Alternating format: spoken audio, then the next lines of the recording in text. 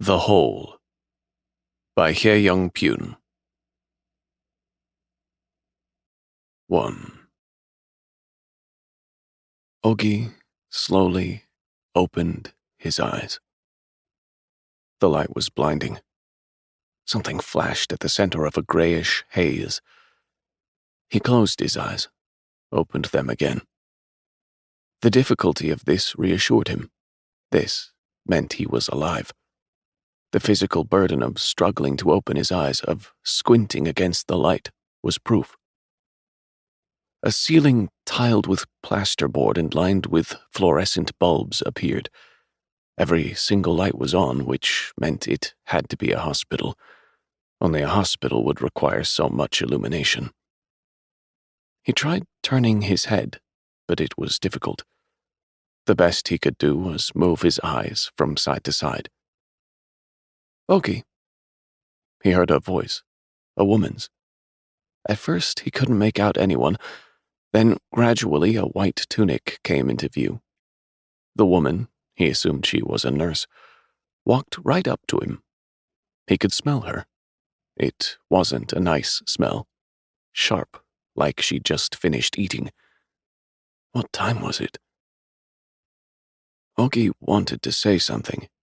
He didn't have to ask where he was, he already knew. Where else could he be but a hospital? He clearly wasn't on the verge of death, not if he could smell her. "Are you awake?"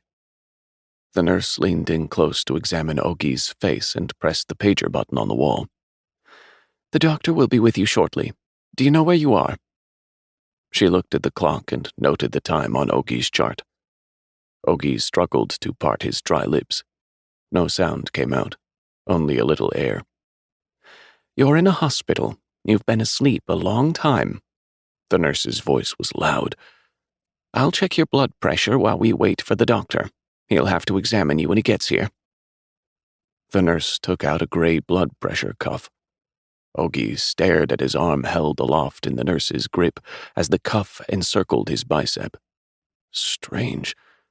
He couldn't feel the cuff fill with air and tighten, nor could he feel it deflate. It was the same when the nurse unwrapped the cuff and set his arm back down on the bed. The nurse jotted something on the chart and smiled at Ogi to show that she was done. "What about my wife?" Ogi asked. No sound came out. His jaw did not move. His vocal cords did not vibrate. Flustered, Ogi rolled his tongue inside his mouth and carefully swallowed his saliva. The nurse said she would be back and left the room. Ogi struggled to move his jaw. It wouldn't budge. If he strained, his dry lips parted slightly. This time he tried saying, "Ah." He heard a faint whisper as the air that had languished deep inside his lungs escaped from between his lips. That was it. No matter how hard he tried to form a sound, what reached his ears was not his voice. All he heard was a steady, mechanical beat coming from the equipment connected to his body, and from outside in the hallway, courteously hushed sounds, the gentle squeaking of nurses' shoes. After a while, the nurse entered with the doctor. Though he'd never seen him, the doctor seemed to know Ogi. The doctor beamed and spread his arms exaggeratedly wide. "Ogi, so good to see you. How long has it been?" he asked. Ogi was wondering the same thing. How long had it been? How long had he been gone? "Do you know where you are?" Ogi stared at the doctor. "You're in a hospital, aren't you?" Ogi tried to nod, a pointless effort. "Now then, blink once for yes." Ogi did as he was told. He closed his eyes once and opened them. "Good, that was very good." The doctor's voice sounded strained, like he was talking with his fists clenched. Ogi had never received such a rousing cheer before just for blinking. "My wife." Ogi tried again to speak. The doctor lifted his right eyelid, then his left. Then he seemed to be pressing and touching different parts of Ogi's body. Ogi couldn't feel any of it. The doctor checked the numbers on the machines behind the bed, wrote things down on his chart, and whispered instructions to the nurse. Good job, Ogie. You've done splendidly. And now you'll have to be strong again, understand? The real fight starts now. Your willpower is the most important thing from here on in. That's what you need. Willpower, not medical power. I'm going to have my hands full trying to help you get better. I'll do my absolute best. But my task is nothing compared to yours, understand? It's not me, the doctor, who has to fight now, it's you. But first we need to run a few tests, so we're moving you to another room, okay? Blink once to show you understand. Ogie again did as he was told. Excellent. Good job. Very, very good. I'll see you again in a moment. With that last bit of exaggerated praise, the doctor left with the nurse. The doctor had praised Ogie for regaining consciousness. A good job. Ogie chewed over the doctor's words. Was his waking up really a good thing? The phrase the doctor had used, willpower, not medical power, nagged at him. Those words said a lot. After a while, the nurse came back. She unplugged a number of cords that connected Ogie to the machines, then double-checked the bed and slowly wheeled him out into the hallway. Ogie lay there and watched as the hospital ceiling and fluorescent lights rushed past. He had a feeling he would be in that bed for a while. Not just a few hours, but for days to come. All this talk about the importance of willpower must have meant that unless he wanted it badly enough, he would have a tough time getting better. It meant there was absolutely no chance his body would mend on its own, that even repeated treatment would not guarantee recovery. The doctors' and nurses' reactions told Ogie that he'd taken a long time to wake up. He'd probably received all sorts of medical care already. The cables, the respirator, the tubes snaking in and out of him told him that this had not been an easy fight. The bed rattled and glided along and then came to a stop. They were in front of an elevator. It looked like it was meant for transporting patients only, but perfectly healthy people kept crowding in after them. As each new person squeezed in, the nurse nudged Ogie's bed further to the side. The people on their feet stole glances at Ogie on his back. It was only after he was on the elevator that Ogie realized he was back in the real world, not the hospital room, with its excessive illumination, the nurse gently examining him, the doctor patting him on the back and telling him, "Great job," when all he did was blink his eyes. What he'd really returned to was this noisy, crowded, queuing, waiting, leering world. The world where, as his doctor explained, the only way to survive was through sheer force of will. Ogie had nothing to do during the examination. There was no need for him to lie down in the MRI scanner, no need to stick out his arm so they could collect his blood, no need to remove any medical sensors himself. Unable to feel a thing, Ogie was shuffled from one bed to another, had sensors attached to him, and removed from him, blinked as the doctor instructed. But mostly he lay there, with his eyes closed. When the examination was nearing its end, he drifted to sleep. As his vision went dark, Ogie saw over and over the car carrying him and his wife crash into a tall concrete barricade. He was clearly imagining it. He knew this because he could see himself inside the crumpled vehicle, and yet his head ached badly, as if he had slammed his head against a wall or been struck with something dangerous and sharp. Inside that hazy white light that he knew was there even with his eyes closed, Ogie thought about whether he was going to survive, and if this was the shape he had to live in now, what he should do, and whether he wanted to live anyway. He brooded over what the doctor had said. He floundered back and forth between the pessimism of exercise willpower and the optimism of a little more. But he couldn't help seeing more meaning in the adverbial phrase than in the imperative. Didn't it mean he would be okay if he just put in a little more effort? If he tried harder, wouldn't he be able to move his jaw to speak and walk on his own 2 feet into the examination room? There was no doubt. Ogie was counting on the world of a little more. He wanted so badly to live. How much time had passed since the checkup? Several days? A few hours? He couldn't be sure. The inside of his head was fuzzy, as if he were still dreaming, but his eyes smarted from the light. He felt like they'd just been tested for glaucoma. The light squeezing his pupils was excruciating. Ogi blinked slowly to check that he could still will his eyelids to move. He was relieved to find that part of his brain still responded to his command. The door made a soft sound as it opened. Someone crept into the room. Ogi watched. The person, who'd come over to the side of his bed now, was dressed in white, and as he watched, its body stretched out long and thin and went up to the ceiling. Ogi stared in fear at the person crouched on the ceiling tiles above him. It descended slowly toward Ogi. He closed his eyes. He shut them tight. He was determined not to open them. That was the only way he could fight his fear. It couldn't be a hallucination. He definitely heard the door open. More than that, the person sticking its face close to Ogi's now gave off a familiar smell. His wife's smell. 2. Women had often served as turning points in Ogi's life. That was certainly true of his mother. She'd died when Ogi was 10. Ogi thought at first that her death was caused by illness. She was frequently bedridden and took prescribed pills with every meal. Ogi didn't realize he was mistaken until after he overheard his relatives whispering in the hospital corridor. His mother had swallowed too many pills at once, causing her organs irreparable damage. He only got to see his mother one time in the hospital. He couldn't remember whether that was because his father didn't allow him to visit or because her stay was so short. Cables snaked between his mother's prone body and machines attached to the walls. Sustaining a life seemed to require a tremendous amount of assistance. Ogi's mother gestured for him to come closer. He couldn't bear to take her hand. A hole had been cut beneath her larynx. A breathing tube inserted there led down into her lungs. He had never seen anything like it before. Instead of taking her hand, he probably burst into tears or froze in fright. He may not have understood exactly what it meant to take your own life, but 10 years was still old enough to have a rough idea of it. Seeing his mother in such a terrible state filled him with pity and fear. His mother's death was Ogi's exit out of childhood.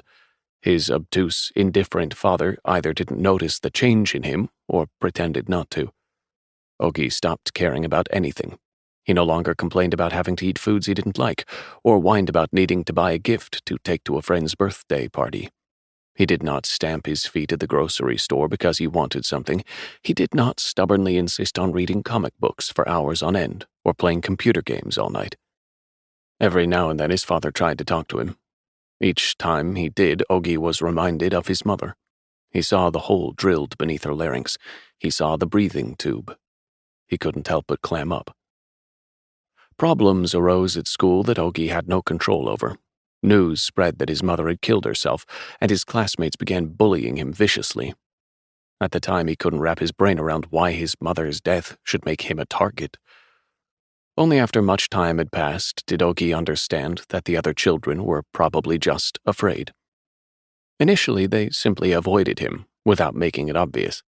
But by turning reticent and failing to join the chattering, giggling crowd, Ogi made it easy for them to bully him. One day, as Ogi was being shoved around and hit by each of the other kids in turn, he bit one of the boys hard on the leg in defense. Ogi lost a tooth, and the boy lost a chunk of flesh. Ogi's tooth was just a baby tooth, but the boy's leg was left with a permanent dent. After that, no one teased or messed with him anymore. They all whispered that Ogi was as crazy as his mother. To show them just how crazy he was, Ogi would smile mischievously at them and then switch to a cold glare. If Ogi's mother escorted him out of childhood, then his wife led him into the world of adults. As college graduation loomed, Ogi prepared to enter the job market. This was before the IMF financial crisis, when the schools were still flooded with help-wanted ads from businesses. Ogi was eager to get married quickly.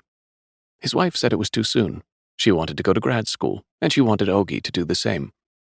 Though he knew he would have to live hand-to-mouth, doing part-time work while barely covering his tuition and living expenses, he applied to grad school anyway, without much in the way of a plan. He too was looking for any excuse to postpone taking a dead-end office job. He'd sent job applications everywhere, but he wasn't hung up on actually getting hired. And if the grad school plan didn't pan out, he could just send his resume out again. His wife had told him she wanted to be a journalist. She wanted to be a reporter like Oriana Fallaci and do amazing, groundbreaking interviews with famous people. She carried a photo of Fallaci around in her wallet. Not one of her as a war correspondent on a battlefield, nor one of her interviewing Kennedy or Deng Xiaoping. It was a photo of her sitting in front of a typewriter, staring blankly into space, dressed in a stiff Chanel suit and wearing a pearl necklace, a vanity shot taken for Vogue or Elle magazine. Ogi had no idea if that ridiculous photo actually depicted the journalistic spirit his wife was always going on about, but he did know that it showed what kind of person his wife really wanted to become. Back then, Ogi looked lovingly on his wife's shallow vanity. She knew exactly what her goals were, and though she believed in them, she failed at nearly everything she set out to do. Yet she brushed off each failure, hardly any worse for the wear, then quickly found herself a new role model and extolled their virtues ad nauseum. By doing so, she seemed to come to an understanding of the difference between longing and ambition. While poised to withdraw her opinions, her preferences, and her own will at a moment's notice, she drew a line between what she could let go of and what she would hold on to. Though this tendency made her appear fickle and directionless to others, Ogi found it attractive. Ogi had a fear of people who prided themselves on following a single path through life, who pursued their goals relentlessly, turning a blind eye to everything but that goal until they achieved it. People like that were so replete with willpower that they readily scoffed at the weak-spined. They criticized those who relied on luck, and they refused to acknowledge even the most trivial of coincidences. They were excessively stubborn and self-righteous, oblivious to how pride could turn into violence, and constantly spoke down to others. They did not hide the fact that they thought they were better than everyone else, and they mocked the sense of loss, of having lost out, been passed over, fallen behind, felt by those who didn't agree with them.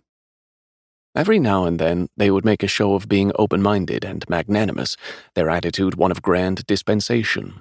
But this came less from a love of humanity than from the fact that they didn't have to worry about money. Ogi knew the type well. His father was one. His father was a self-made man who had worked his whole life at the shipyards, and he mocked Ogi for going to graduate school to study cartography. A real man wouldn't be caught dead teaching, he'd said. Ogi suppressed the urge to argue with him, to tell him he'd get his degree on his own without any help from his tightwad father. His father was convinced, afraid, in fact, that Ogi was constantly trying to fleece him of his money. Whereas most men seemed to be looking for some kind of idealized mother figure in the women they courted, Ogi had no such interest. He had a lingering impression of his own mother as someone who could stand up to his father and talk back to him, even while in the grip of dark, pessimistic thoughts. She was at her most magnificent then, when she mouthed off at him. When his father lost his temper and lashed out at her, only to be left more frustrated and foolish-looking as she glibly replied, "Why so serious? I'm only playing."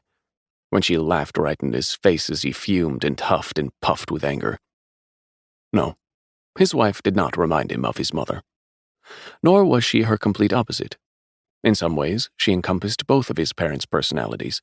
She looked insecure but was full of confidence. She was self-righteous but easygoing. He marveled at her contradictions. It seemed an impossible combination. Whenever he thought about his parents, he pictured them sitting alone and sad in their own separate frames. They existed independently, cut off from each other, and yet they coexisted naturally in his wife. His wife was the reason he went to grad school, but she dropped out halfway through her master's program. She claimed that she preferred to acquire real-world work experience and got a job at one of the online newspapers that had recently been launched. But she quit after just 6 months. After that, she sent her resume everywhere she could, trying to find other work as a journalist, but no one would hire her. She had no choice but to take a job at a magazine that no one had heard of, where she lasted barely a year, churning out 12 articles a month until quitting that too. Over and over, she went through the motions, sending out her resume again or using the money she'd saved from her last job to do a little traveling first, before eventually finding another job at an even smaller magazine than the last, where she churned out the same number of articles with nearly the same content. In the meantime, Ogi completed his master's and finished his PhD. 3 years before they married, Ogi's father passed away. He suffered for 6 months before dying. The night the pain began, Ogi's father had met with some business connections. They were men who had worked under him before he retired. Even after his retirement, Ogi's father kept busy as a supplier for the parts production company he'd started. He had followed their advice to increase production, but the international financial crisis led to a series of market slumps, and his father ended up taking a big hit. His former employees had met him over sushi to tell him the bad news. The stomach pain started late that night.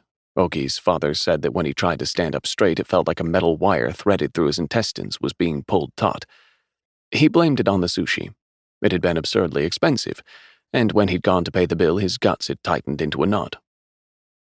The housekeeper arrived in the morning to find Ogi's father collapsed on the floor. She called an ambulance. At the hospital, they told him it was kidney stones and that they had to operate immediately. The doctor scheduled an emergency surgery, but they didn't figure out until after they'd cut him open that kidney stones were not the problem. Ogi finished his lecture at a university in Pyeongtaek and rushed to the hospital in Ulsan. It was the middle of the night, but his father stubbornly insisted on going to a hospital in Seoul immediately. They bounced from hospital to hospital, being told by first one doctor that it was irritable bowel syndrome, then by another that it was just constipation, and on down through a laundry list of common-sense diagnoses. After a while, the pain returned, but this time his father went immediately to a big university hospital in Seoul. It was diagnosed as an intestinal obstruction, and he was sent into the operating room. Ogi was teaching at his alma mater when his father texted him the name of the condition. At the thought that his father's intestinal walls were in danger of rupturing because he had a piece of shit stuck up his ass, Ogi couldn't help breaking into random laughter in the middle of his lecture. What emerged from his father's large intestine was not a hardened lump of feces. It was a tumor the size of a golf ball. His father was relieved to know that it had been removed, and he even joked about it. He said with a chuckle that at his age it was either going to be cancer or Alzheimer's, and since he now had cancer, he didn't have to worry about Alzheimer's. The doctor gave Ogi a convoluted explanation. Though the tumor had been removed, another could grow back in the same spot, and if that were to happen, the tumor could invade the muscle fiber and spread to the adipose tissue. Ogi had no idea what any of that meant, so the doctor added that by that stage the cancer would be untreatable. And before long, that was exactly what happened. After his father, who had spent his whole life handling iron, was laid to rest in a hard wooden coffin made from hemlock, Ogi received several documents. It was not a will. Just as his father had warned him, some of the documents would bring Ogi money, while others would require him to pay back money. After doing the math, he found that he was left with debt. His father had spent a tremendous amount of money getting his business off the ground, but the amount wasn't so terrible as to make Ogi resent his father for passing away and bequeathing him nothing but bills. In fact, he couldn't help but wonder whether his father, who had always kept his ledgers meticulously balanced, hadn't planned it that way from the start. It was nearly the exact same amount that his father used to say he'd spent on raising Ogi, while insisting that Ogi pay it back to him. The year they married, Ogi's wife landed a job at a sizable publishing house, only to rage about her new boss's unbridled sexual comments. She quit after 8 months, but not before compiling testimonies from other women at work who'd been sexually harassed by him and posting an open letter to the company intranet, detailing her boss's indiscretions, her version of a letter of resignation. Around that same time, Ogi had just taken his new PhD advisor's suggestion to change his dissertation topic and cut back on teaching hours. Ogi and his wife were more or less scraping by. They didn't dare dream of having insurance or setting aside savings. The future was an unpromisingly distant thing, and the present was a repetition of similar humdrum events. But day-to-day life was peaceful. They entertained themselves by taking turns reading the same book and talking about it when they were both done. His wife landed a contract to write a non-fiction book for a leading publishing house and started commuting back and forth between their home and the Yoido library to write. In the evenings, when Ogi came home from a day of teaching, she tried out new dishes on him. Ogi ate every last bite that his wife cooked, not caring whether it tasted good or not. They washed the dinner dishes together and took their full, sluggish bodies for a walk around their unremarkable neighborhood every night before returning home and sleeping soundly. In the end, his wife never published the book. She didn't even finish the manuscript. Ogi had looked over his wife's rough drafts at least 6 different times. The opening chapter kept changing. The most interesting was the 3rd draft, but she seemed to take Ogi's feedback, that it seemed too much like fiction for nonfiction, A little too hard. She defended it at first, saying that it was precisely her intent, but she didn't keep it up for long. As if in direct response to Ogie's feedback, the fourth draft was a faithful litany of facts. Ogie told her it was about as fun to read as a newspaper article. The fifth draft combined both styles, which resulted in an introduction that sounded more like the opening to a familiar and cliched genre novel, while the sixth draft was altogether different and written in an interview format, which led Ogie to scold her for being so inefficient. After that, she stopped showing Ogie any of her drafts. She missed the agreed-upon deadline with the publishers, and in the end she gave up on the project. The publishing house suggested that she write a different book instead, but his wife broke her contract by wiring the advance back to them, along with a not inconsiderable breach of contract fee. By then, Ogie had completed his dissertation, and at the perfect age for entering the profession, landed a full-time position at his alma mater. They soon moved. The place they chose together was located in a townhouse complex. The house had the biggest yard in the neighborhood, but was somehow below market, perhaps because of the state the yard had been left in. Nevertheless, the price was still too high for Ogie, who had just started his new job.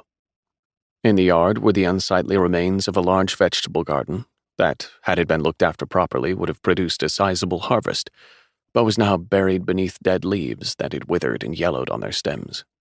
As the elderly lady of the house's dementia had progressed, the garden had fallen into disrepair, the vegetables left in the ground to rot.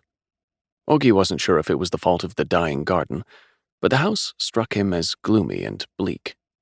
He felt the same about the elderly landlord in his shabby clothes, and his crone of a wife who stared at them through vacant, addled eyes. Ogie didn't care for the house, but his wife clung to the fact that it was below market. The old man was eager to sell it off, as it would be too big for him to look after on his own once he sent his wife to a nursing home. Ogie's wife talked him into it. Even so, he wasn't easily persuaded. He looked at several other places with a realtor without his wife's knowledge. There was a house he preferred, but the price was more than he dared. After seeing that house, the house his wife stubbornly insisted on grew on him. Ogie decided once more to take a chance on his wife's certainty. The day they moved in, Ogie and his wife turned on all the lights inside and outside the house. There were a lot of lights to be turned on. After flipping every switch, they set the motion-activated light over the front door to stay on continuously. In the yard were 14 lanterns of varying sizes. They turned those on too. Their plan was to leave the lights burning all night. Ogie and his wife wanted to congratulate themselves on their bright future. That night, the lights burned as brightly as the lights in the hospital room where Ogie now lay. Their plan was to leave the bedroom lamp on as well, even if it meant tossing and turning in their sleep. But when Ogie awoke in the middle of the night, the lights had all been turned off. When did all that light first start to fade? 3. How does a life get so turned around in an instant? How does it fall apart, vanish, dwindle to nothing? Had Ogie secretly been helping this life in its plot to do exactly that? Ever since struggling to raise his eyelids, Ogie had been asking himself a question. Now and then he got the same question from others. What on earth happened? He got it from his friends, from the insurance company employees, from the police officer who wanted to close the case, from people visiting him in the hospital.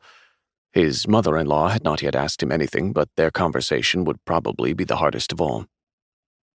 Ogie hadn't been out of his coma long when he received a visit from a claims investigator at the insurance company.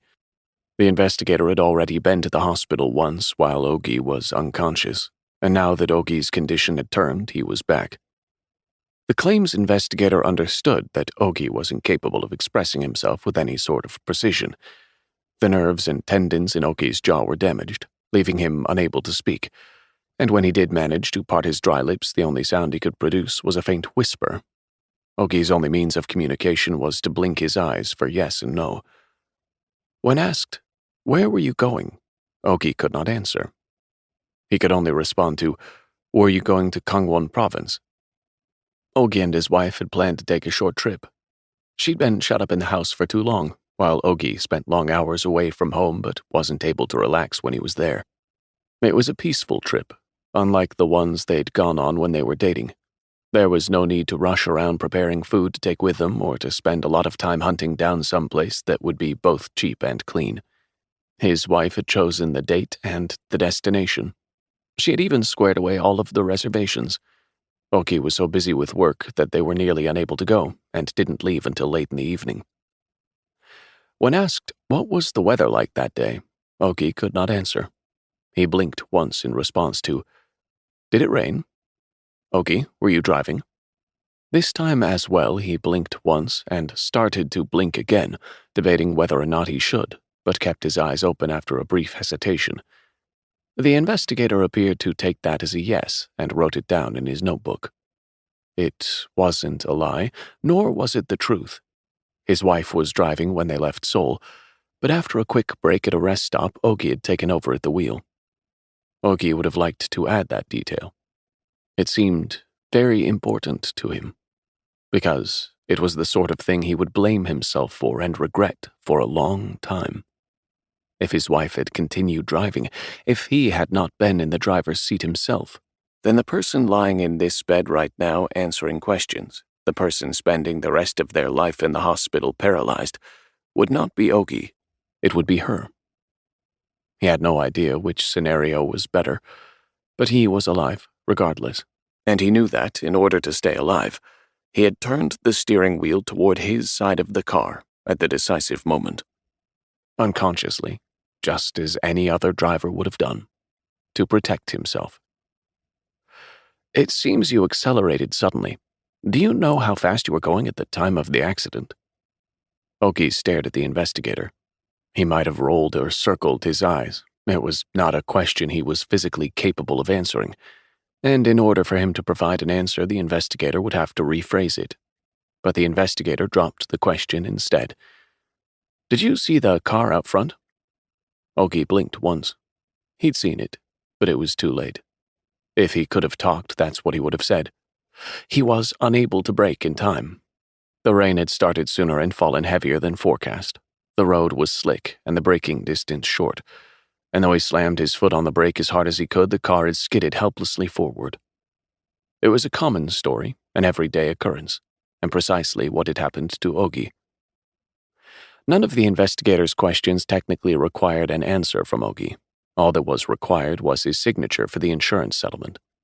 There were always more accidents on the freeway when it was late at night and raining, and in the event that the car smashed into a guardrail and rolled, the fatality rate jumped higher. Ogi and his wife were the victims of a run-of-the-mill traffic accident that raised no suspicions. The investigator named a hotel and asked Ogi if that was where he and his wife had been planning to stay. Ogi tried not to blink. All he and the investigator had agreed to was that 1 blink meant yes, and 2 meant no. He did not know how to indicate when he did not know, and so he simply rolled his eyes. "No?" Another question. This time as well, Ogi kept his eyes open. "Do you mean you don't remember?" Ogi slowly blinked once. He was familiar with the name of the hotel. Of course he was. He'd gone there 3 years earlier for an academic conference. Then he'd gone back twice more after that. But it caught him off guard to learn that his wife had chosen that hotel. She hadn't told him the name, and he couldn't remember whether he'd asked. If he could talk, would he have been able to fully explain? He remembered some things clearly, but there was so much more that he couldn't remember. The doctor had already given Ogi the clinical explanation for his memory lapses. He had said it was very common to experience temporary memory loss or mental derangement whenever there had been a severe impact to the brain. Ogi remembered the moment when the car hit the guardrail and tumbled down the dark slope. He'd never before experienced that much speed and that much terror. It was impossible now to forget. He sensed that in the future, whenever faced with a crisis, he would retrace each and every move from that night. Ogi had been afraid, but since there was nothing he could do and no one who could help him, he did not scream. The close, sticky air had hemmed him in. He'd mistaken it at first for the texture of fear, but it wasn't. The airbag blocked out Ogi's vision and slammed into him. Overwhelmed by the unfamiliar pressure, Ogi, even in the midst of his terror, prayed for it all to come to a quick end. He thought he would be floating when he finally came to. He thought it would be a textbook near-death experience, him looking down at himself with his face shoved into the airbag. But he saw nothing. Everything was dark, and he smelled something burning and heard a faint groan. The sound was coming from him. Where was his wife? He tried to reach for her but couldn't move, as if he'd been locked inside a small, dark, narrow box. The unpleasant sensation of claustrophobia and the anxiety of being separated from his wife filled him with despair. Perhaps the person who'd floated up out of their body and was looking down at everything was her. Sorrow overpowered fear, and Ogi lost consciousness again. That day, and everything related to it, would come back to him, little by little. As his memories returned, staggered and a little bit jumbled, he would piece together the events of that day into a convincing arrangement. It would happen naturally, with time. He'd suffered a temporary shock, and would remember everything eventually. The sharper his memories grew, and the clearer his situation, the sadder and more miserable and more heartbroken Ogi became. He found himself wishing for some memories to never return. Because the more he remembered, the more he would have to accept that he had lost his wife, and that he would never see her again. The whole time that Ogi was fielding fruitless question and answer sessions with a claims investigator and others, his mother-in-law did not ask him a single thing. She simply stood in silence next to whoever was asking the questions. When she saw that he was growing tired, she asked them to stop or to continue later. When his interrogators left and it was just the two of them in the hospital room, she took Ogi's impassive hand and wept silently. Some of these moments lasted a long time, but she never so much as whimpered. If the doctor or a nurse came in, she just as quietly wiped her eyes and moved off to the side. Each time Ogi watched his mother-in-law silently draw forth her sorrow, Ogi wanted to cry with her. If he could have moved his jaw or made a sound, he would have. He regretted not being able to tell her how sad he was. He wanted to apologize for the fact that her daughter died while he survived. He was sorry that they couldn't talk about his wife together. He felt an ache in his chest. It churned there and grew hot, and his throat closed up like he was going to vomit. It made Ogi think he was crying. He thought at first that there were tears on his face, but it turned out to be drool. Ogi's jaw moved a tiny bit, his dry lips cracked open, and instead of sadness, spit spilled out. Ogi kept drooling. He had no choice, as he could not yet close his parted mouth on his own. As her tears fell, his mother-in-law patted his numb hand. He couldn't tell whether her hand was dry or damp from wiping her eyes. Every now and then, when she took his hand, he felt something like a tiny jolt of electricity. He stared hard at her when that happened, but she was so lost in her own grief that she never noticed. He couldn't tell whether the jolt was a sign that he was regaining sensation, or just friction from the many cables connecting him to the machines. 4. For the old Ogi, the word disabled had made him picture a veteran of some long-ago war, coming home minus an arm or a leg. It denoted the tragedy produced by a questionable mix of chromosomes at the time of conception, or by some bruised genes passed down through the family. None of which applied to him. That word and Ogi lived in completely different worlds. Each time he was transported, prone in his bed, to the examination room or the treatment room, other people stared openly at him, or struggled not to stare. Adults usually made a conscious effort not to. They would examine him when they thought he wasn't looking, and then feign indifference. Children were the opposite. They stared. They tugged at their mother's hands and urged them to look too, or made faces like they were scared, or actually said out loud that they were scared.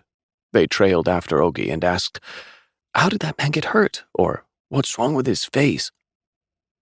What Ogi hated even more than their innocence was their parents' pity. They pulled their children away by the hand and scolded them to watch their mouths.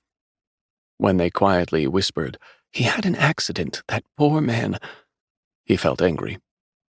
Some of them looked afraid. Couples grabbed each other's hands. People in conversation stopped mid-sentence. They paused whatever they were doing until his gurney had passed. Ogi wondered if they thought that by avoiding him, they would keep themselves safe from his fate. Of course, they could have had other reasons. They might have simply been reacting to the ugliness of his damaged face. Even after several months in the hospital, Ogi struggled to accept that this was his body now. He found it hard to acknowledge that he would never again be in control of his own limbs. He did not know how to handle the disconnect between the old him and the new him. All he could do was foresee that nothing would be as it was, and he could not even begin to guess at how many things would be different in the future, and how those things would change him. He had to learn a whole new way of living than before. His meals were not brought to him as he sat in a restaurant. He did not get to savor dishes prepared with minimal artificial flavorings and assembled from organic ingredients, selected not only for their nutritional value but for the flavor, ambiance, and dignity that such food imparted. Instead, he ingested uniform amounts of liquefied food through a rubber tube. He did not have to chew or move his jaw or work his tongue. The slippery mouthfeel and bland flavor of the formula was second only to the unpleasant sensation of having the tube inserted. Before, he'd been scrupulous about including probiotics in his diet regularly, and his intestines had worked smoothly, never relegating him to the suffering of constipation. That was all useless now. Having lost the ability to control his large intestine and sphincter, he was forced over and over to relive the grief of putting on a ghastly show for the nurse. When would he get to wear the 2 suits he had bought during a trip to Italy with his wife to celebrate becoming a full professor?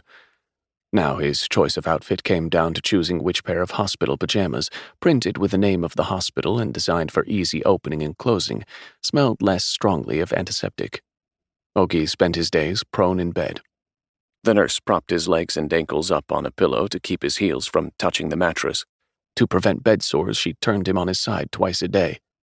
Morning and evening, once to the left, once to the right. She groaned each time she turned him. Even after waking from his coma, it was some time before Ogi saw his own face. It had been a long time since he'd studied himself in the mirror. Now and then he caught a glimpse of his reflection in the glass. When he was moved to the examination room, he saw himself reflected in the walls or ceiling of the elevator. He spotted his reflection in the nurse's oversized wristwatch. There were a number of things Ogi had never doubted in his 47 years, and his own face was one. After the lines and contours had settled into maturity, his face had only changed a tiny bit whenever he gained or lost weight. The elasticity and color of his youth vanished, and gravity had been gradually tugging at the flesh beneath his chin.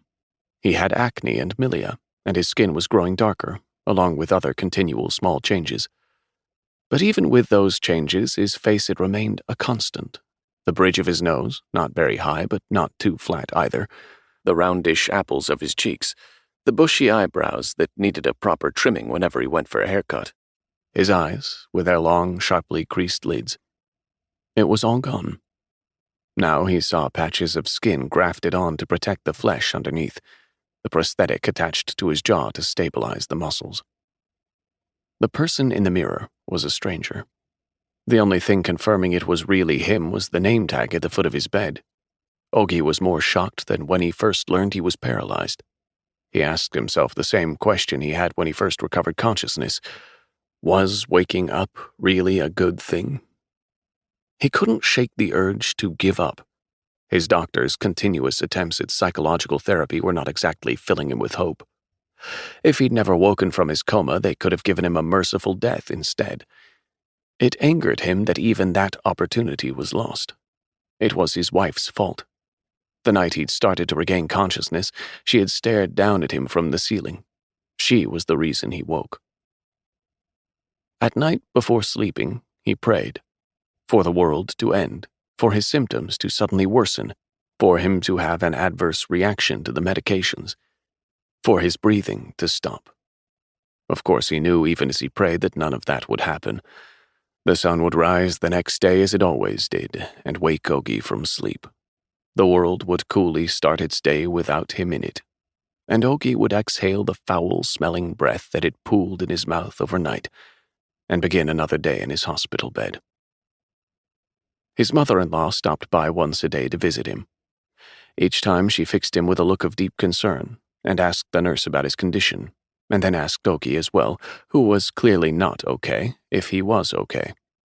Probably she didn't know what else to ask. After staring worriedly at him for a bit, she would do things she really didn't have to do, such as tuck his blanket around him or tidy the area around his bed. Then she would exchange a few more quiet words with the nurse and leave. One day, she stayed longer than usual. Even after her brief conversation with the nurse, and even after straightening his sheets, she just sat there blankly on the chair beside his bed. Oki gazed at her. She wasn't much company, but she was polite and always well put together. As he looked at her, he wondered if his wife would have looked the same at that age. When he pictured his wife as an old woman, he saw his mother-in-law's face. The nurse stepped out of the room for a moment, and Oki's mother-in-law got up and shuffled closer. She looked shyer than usual. After a long hesitation, she took out a small velvet pouch. She stood there quietly, the pouch clutched tightly in her hand. People walked past outside the door just then, startling her, and she shoved it back into her bag. After a brief moment, she calmed herself and took it out again. "Do you know what this is?" she asked. It was a ring, with a diamond about 5 millimeters in diameter. Ogi didn't blink. He knew it was a ring, but he figured that wasn't what she was asking. "My daughter was wearing it." Ogi had no memory of his wife ever owning that ring. "The police gave it to me." She covered her face, the ring still clutched tightly in her hand. She looked like she'd started crying again. Ogi waited. She wasn't being untoward. Maybe she missed her daughter and wanted to talk about her. Or maybe she just wanted to touch an object that reminded her of her daughter and talk about it. The nurse opened the door, but quietly closed it again when she saw that Ogi's mother-in-law was crying. It wasn't the first time. She cried easily and pointlessly, but something was different this time. "Can I keep it?" she asked through tears. "It's the only thing I have of hers." Ogi hurriedly blinked once. It would have been better if he could have voiced his answer. "Of course you must keep it. It's only natural that you do. It belongs with you." He would have said the words over and over to keep his mother-in-law from feeling embarrassed about proffering such an expensive ring, to say that of course she had a right to keep the ring. "I'm sorry. It's not mine to take." "It's okay. Of course you should keep it," was what he wanted to tell her. But unable to speak, all he could do was blink once. "I can keep it?" she asked again shyly. She kept her eyes fixed on Ogi, as if she absolutely had to have his permission. "It's already yours." Ogi blinked. He moved the muscles of his wobbling jaw and tried to smile. "Thank you. I knew I should ask first. It's not right to just take something, even if the owner has passed away. It's just not done, especially not something so valuable. But this ring, I can't believe she's gone." His mother-in-law squeezed Ogi's hand. She cried. Ogi wanted to squeeze her hand back, to keep his honest and sensible mother-in-law from feeling embarrassed, to let her know that if anyone should keep his wife's last effects, it was her. His mother-in-law's quiet tears suddenly stopped. Her eyes widened and she stared at Ogi. He understood why. He'd felt it too. She hurriedly called in the nurse, who studied Ogi for a moment, and then paged the doctor. After a few checks, the doctor informed Ogi that his left hand was recovering motor function. So, this was what it felt like to survive. Ogi sensed it fully now. It had been so long since he'd felt this alive, like he could do anything. First, his brain had awakened. It had suffered a shock and was sluggish, but it was slowly recovering. Aside from opening and closing his eyes, his body had refused to bend to Ogi's will, but not anymore. He could move his left arm. The nerves had healed. Maybe, after having gone to the brink of death, he was slowly stumbling his way back toward life, one step at a time. For Ogi, who'd found little reassurance in his doctor's attempts at pep talk, his willpower was returning on its own. Thanks to his left arm, he became aware of what he still had, what made life worth clinging to. There were so many things. He felt like he could grasp all of those things with his left arm alone. The mood in the hospital room lifted. His nurse started talking to him a little more. Though his mother-in-law had never been the demonstrative type, she cheered Ogi on by saying, "Keep it up. You've got to go home on your own 2 feet." Ogi began physical therapy in earnest. A schedule was drawn up, and for several hours each day he worked on his rehabilitation. At one point, he worked so hard that he burst a blood vessel in his thigh and had to take a break for 2 weeks.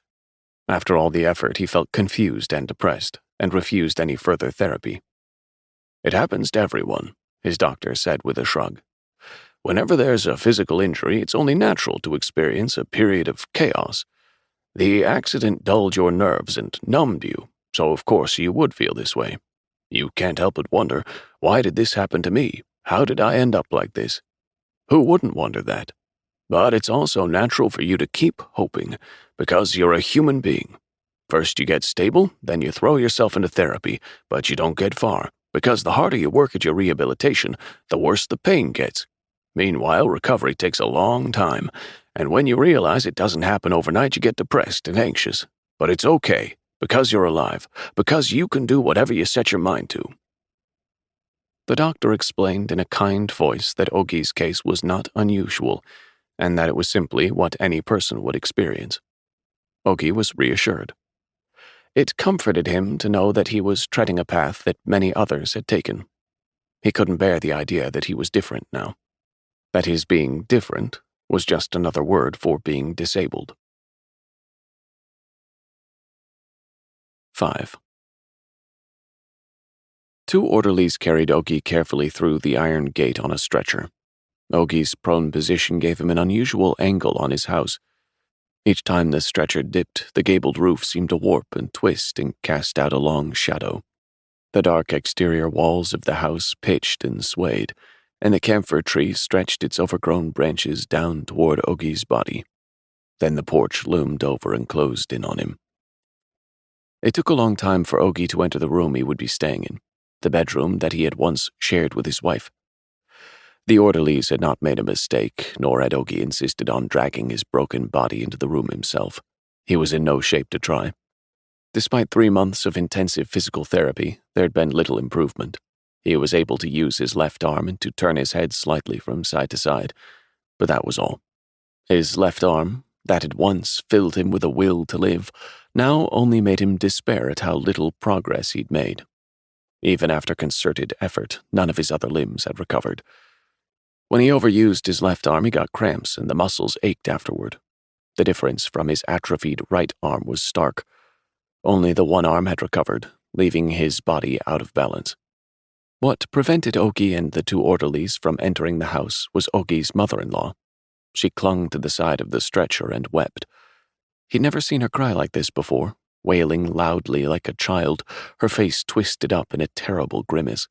She'd cried frequently in the hospital, but they were soundless tears, a mannered cry, quiet and cold. Even in her silences, she'd seemed as if she were constantly crying. But in front of others, she tried to avoid revealing a single tear, and behaved as if she had come to terms with her daughter's death. It took forever for Ogi to be laid down in his own room. Instead of his Ethan Allen rosewood bed, the room held a low, narrow hospital bed, the kind that could be easily raised and lowered. The bed he had shared with his wife was too big and high now for Ogi. It was the only piece of furniture that had changed, and yet the room had the chilly, desolate look of a convalescent facility. His mother-in-law had taken care of everything, from having him discharged to getting the house ready. She'd met with Ogi's doctor and scheduled his next operation, asked about his prognosis, and told him everything that the doctor told her, made arrangements for an ambulance to pick him up for his regular checkups at the hospital, consulted with the physical therapists there about how his rehabilitation would proceed, and hired one who made house calls to help with his muscles and joints. She had even purchased the hospital bed and all of his physical therapy equipment. Other than his mother-in-law, he had no one else to do this for him. She was his only family and his legal guardian. She had also hired his caregiver. She'd placed a help-wanted ad online with the assistance of a nurse at the hospital. Since it was a live-in position, there weren't many applicants.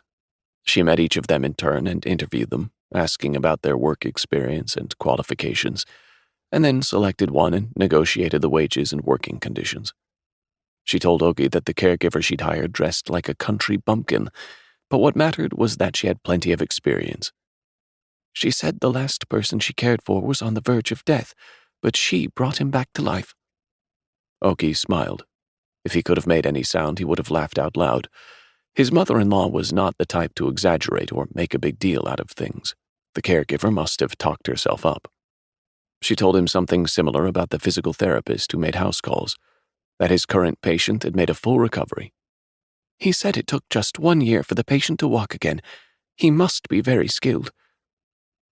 If there was one thing Ogie hated, it was tales of miraculous recoveries. Back before his accident, he would have poked fun at her for it. He would have said that people will do and eat all sorts of stupid things just to survive. But this time Ogie wanted to chime in, to say he was paying attention. Because he could not, he blinked instead. Ogie was still only capable of producing words that sounded like a moan, or muttering things that no one could make out. But according to his doctor, his speech would get much better after his next surgery. The doctor said that the muscles of Ogie's shattered jaw were moving back into place, and his badly damaged vocal cords were likewise on the mend. Yes, you don't have to thank me. I'm only doing what I must. His mother-in-law responded as she saw fit. Ogie blinked as if to say, sure, that was what he'd wanted to say. Who else would do all this for you? She let out a low sigh and asked, So, how does it feel to be home again? Ogie looked up at the familiar square ceiling lamp. It was so much dimmer than the glaring lights of the hospital room that he briefly wondered if one of the bulbs had gone out. It was cozy. The light made him feel safe. Does it feel good? She pressed. Ogie blinked hard. It did feel good. The past 3 months had been one miserable, depressing day after another. There would be many more of those days to come, but for now he felt at ease. It didn't matter that his body was broken, and he couldn't move, and his wife was dead. He was simply relieved to the point of astonishment that he could feel this way. Of course it's good. It must feel good, she said with a sigh, and then suddenly sobbed. He guessed she wasn't crying out of joy at his partial recovery. He figured she was crying because of her daughter, crying with pity for the child who would never come home, who she would have preferred to have home even if it meant she was in the same shape as Ogie, and because she missed the daughter she would never see again. Ogie stared at his mother-in-law and blinked to comfort her. She wept loudly, louder than before, as if demanding that he agree with everything she said and praise her for her decisions. He was tired, but he wanted to do as she wished. But as her weeping grew even louder and more ragged, Ogie turned his gaze to the ceiling. There were times when he liked the fact that he didn't have to talk, that all he had to do to communicate was blink, and that if need be, he didn't even have to do that. Now was one of those times. Ogie was exhausted. He was in no shape to comfort anyone. No one was worse off than he was. His mother-in-law should have known that. He'd been more than understanding so far each time she had looked at him and cried, but he sensed that it was going to make him angry in the future. His mother-in-law's tears died down to a quiet sob. If she had let it all out at once, it would have tapered off soon enough, but now there was no telling how much longer her whimpering and sobbing would go on for. Ogie wasn't too happy about that. But then again, maybe happiness and comfort were now luxuries. His mother-in-law had been doing her best to bring that to his attention, awakening him to the fact, as it were, that he had survived where his wife had not. Given the state he was in, Ogie should have envied his dead wife, but everyone around him kept saying how lucky he was to be alive. Ogie wanted to be alone. He'd been away from the familiarity of home for so long. Even in the hospital, he was able to get some alone time. It was a 2-person room, but he'd had it to himself whenever the patient in the other bed was in the examination room. It never lasted long. The nurse, the nursing assistant, occasionally his mother-in-law or the family and friends of the patient in the other bed, were always dropping by. It felt more like being at a country market than a hospital. It was loud and people were constantly barging in. Even when Ogie was emptying his bladder through his catheter, they would come in and try to talk to him, the door sitting open the whole time. He knew that since he would be relying on a caregiver for the time being, his desire to be left in silence was an impossible dream. But even so, as he looked around at his familiar home and smelled its familiar smells, and ran his hand over his blanket and stared up at the pattern on the ceiling, all he wanted was to be alone. His mother-in-law showed no intention of leaving. She sobbed quietly, and when the tears eventually stopped coming, she sat on a folding chair at the foot of the bed. She sat and stared at him. She did not take her eyes off him for 1 second, as if ready to jump up and fetch anything he might ask for. Now and then her mouth twitched and she mumbled something, but the words weren't directed at him. There was nothing he wanted to ask of her. In the future there would be plenty, but not yet. He'd been away for 8 whole months. He wondered if others had any idea what it meant to leave on a trip with your wife only to return home alone.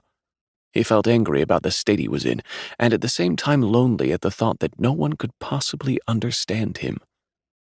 Perhaps his mother-in-law would leave once he fell asleep. He closed his eyes. She didn't move. She kept her breathing quiet, as if for fear that even the tiniest sound would disturb him. He breathed louder. If she were watching closely enough, she might have noticed that his eyelids were trembling in an unnatural way, but he kept pretending to sleep, just to be alone, however briefly. It was the first time he'd been alone with his mother-in-law for this long. He'd been married for 15 years, but they rarely had long conversations. There was never anything that he needed to discuss with her, and nothing really to talk about. His mother-in-law was shy and not very talkative, while he was admittedly not the warmest person. Nor had there been any need for him to try to get closer to her. His wife had always been there as a go-between. His mother-in-law had sought her out and consulted with her in all matters, and in turn his wife was always the one to talk to her and only occasionally chose to involve him. When his wife wasn't around, there was his father-in-law, who was never at a loss for words. No matter the topic, his father-in-law always started out with name-calling and blaming others, but that didn't make what he had to say any shorter. He remembered vividly the first time he'd met his mother-in-law. Ogie was nervous and had memorized his wife's 2 pieces of advice. The first was that her father was talkative and her mother was not. His plan was to be a good listener and applaud anything and everything his father-in-law said, and to try to engage his mother-in-law in conversation. The second was, "My father has a lot, but I'm all my mother has." He took this to mean that her father was distant while her mother was clingy. His plan for that was to flatter her father for his accomplishments while praising his wife to her mother. Ogie wanted to do his best and impress his wife's parents. He loved his wife and he wanted them to be happy with the wedding. He was making a concerted effort because he knew he couldn't afford a fancy ceremony. Ogie was in the middle of a PhD program in the humanities with no clear future ahead of him. His parents were deceased, and he had inherited nothing from them. He was all too aware of his circumstances the day he went to meet his future in-laws. His mother-in-law looked young for her age. She was elegant and aging gracefully. She had none of the dowdiness or pushiness that he normally associated with women her age. In contrast to his wife, who had sharp features and big eyes, his mother-in-law was plump and had a round face with half-moon-shaped eyes. But despite those differences, there was something very similar about the two of them. He hoped his wife would age as well as her mother had. At the same time, there was nothing frivolous or casual about her at all, and that made him uncomfortable. If she'd been a little more down-to-earth, a little bit easier to get along with, Ogie wouldn't have had to sweat so hard all through dinner. At first, the problem was his wife's father, who picked on every little thing. He seemed to know that Ogie was trying to get on his good side. But gradually, his mother-in-law, with her unchangingly soft expression, grew trickier. His wife was indifferent. She sat there as if she didn't even know them. It was strange. Of course, it was only natural to feel awkward around future parents-in-law he was meeting for the first time, but even his future wife felt like a stranger to him. When he thought about it later, he figured she must have felt ill at ease, too. It had to have felt strange to be sitting amicably between a father who was never home and a mother who had poured her whole life into her daughter rather than her husband or herself. His mother-in-law chewed her food silently and stared back and forth at Ogie and his wife. The look on her face shifted very subtly from one of pride as she gazed at her daughter to one of doubt as she gazed at Ogie. But on the whole, her polite, refined, and cultured smile never wavered. In a word, her expression conveyed distance. Only his wife's father kept throwing questions at Ogie. They were mostly about Ogie's parents. No matter how he answered, his father-in-law punctuated his responses by lamenting over what a shame it was that Ogie's parents had died so early. People were always careful when asking Ogie about his parents. That was how he knew that he had experienced something he shouldn't have at such a young age. They avoided talking about his parents as much as possible, and when the subject did come up, they made sincere-sounding apologies for poking at old wounds. This offended Ogi. It felt no different than when he'd been ostracized as a child. The message he received from everyone was that not having parents was a shortcoming. Everyone knew it, and they demanded that he feel inadequate for it. His father-in-law asked him how his mother had died. What was wrong with her? How long was she sick? Which specialist at which hospital treated her? He wanted all the gory details. So Ogi lied. Since he'd been lying about his mother his whole life, it wasn't difficult. He'd been telling people that his mother died of liver failure, and in fact at times he thought maybe it wasn't far from the truth. His mother had suffered from depression and insomnia for a long time, and was doubly fatigued as a result. You didn't have to abuse alcohol or do hard labor for life to take its toll on your liver. Ogi was flummoxed by his father-in-law's barrage of questions. He was acting like a specialist who blames the first doctor's initial diagnosis. The questions kept coming. How high was her liver index? How long did it take to reach that number? Wasn't the initial treatment mishandled? Didn't Ogi think to ask the doctor any of this? It was worse when he asked about Ogi's father. Ogi's mistake was mentioning the doctor who had diagnosed it as a bowel obstruction. His father-in-law called Ogi incompetent for not knowing any decent specialists and continued the interrogation. He had no proper response to his father-in-law's criticism. He tried to keep up at first, but belatedly he realized it was only natural to not know the answers.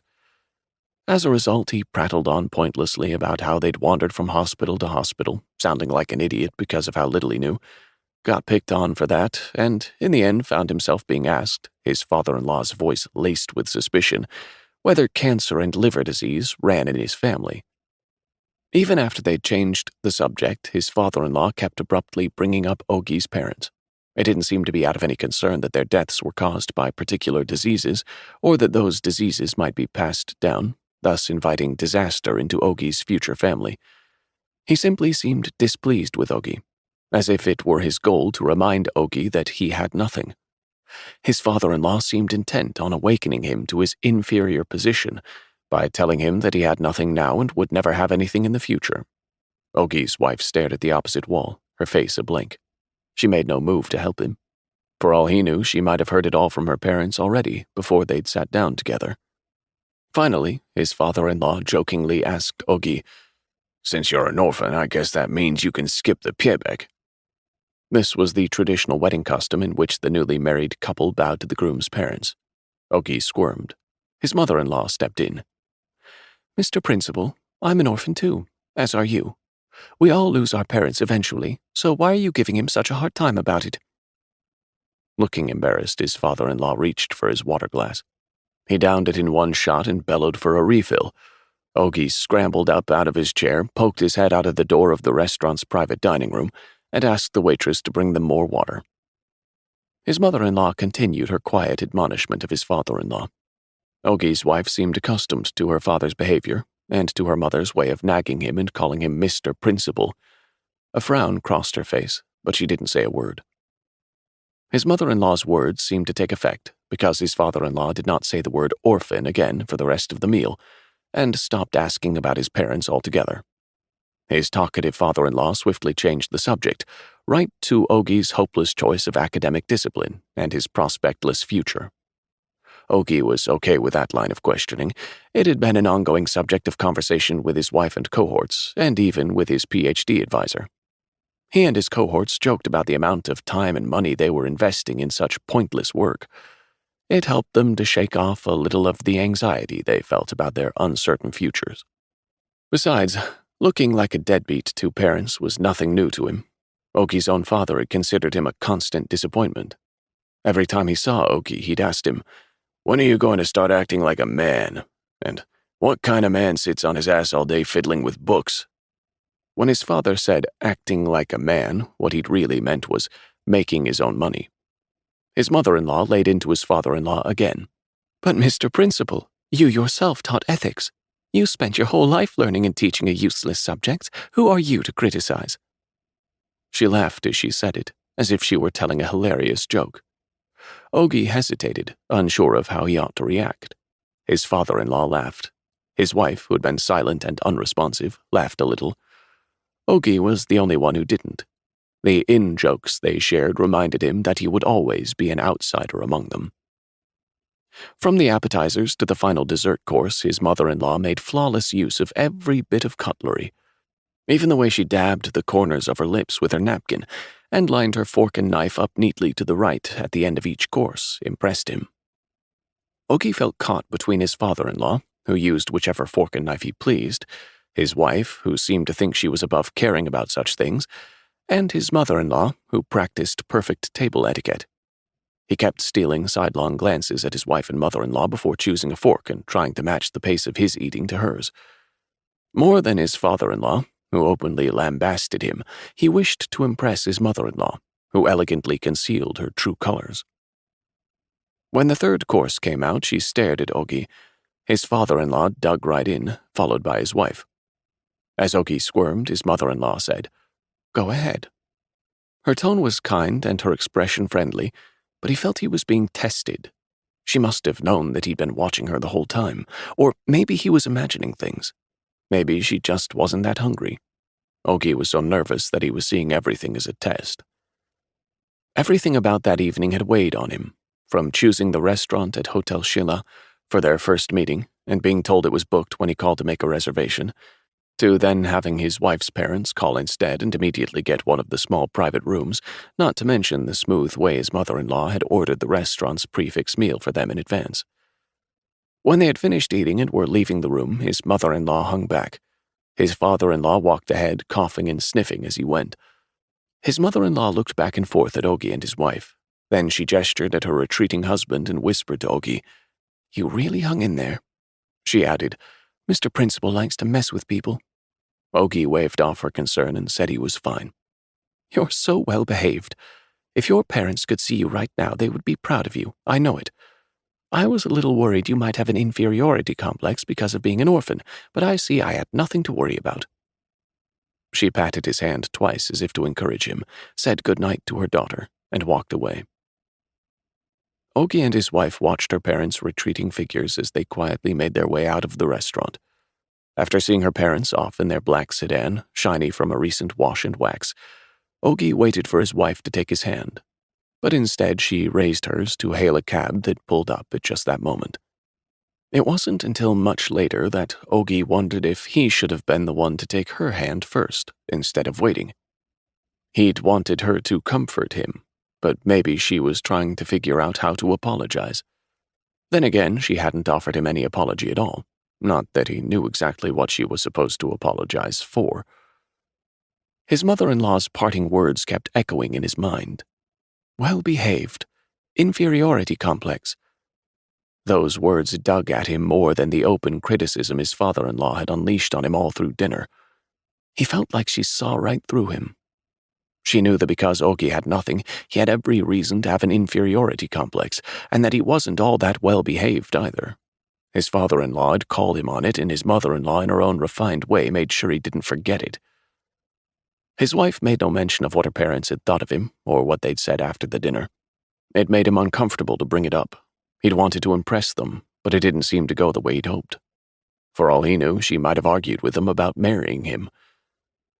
After mulling it over for a few days, he finally asked. She shrugged. He'd been mistaken. He thought that she'd been avoiding the subject because they'd said bad things about him, but that wasn't the case. She simply had nothing to report. She told him that she hadn't had a chance to talk to her parents about Ogi at all. He was confused, so she reluctantly explained. "They got in a fight." "Because of me?" "No, because Mom kept calling him Mr. Principal," she said with an embarrassed grin. "She calls him that whenever she's in a bad mood. She's making fun of him. He was never actually a principal. He never even reached retirement, let alone became principal. He had to resign early." "Why?" "There was an incident, and he took the blame." "What kind of incident?" "How would I know?" "They're your parents. How do you not know?" "Do you know everything about your parents?" she shot back. Ogi tried to defuse the situation by laughing. Only after they'd set the date for their wedding did Ogi learn why his father-in-law resigned. He'd been caught having an affair with a fellow teacher and was fired. His wife told him about it the second time he met her parents, about a year after their official introduction at the hotel restaurant.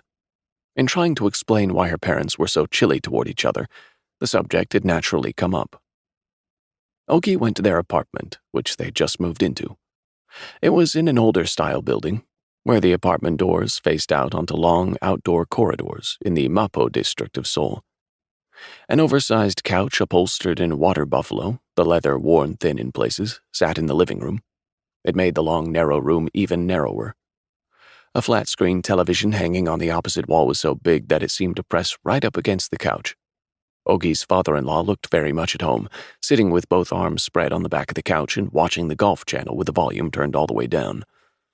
The people on the screen in their brightly colored clothes, tightening their buttocks and swinging their clubs, looked ridiculous, but the expression on his father-in-law's face was overly solemn.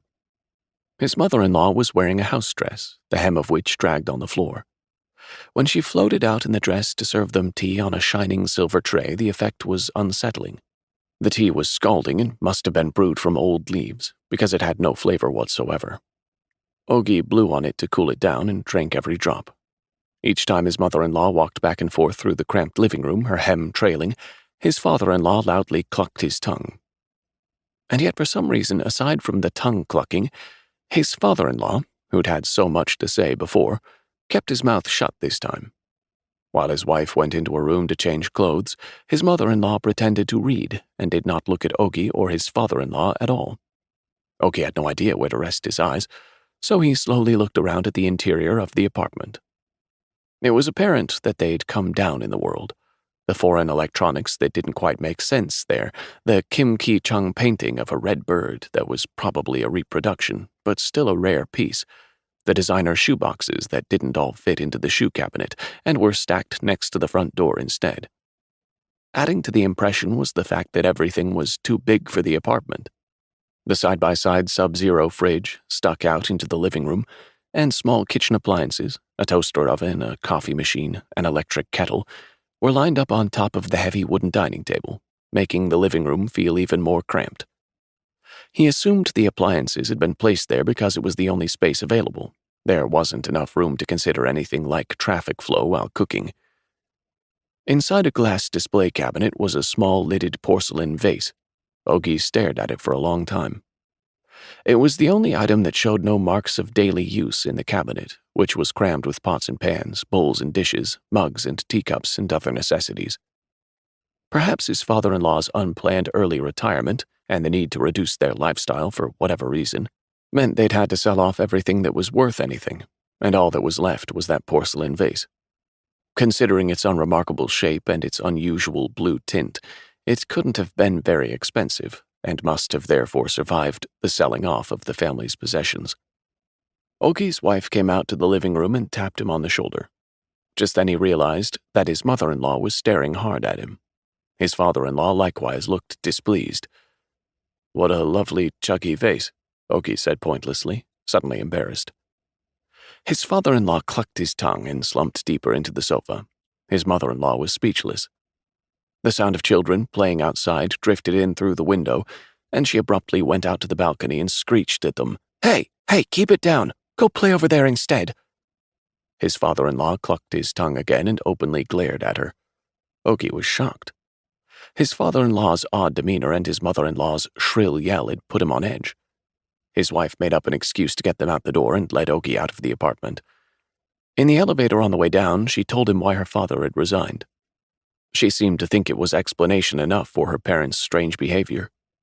Before he could say anything in response, she burst into laughter. "And the other thing, Chuggy, that's not Chuggy." Ogi looked puzzled, which made her laugh even harder at her own pun on the words for darling and porcelain. "What's so lovely about that ugly thing anyway? You have a terrible eye for Chuggy." "Is it a fake?" "Fake what? It's not a vase, I tell you, it's an urn." "Why do they keep it at home?" "It holds my grandmother's ashes." Ogi tried not to act surprised. He was just being polite, but she seemed to find it more odd that he took the news so calmly. "Did you know?" "How could I?" "The thing about my mom is, she's Japanese." "Huh?" "To be precise, she's half Japanese, on her mother's side. My mother grew up in Japan until middle school, and when my grandparents divorced, she came to Korea with my grandfather. He remarried to a Korean, and since that meant she had a stepmother to look after her, there was no reason for her to return to her mother in Japan. Not that my grandfather would have allowed it. A few years ago, one of her Japanese relatives managed to track her down and brought that urn over. But can you guess why they decided to come to Korea after all these years? To give her the urn, Ogi said, as if the answer were obvious.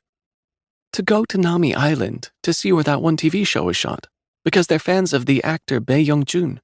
Yon-sama, as they call him, was the only reason my mother was finally reunited with her mother. They both had a good laugh over that. Why doesn't she have it placed in a mausoleum?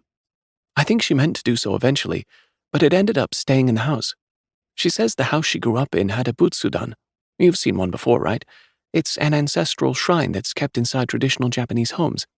I guess since my mother grew up seeing urns in the butsudan, it doesn't seem strange to her. I saw one in a book once. It said the urns are only kept in the butsudan for 49 days. I wish she'd only kept it there for 49 days. I thought it was creepy at first. Whenever I pictured my grandmother's powdered bones in there, I couldn't look at it. What about now? Now I don't even think about it.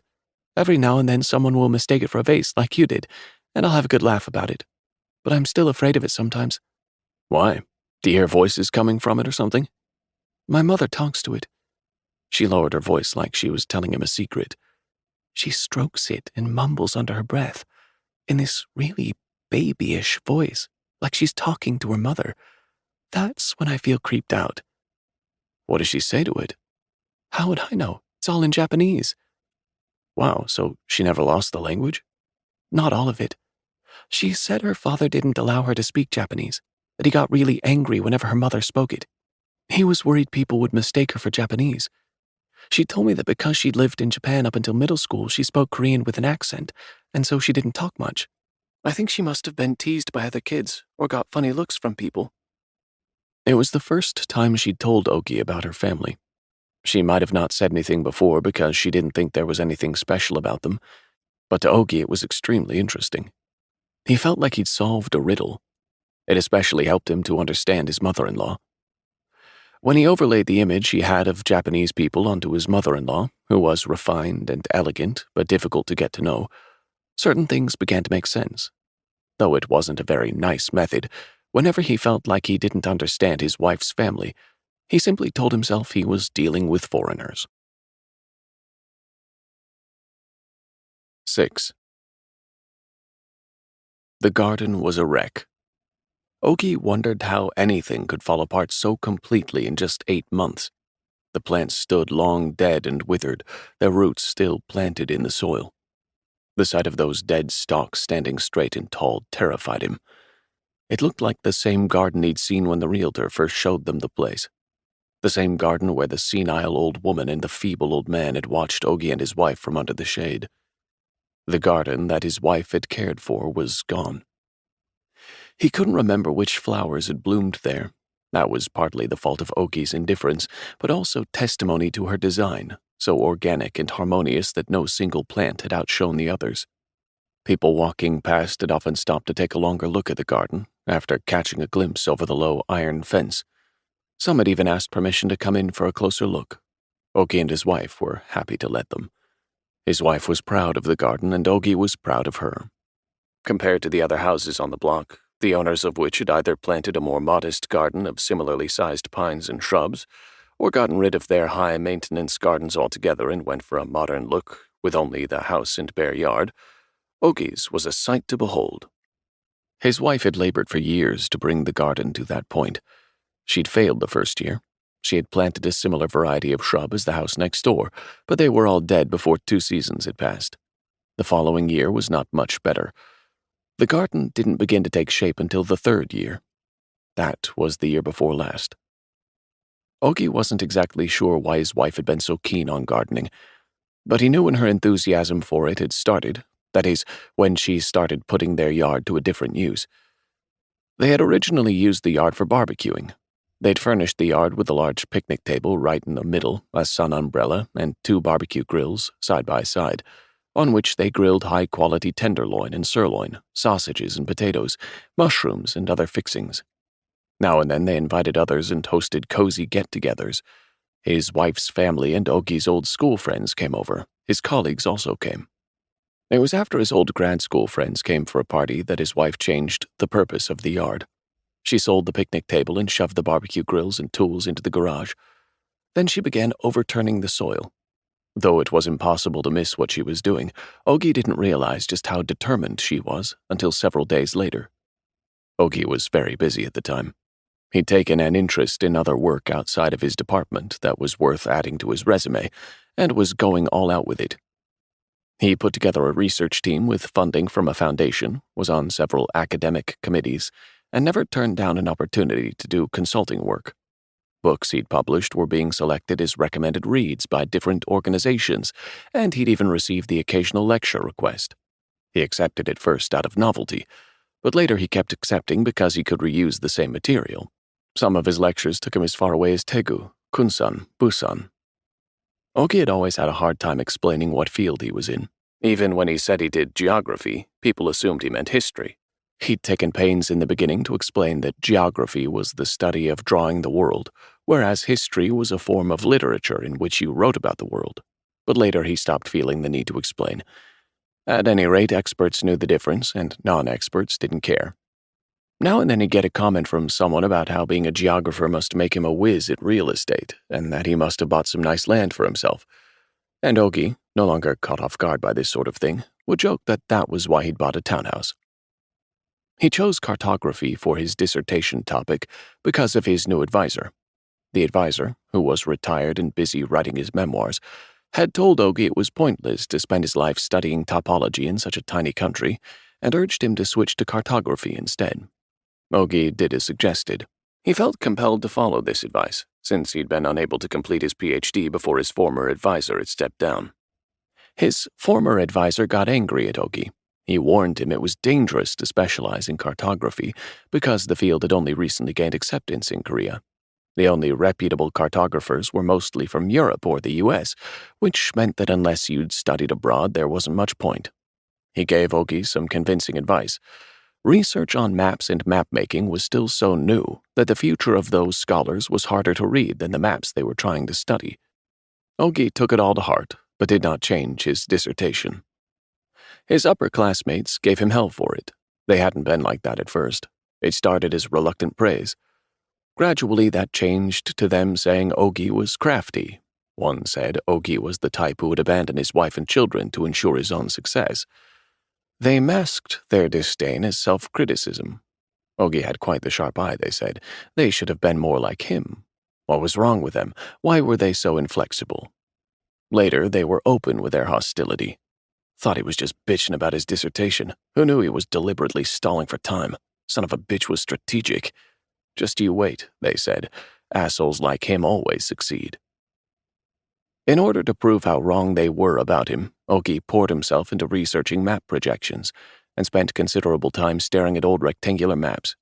He studied as many as he could, from ancient Babylonian to contemporary. The more he did so, the more forlorn he felt. No matter how hard you tried to draw the world, you could never be exact. That was what Ogi learned from his research. It was impossible to capture the trajectory of life in a map. Without one, there was no way of wrapping your brain around it all, and yet he was skeptical as to whether you could ever represent the world through maps alone. But it was meaningful. Someone had taken these invisible trajectories that could not be studied with any sort of accuracy and had tried anyway to turn them into a tangible space. He found it boring sometimes for the same reason. A world that could not be understood perfectly, could not be explained unambiguously, and was interpreted differently based on political purposes and conveniences, was no different from the world he was already living in. And yet the one way in which maps were clearly better than life was that they improved with failure. Life itself was merely an accumulation of failures, and those failures never made life better. Ogi racked his brain for ways to put his studies to practical use. He noted the proliferation of mapping services like Google Earth and began researching the implications of online maps. This in turn led to writing a column and giving lectures. Ancient maps didn't profit Ogi at all, but when he combined them with Google Earth, it opened the door to opportunities outside of his department. In his lectures, Ogi quoted the American geographer Waldo Tobler. Everything is related to everything else, but near things are more related than distant things. But he departed from Tobler's original intent by using it as the setup to a punchline, and that's why you better be nice to your kids and never cheat on your spouse. He closed his lectures with a cynical declaration that maps do not show the world as it truly is. That would be impossible. There is no such thing as a perfect map, and there never will be. After his first lecture, Ogi was ashamed of himself for having prattled off a bunch of simple and obvious information in a voice obnoxious with certainty. But he soon realized that audiences found that sort of preachiness trustworthy. When his colleagues regarded his focus on extra-departmental work and lecture circuits with displeasure, Ogi reminded himself that he was well into his late 40s and fell back on his advancing age as an excuse. Whenever he thought about being in his 40s, the first thing that came to mind was his mother. 40 was the age at which she'd taken her own life. 40 was also the age at which his father solidified his position at work, began looking into opening up his own business, and stopped coming home at night. The 40s were a turning point, as it were. The decade of your life in which you either learned to fit in or dropped out completely. Ogi naturally wanted to fit in. To overcome his tendency to feel ashamed of himself, he took to recalling a poem by Hye-Young that his wife had once read to him. The poem contained a line that read, "The 40s are well suited to all manner of sin." Thinking about that put him at relative ease. It reassured him to think that it wasn't just him, that it came with a decade. Not long ago, Ogi had looked the poem up again. He had been planning to write a column on the snobbishness of men in their 40s, and he wanted to quote the first stanza.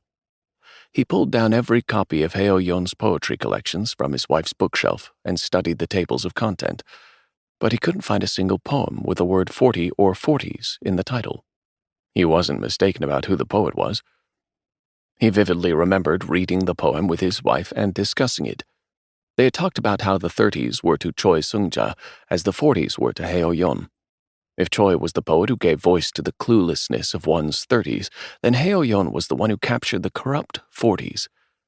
Who speaks for the 50s, his wife had asked, but neither of them could come up with a poet and went back and forth suggesting different possibilities, only to joke that the 50s were when you understood everything, and so what was the point of poetry? Ogi read through every collection of Hye-Young's poetry and finally tracked down the poem. It made no mention of the 40s at all, not in the body of the poem, and of course not in the title. His best guess was that they had assumed from the poet's own age that he was talking about that decade. Ogi was flummoxed. The first time he'd heard the poem, he was so certain that it was about one's 40s. As far as Ogi was concerned, there was no better definition than the phrase, well suited to all manner of sin. The 40s were ripe for sin, and there were two basic reasons. Either you had too much, or you didn't have enough. In other words, the 40s were when you found it easy to do bad things out of power, out of anger, or out of feeling left behind. People with too much power got arrogant and easily committed evil deeds. Anger and the sense that life had passed you by messed with your self-esteem, made you feel low, took away your patience, and made it easy to package your acts as being about justice. If you abused power, you were a snob. If you lashed out in anger, you were a loser. Therefore, the 40s were the decade that showed you what your life had amounted to thus far. Not only that, they were also the decade in which you could guess at what lay ahead. Would you remain a snob, or be left a loser? If those were the only two categories, then Ogi was closer to the first.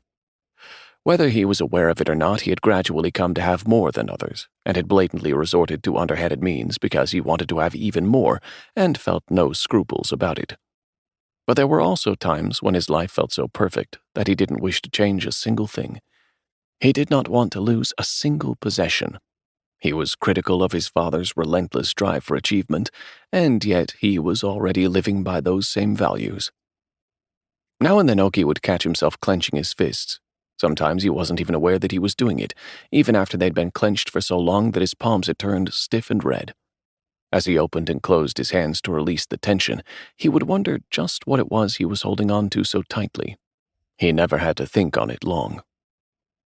Though Ogi had never once thought of his wife as a failure, he worried that she might think of herself that way. Every goal she'd set out to accomplish had ended in failure, and she rarely got to feel what it was like to live up to her own abilities. It would have been better for her if she could have seen life as joyful despite that, but at some point she changed. She stopped seeing her friends, she stopped taking classes to learn new things, and she no longer mentioned any role models. She did not walk around with photos in her wallet or talk about wanting to write. She didn't even read as much as she used to, and would only flip through kinfolk or gardening magazines from time to time. Sometimes Ogi would come into the living room and she would be looking around at their house and garden with a look in her eyes that said, "Where am I?" When he recalled that look, he started to wonder if she'd immersed herself in plants as a way of satisfying her hunger for life. Of course, she could have had another reason entirely, to take the yard away from Ogi. Considering when she'd started gardening, that was the likeliest reason. She had claimed the yard for herself after their last barbecue, when Ogi and his guests had stayed up late out in the yard drinking and chatting and laughing and planning the next one. Ogi and his guests had all gone to the same grad school, albeit at different times. M, who taught in the same department as Ogi, was the first of the group to graduate. K and Ogi finished the same year and interviewed for the same teaching position. Ogi got the job. K didn't. J graduated after them and started up the research team with Ogi, and S was Ogi's student and first teaching assistant. There was a time when they had all felt the same uncertainty about their futures and harbored similar curiosities.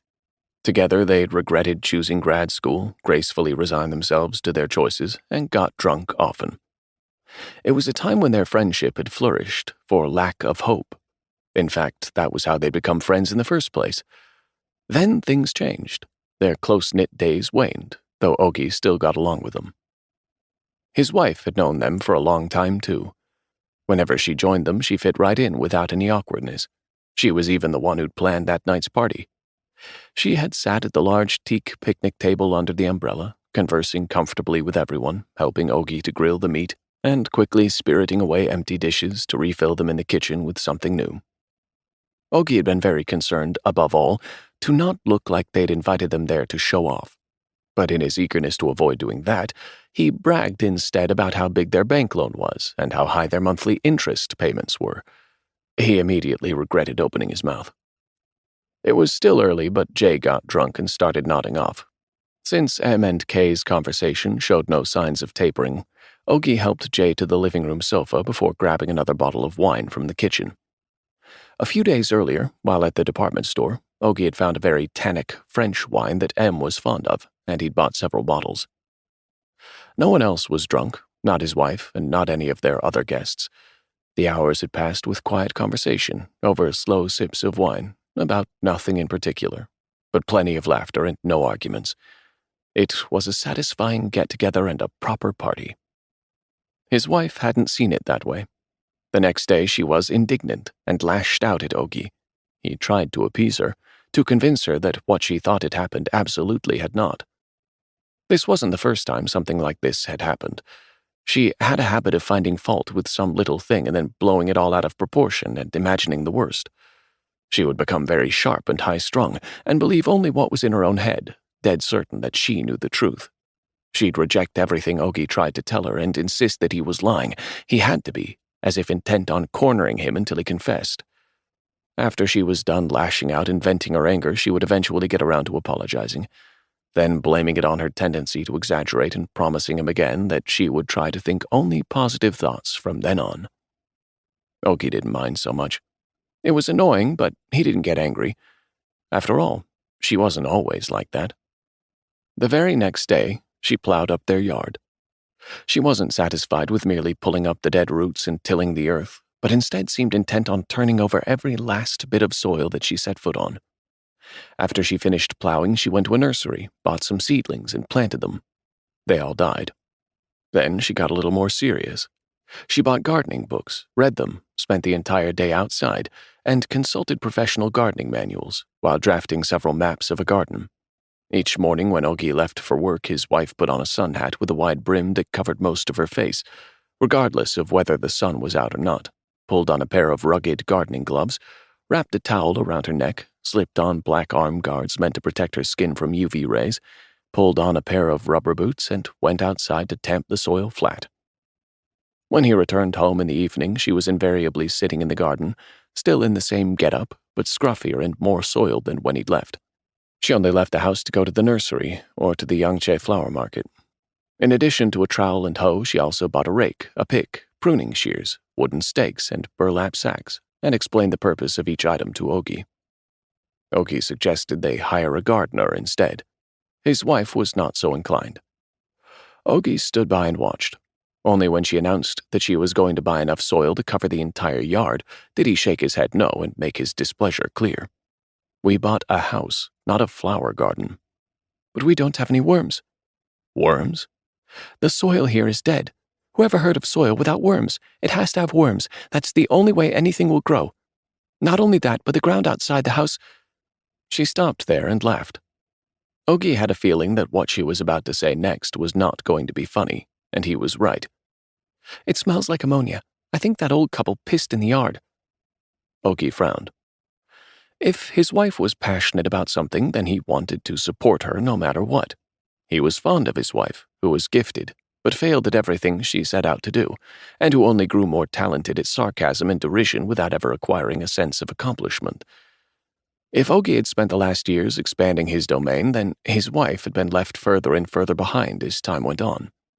When he thought about what she was like in her younger days, her current state was indeed unfortunate. Nevertheless, the thought of her squatting in the yard and digging endlessly in the dirt so she could sniff someone else's piss or hunt for earthworms left him with a bad taste in his mouth. Of course, he knew she was just trying to figure out whether or not the soil was healthy, but the bizarre look on her face when she told him the soil had no worms, and the way she cackled as she pictured the old people pissing in the yard, made the house, which he'd barely been able to afford, suddenly seem revolting. His wife bought soil anyway and plowed the front yard again. She mixed the top and bottom layers of soil together to get the oxygen moving through them. Each shovelful of dirt was used to fill the space that had been dug before it. To the right of their front door, she planted shrubs and berries, and to the left she planted flowers and herbs and other plants that required frequent tending. At the innermost part of the yard, she made a raised bed for vegetables. On both sides of the house, she planted trees. Right next to the front door went crepe myrtle, and to the right of the building she moved 2 magnolias that were there when they bought the house and planted a camphor tree to the left. To the right and left of the paving stones that extended from the front door to the front gate, she planted perennials, crocus, anemone, caladium, dahlia, ranunculus. Ogi called all of them flowers and could not tell them apart. His wife placed tiny placards beneath them. Sometimes she would cover one of the placards and ask Ogi to name the plant. Even though Ogi knew the right answer would have made her happy, he responded gruffly. She sounded genuinely puzzled as she asked, "How come you can't remember?" Each time Ogi inwardly retorted, "What's the point of remembering?" But the truth was that Ogi wasn't confident he could tell the difference between lily turf and lavender. Anemone and crocus were likewise hard to tell apart, as they were practically identical in size and color. Even when his wife explained to him that the crocuses had yellow stamens while the anemone's stamens were a darker purple than the leaves, it made no difference. He especially hated it when she tried to tell him about the language of flowers. No matter what anyone claimed about the significance of flowers, they held no more meaning than the horoscopes printed in the daily paper. But she never tired of telling him about it. Things like the language of anemones is fading desire or short-lived love. Though he nodded indifferently, he could not erase the thought that his wife was becoming insufferably immature. The garden failed the first year. His wife was not as disappointed as he had expected her to be. She said it would take several years for the garden to flourish, and sat back down at her desk for hours on end, amending her garden plan. At some point she said she was going to turn it into an English-style garden. What on earth was an English garden?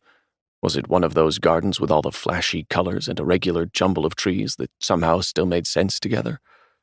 She started bringing him cups of imported British tea whenever he was in his study. On one of those occasions, he caught a glimpse of her hands. They were covered in nicks and cuts from her gardening shears, and there was dirt under every fingernail. She said she couldn't feel the plants with gloves on, and so she worked barehanded as much as possible. When he pictured her washing and cooking rice and making soup from soybean paste and mallow leaves or boiling up a tofu stew with those hands, he lost his appetite. Whenever he couldn't understand his wife's obsession with gardening, he thought back to how she used to carry a photo of Oriana Fallaci in her wallet and talked about wanting to become a journalist. And then he understood. Maybe her new goal was to be like Tasha Tudor. Maybe she wanted to write a gardening book of her own. Of course, like all of her other projects, that book would never get written. As far as he could tell, that was his wife's problem.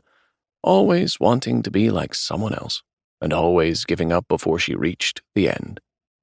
On weekends, Ogi had no choice but to help in the garden. His wife enjoyed setting him to different tasks. He quickly tired of scratching his forearms on stalks and stems and watching the skin swell and redden. He was forced to put up with his wife's scolding that he was deliberately doing a bad job in order to get out of helping her.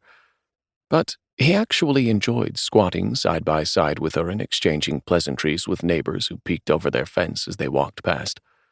He never exactly longed for that kind of domestic joy, but he couldn't deny that he'd pictured it now and then over the years. And of course, included in that cozy picture were geraniums on a windowsill, herbs planted in a large reddish-brown pot.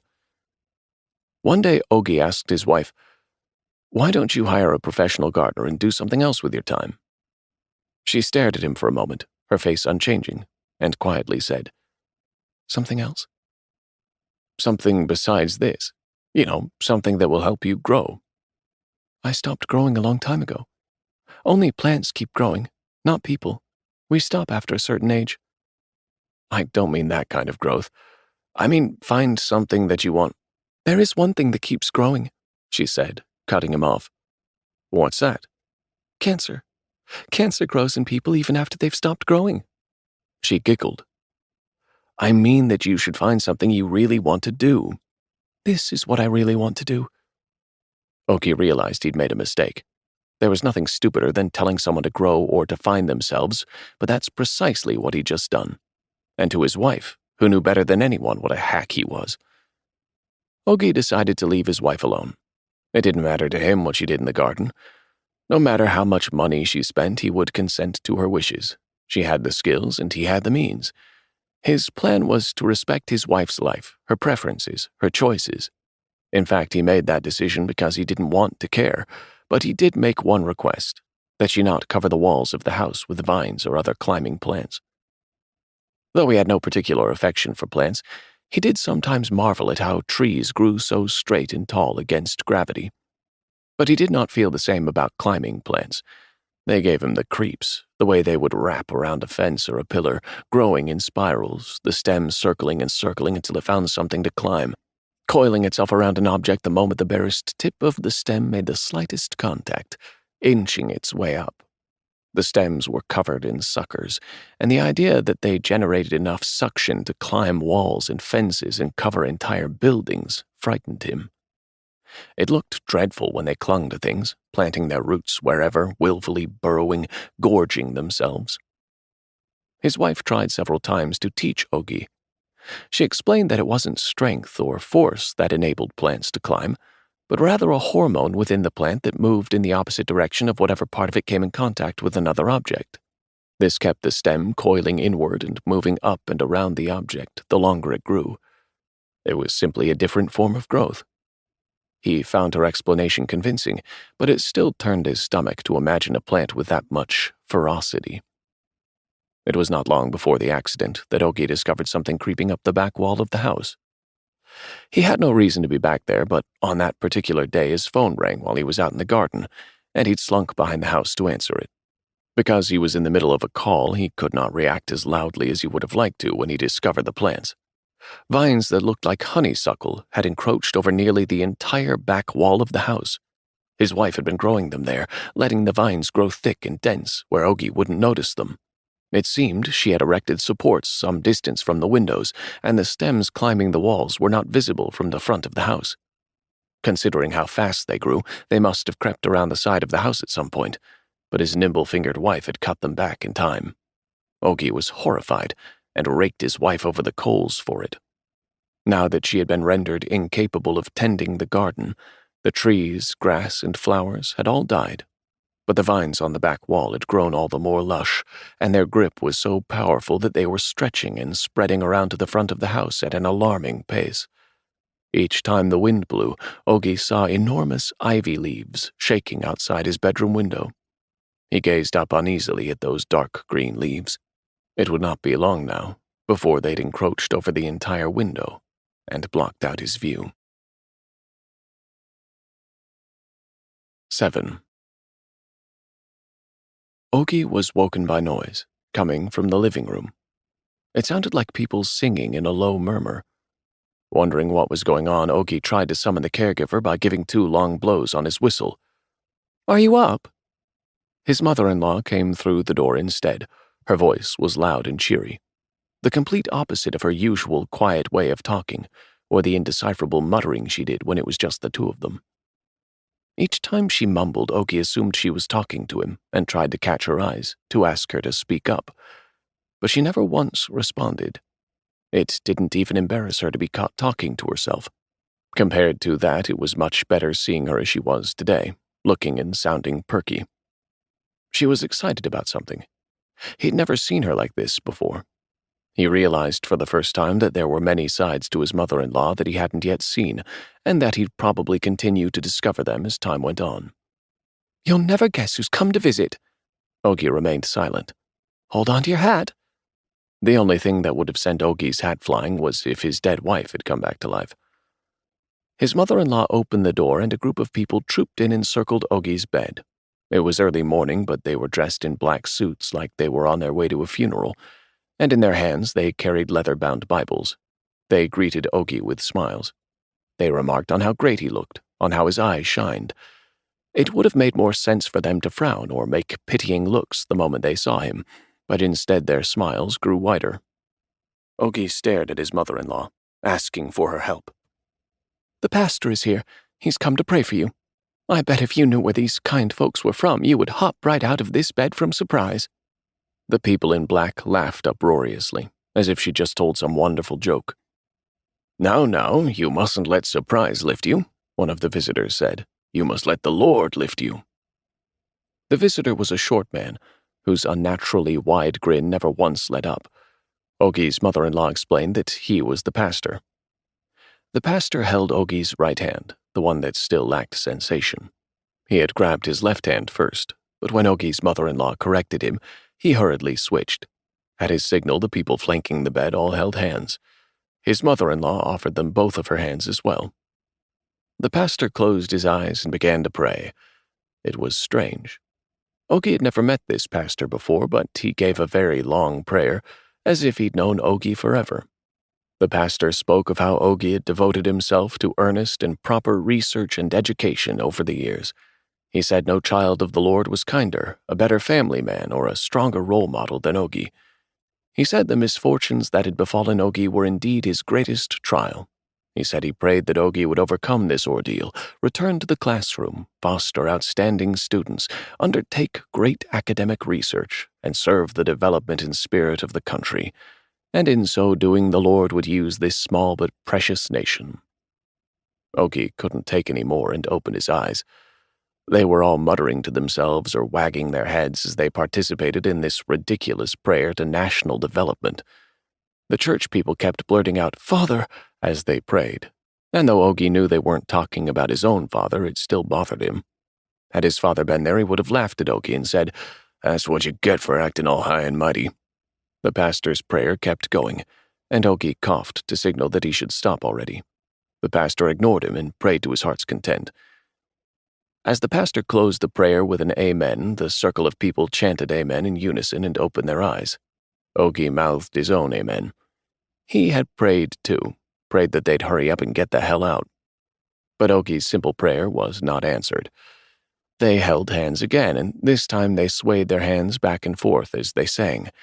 It was a hymn Ogi had never heard before. His mother-in-law sang along with them. Ogi was flummoxed. He wondered if she had always been this enthusiastic about religion, or if it was a recent thing. She might have started going to church when his father-in-law passed away a few years ago. She'd become clingier after he was gone, and Ogi's wife had sometimes struggled with it, and sometimes ignored it. He had often overheard his wife on the phone with her, his wife's side of the conversation studded with please don'ts or with flat refusals of whatever his mother-in-law was proposing. She'd called so often that sometimes Ogi's wife wouldn't answer the phone at all. Why hadn't she told Ogi more about his mother-in-law back then? The hymn continued on for 4 verses. Ogi closed his eyes. He missed his wife. He missed her more than he could put into words. She was the only person who could have made it all stop, but she wasn't there. At last the hymn ended and they let go of one another's hands. Maybe it was all the black clothes, but they looked like they were there to deliver a requiem. And maybe they actually were. Maybe they had started early because they were there not for Ogie, but for his deceased wife. The singing he'd heard when he woke up was probably a hymn honoring her. The pastor cracked open his Bible and read from it. Everyone nodded or closed their eyes as they listened. Then they held hands for a third time, swung them back and forth, and sang yet another hymn. Afterward, the pastor took Ogie's hand and gave a short prayer. As soon as he heard the pastor say amen, Ogie's heart was filled with gratitude. It was finally over. As they filed out the door, Ogie's mother-in-law stuffed a white envelope into the pastor's hand. It was probably an offering. Ogie took a good long look at it. For the first time, he wondered where she had gotten the money to pay for his hospital bills and all of the medical equipment he'd needed. How had she gotten access to his and his wife's bank account? And if that wasn't where she'd gotten the money, then how was she affording all of this? She might have received money from his wife's life insurance and Ogie's accident insurance, but even so, how did his mother-in-law collect on insurance that listed Ogie as the beneficiary? When she stepped outside to see off the visitors, Ogie's caregiver stepped in and began straightening up his room. "Shoot, that was a lot of money," she said. She removed Ogie's catheter bottle, which was full from the night before, and added, "Am I right? That was all cash. Seems like a waste to me, but I guess it's better than calling in a shaman. Last house I worked at, the shaman came once a month on the dot, and what a mess each time. We had to steam piles of rice cake, buy crates of fruit, find a severed pig's head. The walls of that room were plastered with talismans, I tell you. And every one of those talismans cost money. I watched it all. Watched that shaman walk on the blades of a straw cutter, scatter rice grains, pretend to be possessed by some spirit. You know, walking on blades is no big thing. Anyone can do it with practice. But compared to that, I'd say churches and temples are better. At least pastors and monks are tidy, you know? You don't have to cook them a bunch of food. No one crowds in to watch. It's quiet." The second the door opened, the caregiver ceased her tirade. Ogie's mother-in-law's face was still flushed. She looked happy. "My daughter was so blessed. She was such a good person. To think that a pastor as busy and important as him would come all this way to personally pray for her. This is truly a blessing." "Is he very famous?" the caregiver asked loudly as she washed out the catheter bottle. "You have no idea," his mother-in-law replied just as loudly. "He's a miracle worker. It wasn't easy bringing him here. He's cured a lot of cancer patients with his laying on of hands." Ogie had guessed correctly. The pastor was from one of those cults or prayer center type places, not from any proper denomination. "He agreed to come back often, to pray for you and my daughter." Ogie blinked at his mother-in-law. "Please don't. Today was enough." I know. You don't have to thank me. It's the least I can do." Ogie opened his eyes as wide as he could. He wanted to tell her he was angry. He wanted to tell her to knock it off, to stop pissing in the wind. What he needed wasn't prayer, but steady rehabilitation, or to just give up now. "Where's he from?" the caregiver asked. His mother-in-law answered loudly, excited at the chance to talk about the pastor. She said the pastor's prayer center was not part of any particular denomination, but was a kind of Bible reading group for people who shared the same heart. Ogie had to press down hard on the urge to ask exactly what kind of heart those people were sharing. His mother-in-law would not have understood him, and even if he could have gotten the words out, he wasn't confident he could have endured the long, quiet explanation that would have surely ensued. He found it a shame that they'd had to pay an enormous donation to listen to prayers and hymns from some unidentified religious group. His mother-in-law had not said anything for certain, but it was obvious it was Ogie's money. It irked him to no end to think that the money he'd saved over the years was slowly trickling over to some religious nutjobs, the intentions of whom were murky, via his mother-in-law's hands and without his consent. Ogie had been a regular sponsor for a long time of third-world children through organizations like UNICEF and Save the World.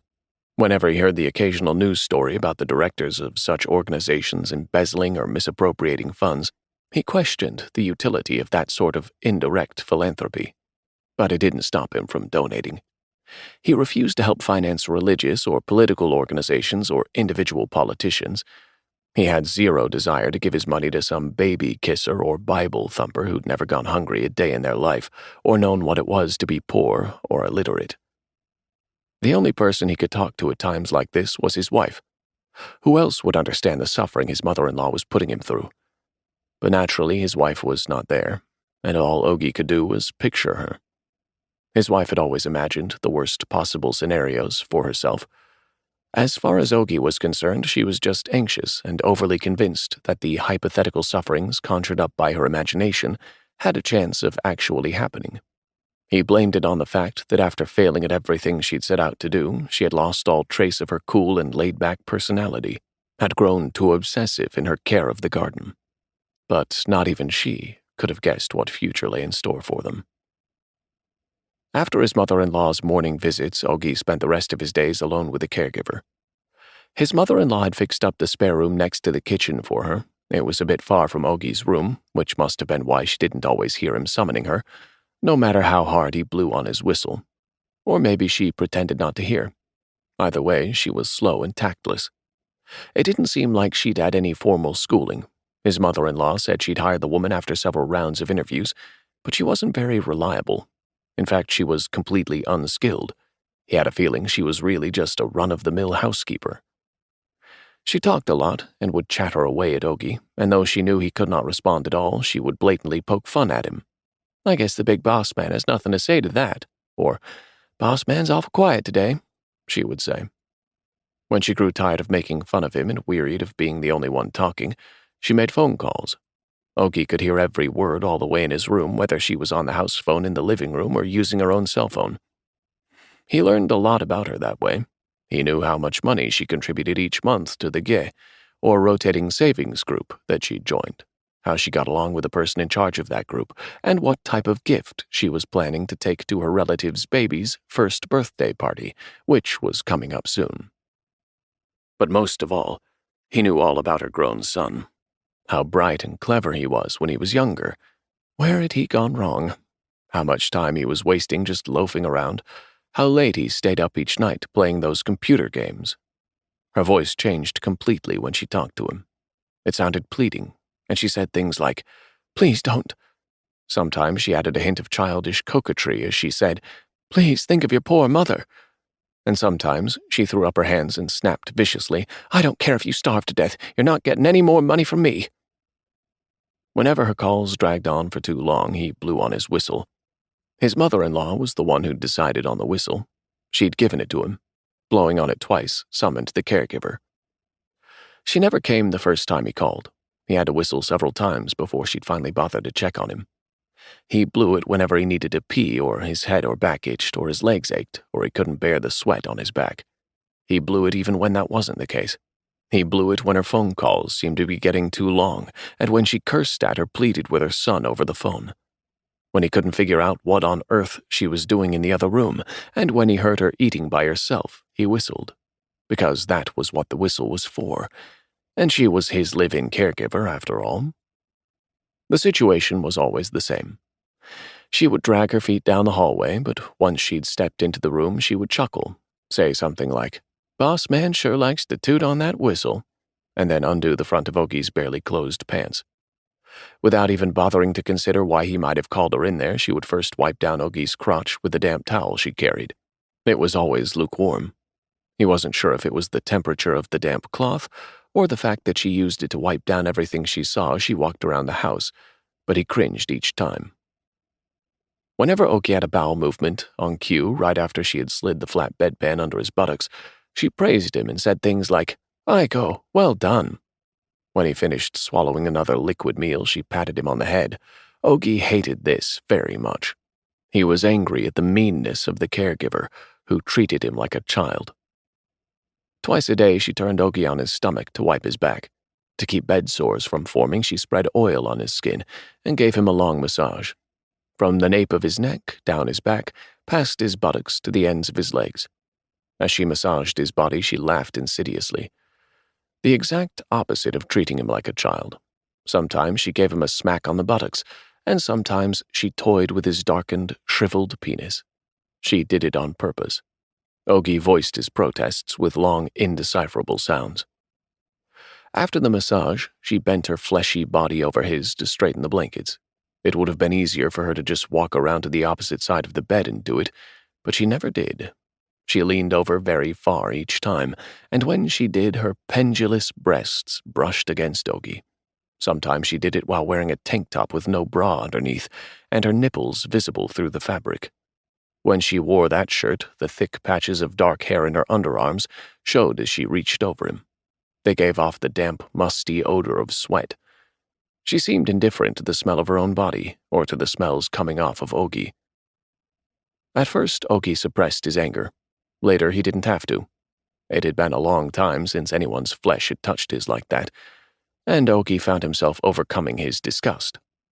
That occasional fleeting brush against his body, if he could have touched it, grasped the flesh in his hand, it would have felt plush beneath his fingers, and he would have sensed the heat of the blood vessels below the surface. And if he did touch it, it would have twitched and responded. He liked that.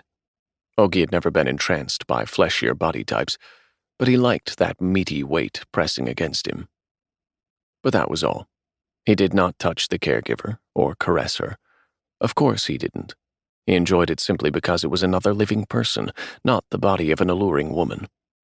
The only thing Ogie could do was smell her. Hair laced with sweat, faint traces of shampoo, sour underarms, the lingering of laundry detergent.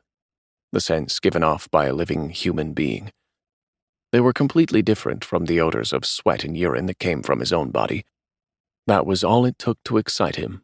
Seeing her large, erect nipples, feeling her press gently against him, catching glimpses of the pale skin at the nape of her neck, or the sweat beading along the side of her throat just below the bottom of her curly, thinning hair.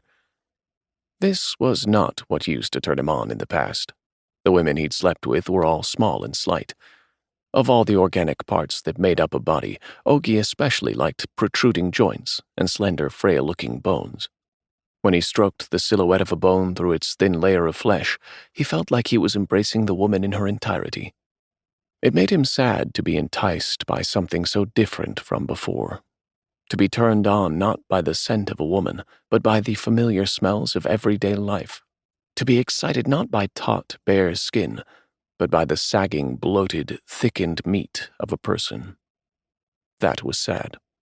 He had never before been tempted by a body like this. 8. His mother-in-law's visits grew more frequent. Before long, she was dropping in on him like she lived there. Naturally, most of her visits were unannounced. That day was no different. He heard the sound of his mother-in-law opening the front door and stepping inside, followed by the sound of the caregiver coming out of her room, then hastily shutting her door and rushing into the living room. Ogie had not said anything about her to his mother-in-law. He could, with effort, have used his left hand to write a note criticizing the woman's behavior, but that would have been below the belt.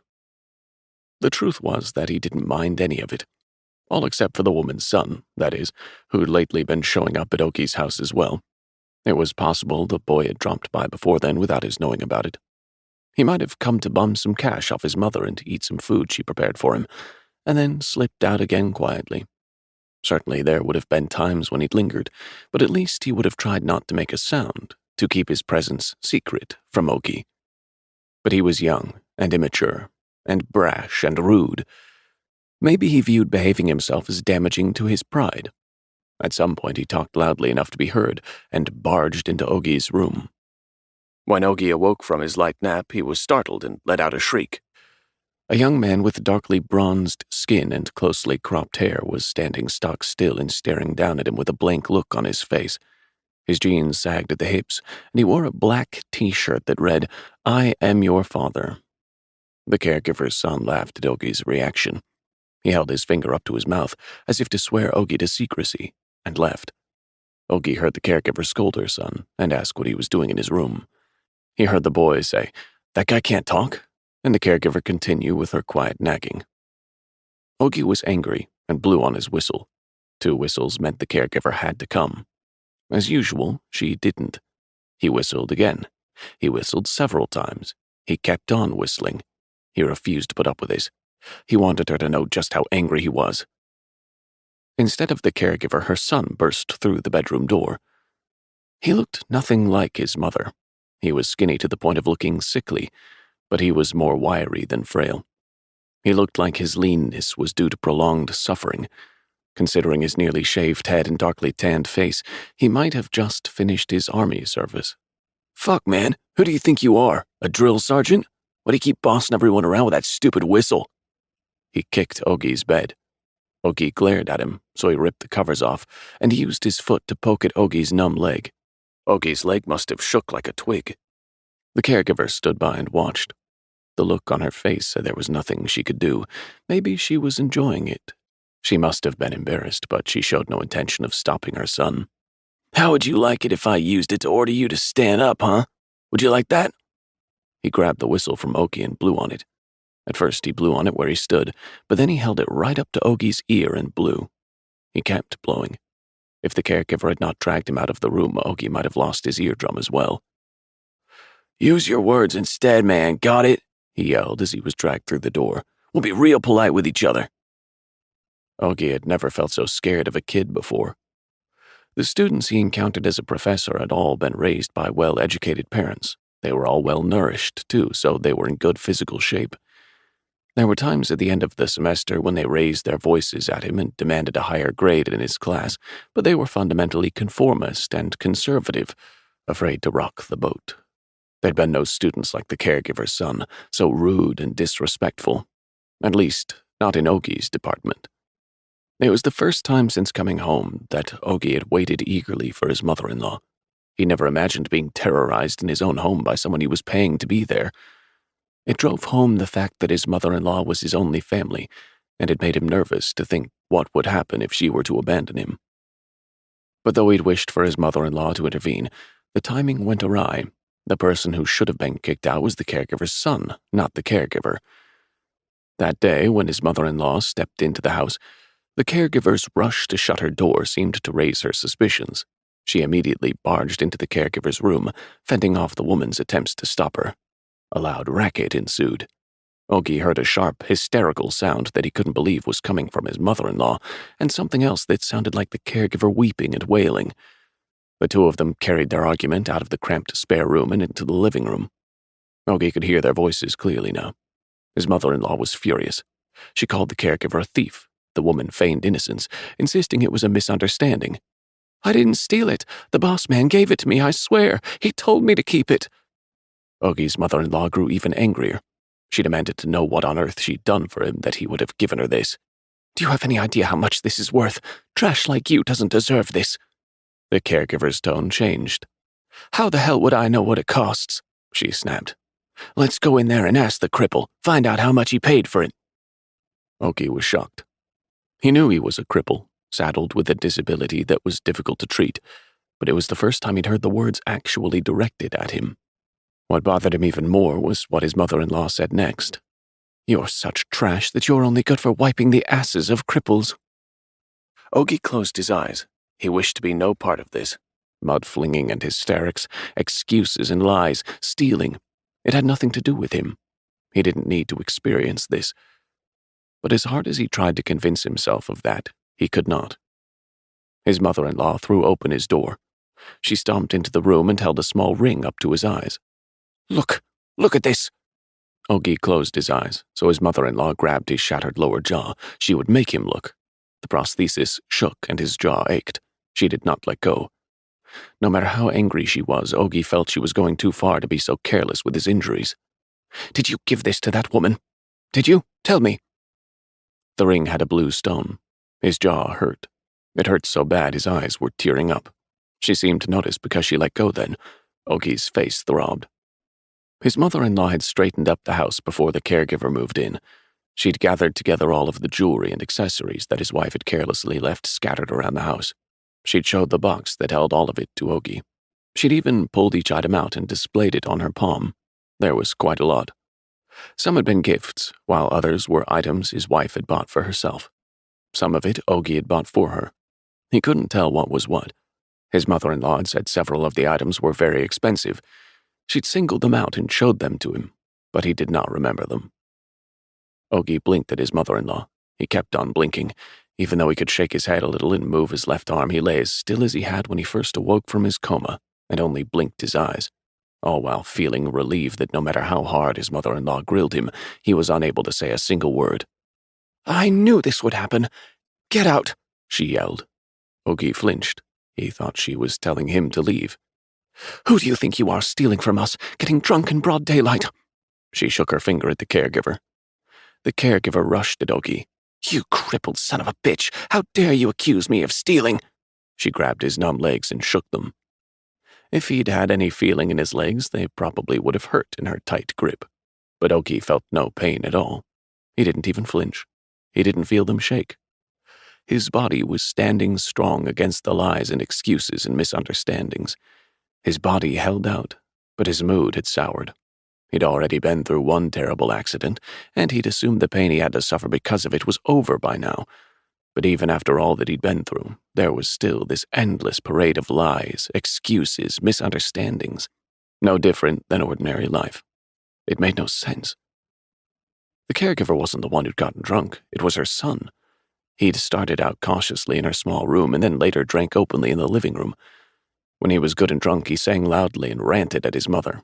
He called up places and bitched about his senior officers and ended his drunken bouts with tears and sobbing. And when he was done crying, he came looking for Ogie, reeking of alcohol. He greeted Ogie, his eyes gleaming in his darkly tanned face. "I'm sorry, mister." He bowed politely from the waist. "I'm sorry I drank it all." He bowed again.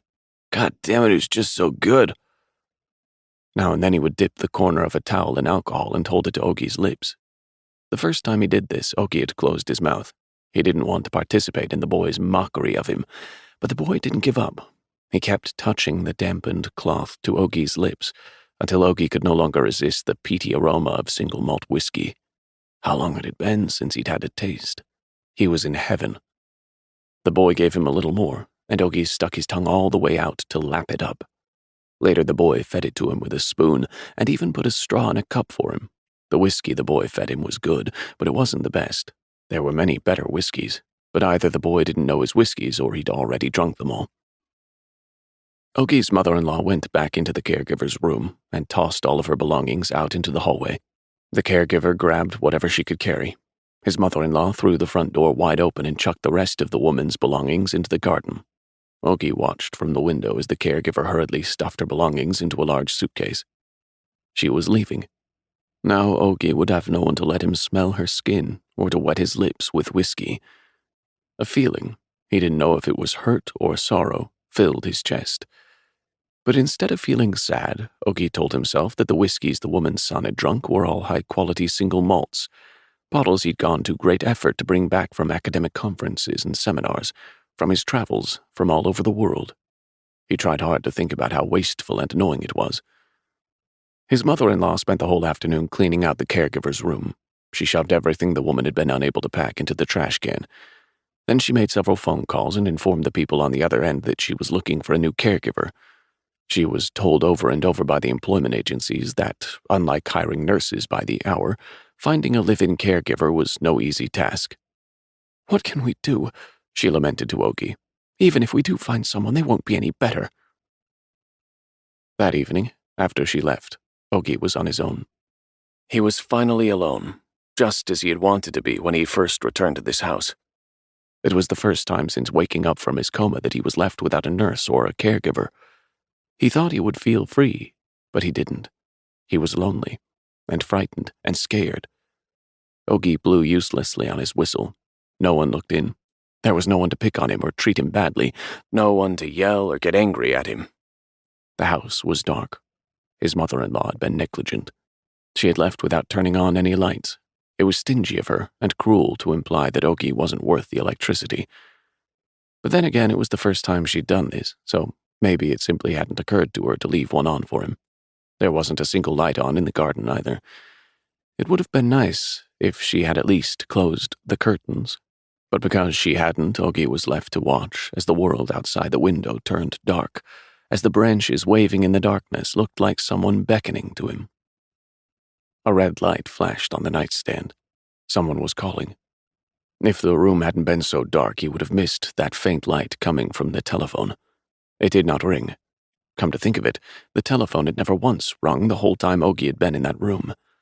Perhaps his mother-in-law or the caregiver had turned off the ringer out of consideration for Ogi, or they might have switched it off since Ogi couldn't answer the phone anyway.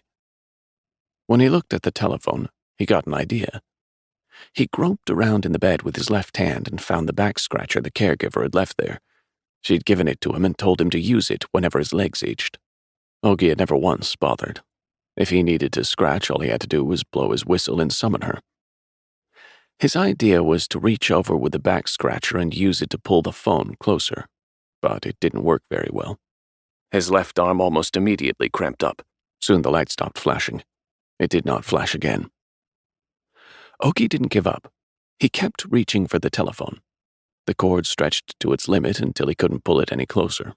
He stretched his arm out as far as he could, but he couldn't reach the receiver. After several attempts, he managed to push the speakerphone button with the back of the scratcher. As the dial tone filled the room, his loneliness faded a little. But no sooner did he hear that sound than he hesitated. Even though he could dial, he still couldn't speak. The best he could do was let out an audible sigh. He decided to try anyway. Given the state he was in, anything was worth trying. There was one phone number he knew by heart. Ever since he'd been able to store numbers in his cell phone, there'd been no further need to memorize them. But this number alone he never forgot. He had deleted it several times from his contacts. He'd made an effort, but those efforts never seemed to last long. The number would spring to mind, every digit, and he would give in. After just a moment's hesitation, he would dial her number, ask her how she was, listen to her voice. She never called him first, but when he did call, she answered every time. He used the back scratcher to slowly press the buttons. It took a while for him to press all 10 numbers correctly. Finally, he heard it ring. It rang for a while, and then she answered. His heart raced. Unlike his wrecked body, his heart was still intact. He heard her say hello and nearly cried at the sound of that simple greeting. It was such a welcome sound. His heart felt simultaneously relieved and shaken, just like the first time he'd heard someone say she loved him. Hello? There was that voice again. Ogi wanted to speak. He wanted to respond. But each time he tried, a mechanical sound came out. This time the person on the other end said, "Who is this?" Pain racked his chest. He tried again, but could only succeed at producing a ragged moan. Ogi was itching to tell her his name. He tried several times. The line was quiet on the other end. He heard the person ask again, suspicion lacing their voice, "Who is this?" Ogi didn't answer. He stopped trying. It was too hard. There was no point. But he waited without ending the call in case he got to hear more of her voice. The person on the other end was silent for a moment, and then hung up. The dial tone returned. Ogi felt removed from the entire world. He was even lonelier than before he'd heard her voice. After a moment, a call came in. This time as well, the phone did not ring. A small light at the bottom flickered. Ogi felt grateful to his mother-in-law. If she hadn't left without turning on the lights, he wouldn't have been able to see it. He wasn't able to answer on the first try. He moved too slowly and couldn't get his arm to obey his will. Someone had sent him an SOS and he'd missed it. The phone rang again. Ogi hoped the person on the other end had a lot of patience. He narrowly managed to press the button for the speakerphone. The person on the other end didn't say anything. Ogi spoke as loudly as he could. It sounded like metal scraping over earth. He was out of breath. He thought about how his doctor had told him it would get a little better after his next surgery. His doctor had said that Ogi's voice would be raspy and inarticulate at first, but that he would soon recover normal speech. Ogi was eager to get more treatment and was prepared to endure any suffering if it meant recovery. "Ogi?" Ogi heard the sound of his own name. "Yes, it's me." He tried his hardest to answer. It sounded like he'd said yes. He hoped the other person thought so too. "Ogi?" She might not have heard him properly, but it seemed that she knew it was him. He could hear her quiet breaths through the speaker. It sounded like she was crying. His throat closed up. There was still someone out there who cried over him. Ogi wanted to hear that crying sound better. He reached out with the back scratcher and pulled the phone a little closer. It didn't work. He tried again and knocked the phone to the floor. Ogi couldn't see the phone from where he lay, but it didn't seem to be broken. He could still hear her saying hello through the receiver. Since Ogi couldn't respond, the person soon hung up. The dial tone droned on for a bit, and then even that stopped. All that was left in the room was the dark, which had grown darker still, and the silence. 9. His mother-in-law returned around noon the next day, accompanied by the black-garbed church people. When she opened the door, her eyes went to the floor first. She gave Ogie a quizzical look and placed the telephone back on the nightstand. Ogie's catheter bottle was filled to the brim, so before letting the church people into the room, she emptied and washed it. The church people praised her. Not everyone could handle this sort of work, they said. It takes tremendous love. One of them added, only someone like Jesus himself could do this work. The pastor held Ogie's hand and prayed, then his followers held one another's hands and sang all 4 verses of a hymn. This was followed by a sermon, the words of which were slightly different than last time, but still no less cliched. The pastor comforted Ogie and spoke of the miraculous works of Jesus, who cured lepers and made cripples walk. When the praying ended, his mother-in-law handed the pastor another thick white envelope. This time Ogie hoped the pastor would stick around longer, but it didn't happen. As soon as their work was done, they hurried out of the house to go deliver their next prayer session. After seeing them out and returning to the room, his mother-in-law picked up the receiver. Ogie could hear the dial tone. The phone hadn't been damaged in the fall. As she stood there with the phone in her hand, his mother-in-law fixed Ogie with a suspicious look, then pressed a single button. Ogie wondered why someone would press only one button on a phone. Of course, the redial button. His mother-in-law shot him another look and wrapped her hand around the mouthpiece. She must have answered. She was probably saying Ogie's name, or breathing loudly, or crying, as she had last night. Maybe she thought it was Ogie calling, and was telling him something right now. His mother-in-law listened silently to the person on the other end. After a moment, she quietly put the phone back in its cradle, and stared at Ogie. He pretended to be sleepy and closed his eyes. He heard her unplug the phone and take it out of his room. That day his mother-in-law did not come back to Ogie's room. The catheter bottle filled to the top and his urine spilled out onto the floor, but he couldn't stop himself from urinating. After the accident, he'd lost the ability to control it. The doctor had explained that the damage to his motor nerves meant he no longer had power over his urethra, and his bladder had shrunk, causing him to urinate more frequently whenever the pressure built up in his abdomen. The tube inserted into his penis dripped continuously like an IV. Maybe it was the medication he was on, but his urine was a darker yellow and smelled worse than usual. His mother-in-law didn't show up until the next day. This time she arrived carrying a large suitcase. She told Ogie that she would be looking after him for the time being, and that she would stay in the room his wife had used as a study. His wife's room. He could picture it clearly. When his wife wasn't in the garden, she was in that room. Sometimes she had slept in there. Ogie usually let himself in. When it was dinner time, but she still hadn't made any food. When a delivery man was ringing the bell over and over, but she didn't answer the door. When he came home from work, but she didn't bother to even peek outside. Ogie went to that room. She was always seated at her desk. A large bookcase crammed full of books stood against the back wall. Whenever she needed to add a new book, she would pull an old one off the shelves and throw it away. If a new translation of a writer she liked came out, she would find a similarly sized geography book and toss it. Ogie moved his most essential books to his office at the university to keep them out of his wife's hands, and kept those he had no choice but to store at home in his own study. But it never failed that unless he was lucky enough to spot one while it was sitting in the recycling bin, his books would find their way out of his life for good. Nothing wrong with trimming the fat, his wife would say whenever Ogie asked when they'd become wealthy enough to waste money like that. Each time his wife had just one objective, to piss Ogie off. She was like that sometimes. There was a large teak desk in the middle of her room.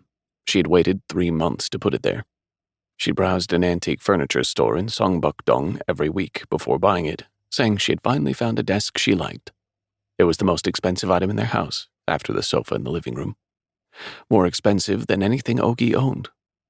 When he asked her if she really had to have it, she told him she would never have to buy a new desk again.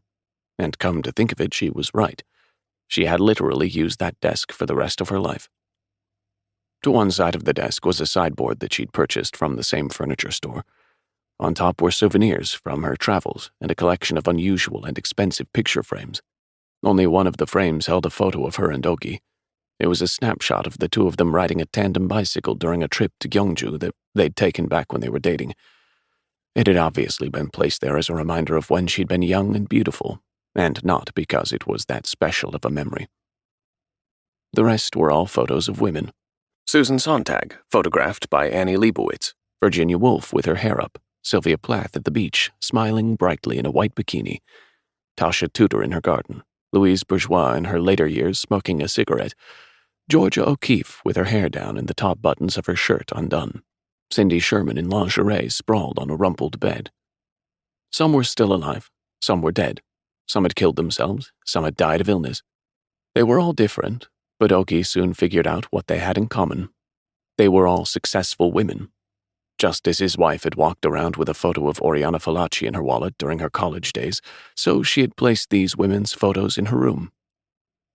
Though in the end, Ogi was never able to figure out what kind of work his wife wanted to do, he had a sense of what kind of person she had wanted to become. She didn't want to be a painter, or a journalist, or an artist, or a writer. She had simply wanted to succeed and make a name for herself.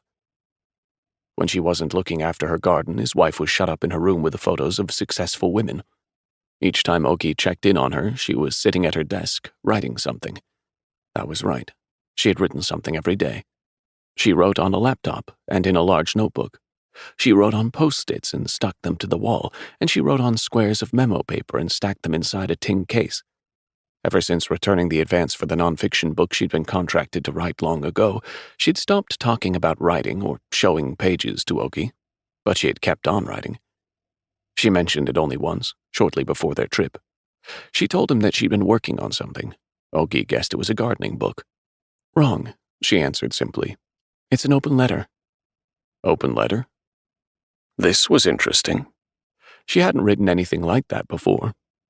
Though, come to think of it, that wasn't entirely true. His wife's first direct sense of the power of words was none other than the open letter she'd written to the boss who'd sexually harassed her. The first time her writing had achieved something meaningful. The letter she'd posted resulted in her boss being expelled from the press association and compelled the company to improve their working conditions.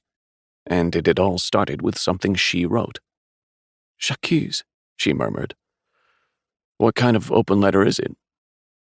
"The truth is on the march, and nothing will stop it." She stared directly at Ogi as she quoted Émile Zola. If Ogi had asked her which truth was on the march, if he had tried to hear her out, she probably would have told him what was going on, even if she'd only meant the quote as a joke. But his wife's gaze and her mumbling rubbed him the wrong way. He sighed and said, "You're using that quote wrong," and got up and left. It didn't occur to him until they were in the car on the way to their destination that maybe he should have heard her out. He'd been slow to realize that things between them had gotten to the point that this was the only way she could try to talk to him. As with all things in life, his realization came too late. Ogi's mother-in-law did not come out of his wife's room for a long time. She'd probably gone in there and looked around at first just to tidy up, but it wouldn't have taken long for her to notice the notes plastered all over the walls, covering the surface of her desk, filling the drawers. His wife had been a compulsive recorder. She not only kept notes on the book she read, title, number of pages, content, she even kept summaries of her phone conversations, who she spoke to, what they talked about. She was meticulous in her notes on Ogi. She wrote down what they argued about, and what kind of promises Ogi made while making up with her. Later, she would retrieve a note and stick it in Ogi's face. She would tell him how he'd disappointed her, and that he'd made the exact same mistake before. She would get angry and tell him his pledges and promises were useless. Ogi would apologize and make another promise dripping with sincerity. But before long, he'd be subject to the exact same criticism again. Ogi quickly grew sick of it. His wife also recorded what time Ogi returned home every day on her desk calendar. He had grown busier and more often failed to keep the promises he made to her. More than once he told her they would eat dinner together only to come home past midnight. Though he called or texted aplenty to ask for her forgiveness, she got angry each time. When those days added up, she brought out her calendar to show him just how many times he'd broken his promises. Ogi never knew what to say. At one point, his wife tried to have a baby. She got shots when she was ovulating, took pills, saw the doctor. Several times, Ogie went into a little room and, with the help of some videos, extracted his sperm. Several rounds of artificial insemination failed, so they tried in vitro with its slightly better odds. Nothing worked. This had made his wife sad, of course, but she looked like she got over it soon enough. As was her way, she was quick to give up and resign herself. Nevertheless, Ogie had felt he should comfort her. She seemed to be deliberately masking her depression and unhappiness. She chose cynicism over grief, which he found even harder to stand. But each time he tried, she mocked him, turned sarcastic, called him a snob. She was quick to blame him. It wasn't fair. He was doing the best he could. He had worked hard to build up his resume, and that had brought him more work. His wife didn't understand that. He was hurt. Yes, he was building a life for himself, but he'd never thought of her as not being a part of that life. She had to know that. And of course, it didn't mean that she couldn't think of herself as separate from him. It just meant that she had to build a life for herself, too. His mother-in-law would find the things his wife had written and would read them all.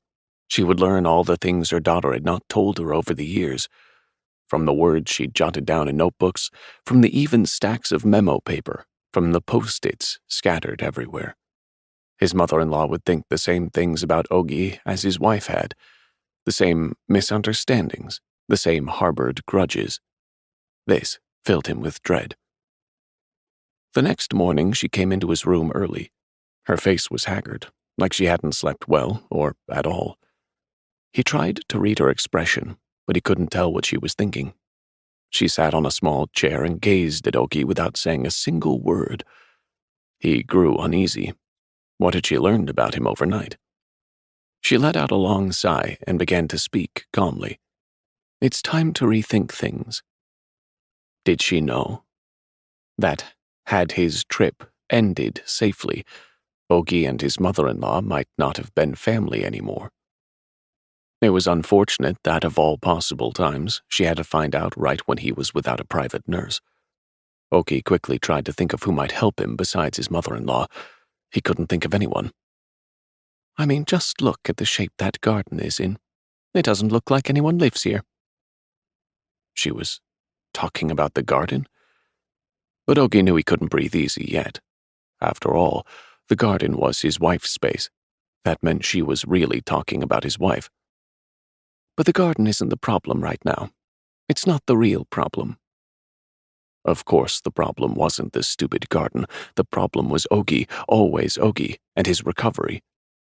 I'm talking about money. Ogie was taken aback. How had he not thought more deeply about that before? It had crossed his mind, just never for long. His mother-in-law had struggled to ask him if she could keep a single ring for herself. Sure, she gave money away to that worthless faith healer, but she still seemed above board and discerning when it came to the subject of money. I did the math. This house, your savings, your stocks, my daughter's insurance, your insurance. I added it all up. She tapped at a calculator. You've got a lot of debt. This house, I mean. If I deduct that. She let out another sigh. Ogie had been making interest payments steadily and had paid off most of the house loan. The amount left wasn't as much as she was implying. Whenever other people moaned about how hard it was to make ends meet, he had chimed in and agreed with them and exaggerated how much he was in debt. But in fact, he could have paid the rest of the loan off that instant if he had to. This is all we have. See that? She tapped a number into the calculator and held it right up to his eyes. It was too close for him to read. She jerked it away and let out another sigh. Ogie paid less attention to how much all was than to the fact that she'd said, we. It was obvious she thought of his money as her money too, even though he was the one who'd worked to save it. He was even the one who'd made the monthly payments on the life insurance policy that had paid out on his wife's death. Now let's look at how much money we're spending every month. The fees for your caregiver, the money we pay to your physical therapist, the prayer fees for the pastor, outpatient treatment fees, rental fees for your medical equipment, consultation fees, medication. Phew, this is how much you're spending every single month. And that's not all. There's also loan interest, maintenance costs on the house, utilities, basic living expenses. I mean, there's nothing to cut back on. When I add it all up, she stuck the calculator in his face again. This is how much we need. Don't be shocked. Two healthy people would never spend this much, even if they were living high on the hog. Ogie couldn't make out a single digit. He didn't bother gesturing with his eyes for her to show it to him again either. He knew she wasn't actually trying to show him the numbers. She just wanted to tell him how much a worthless cripple like him, who did nothing but lie on his back all day, was costing each month. But he didn't care, even if she did think of it as their money and frittered it all away. He didn't even mind if she spent all of his money and went into debt paying for his medical care. Even if he lost everything he owned, at least he was alive, and he would get treatment and be rehabilitated, and he would become healthy again. Then he would return to teaching, get well soon, and come back. That's what the dean had told him when he visited Ogie in the hospital. Once he was able to get around in a wheelchair, Ogie planned to jump right back into teaching. He would have to wait until he got his face fixed and his shattered jaw repaired before he could actually lecture, but he could at least push his own wheelchair with his left hand. At a time when even able-bodied people were sitting around idle, unable to find work, Ogie had a job to return to, even if all he did at the moment was lie on his back without moving. The school had given Ogie tenure. Ogie would complete his rehabilitation, return to the university, and fulfill that tenure. Once he was able to move his hands freely, he would also be able to write that book on ancient Korean maps that he'd kept putting off before for lack of time. He already had plenty of research material on the subject. Each time he traveled to Europe, Japan, or other places, he'd visited libraries and collected material. It was a book that should have been published right away. If only he'd had time to spend writing. He'd simply been postponing it because of his many other activities. He figured he could also go on the lecture circuit as he had before. His lectures might even make a more stirring impression now. He could tell people how his once healthy body had ended up like this, and how he'd conquered his injuries. The idea cheered him up. It helped him to endure his silent, unmoving limbs. I guess we'll have to cut back on your nursing costs. Ogie wanted to yell that that was absurd. He shuddered at the idea of trusting his body to his mother-in-law's care. He blinked feverishly. Yes, I know it's a big sacrifice for me. And at my age, I'll make myself sick caring for you. That wasn't true. She was more than healthy. She wasn't the one wasting away. Ogie was. But we have to cut back, wherever we can. With that, she left the room without a single look back. Ogie lost count of how many times he'd blinked, but she had ignored it. He blew his whistle, but the door did not open again. He felt like he was rolling downhill, pinned beneath the heavy weight of the car. He was better off then. Back then, he thought it was all over. It had been terrifying, yes, but he'd also felt at peace. This, however, was not the end. This was the beginning of something.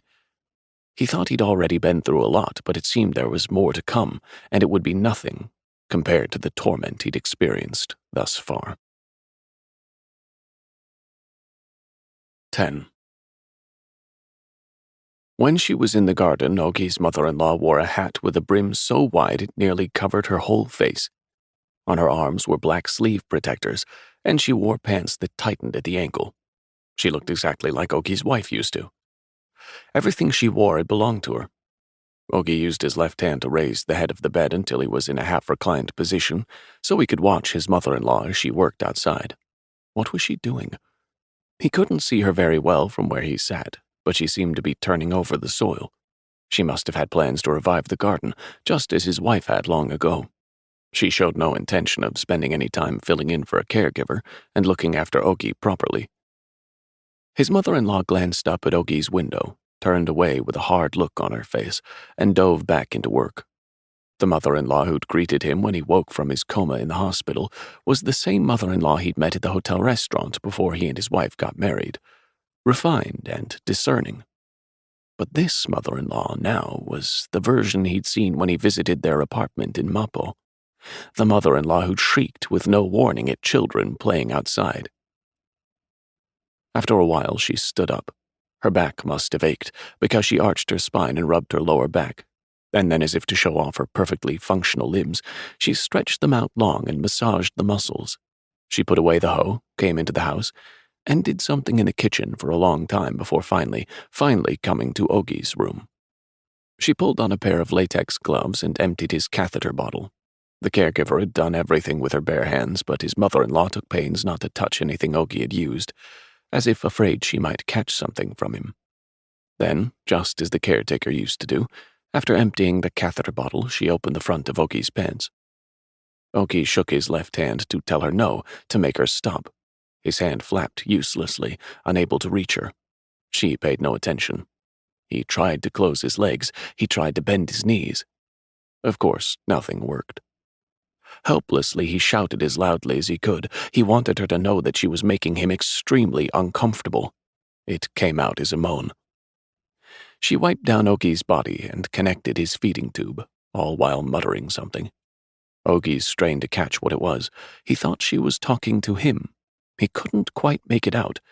It was just a continuous mumble. He wondered if she was cussing. Her face was hard and she looked angry. He wanted her to hurry up and get angry, to give up on looking after him. But no matter how her face hardened, no matter how completely her once sweet and elegant voice went away, she did not raise her voice at him in anger. While Ogie slowly drank his dinner, his mother-in-law stared blankly into space and murmured something over and over to herself. Ogie still couldn't tell what she was saying.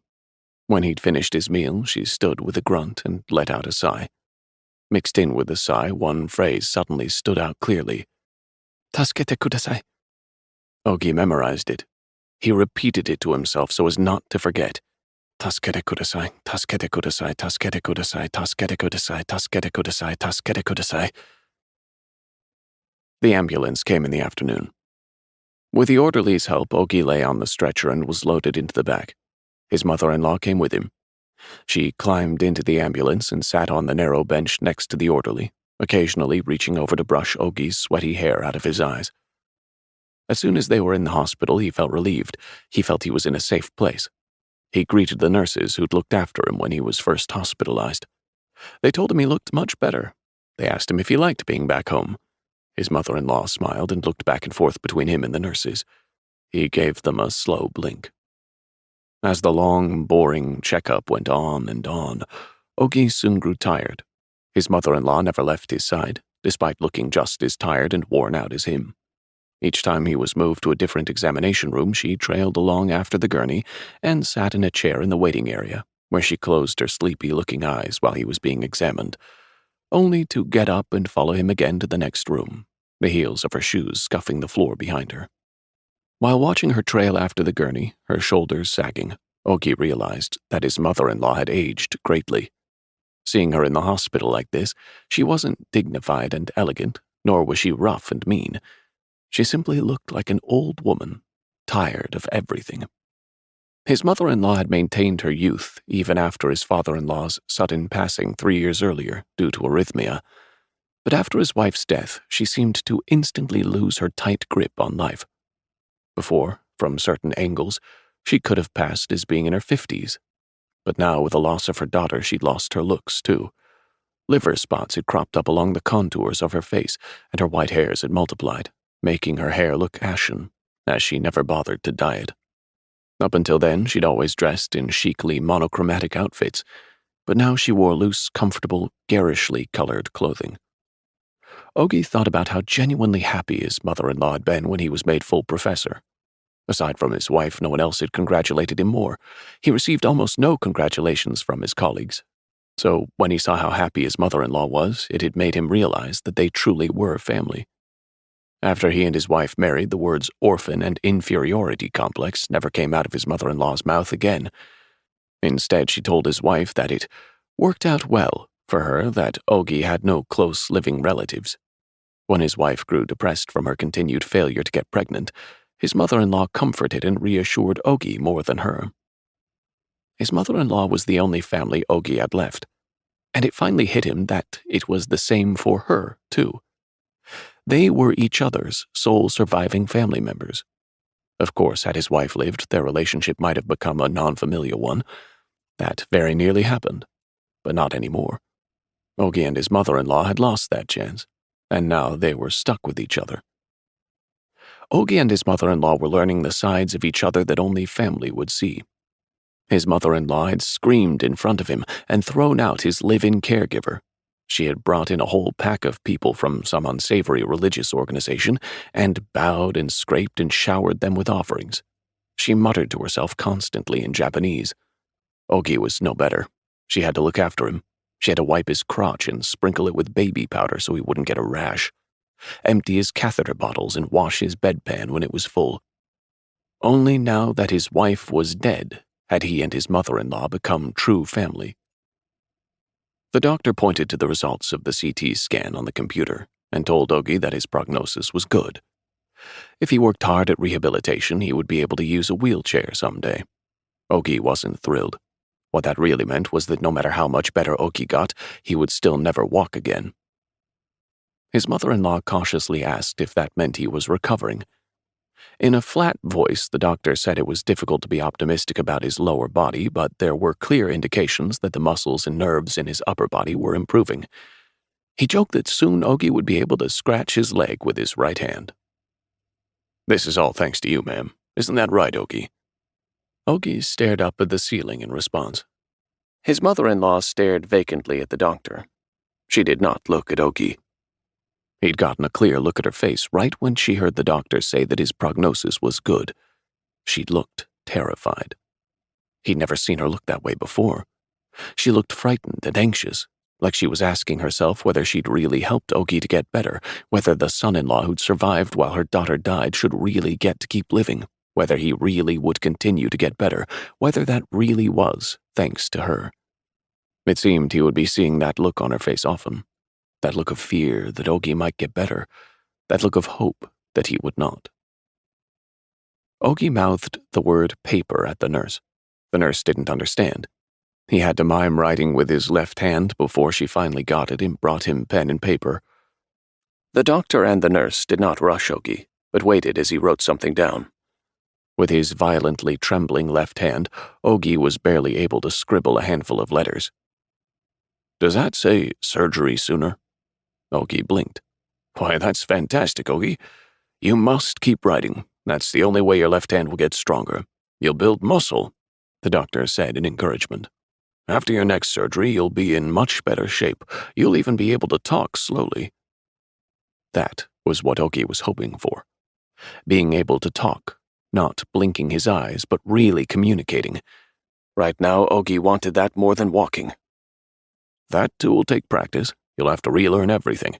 It's like being born all over again. Babies take a long time learning how to talk, and they're awkward at first, right? But eventually you'll get better. Naturally you will. Keep up the writing practice. Your right hand will get better too.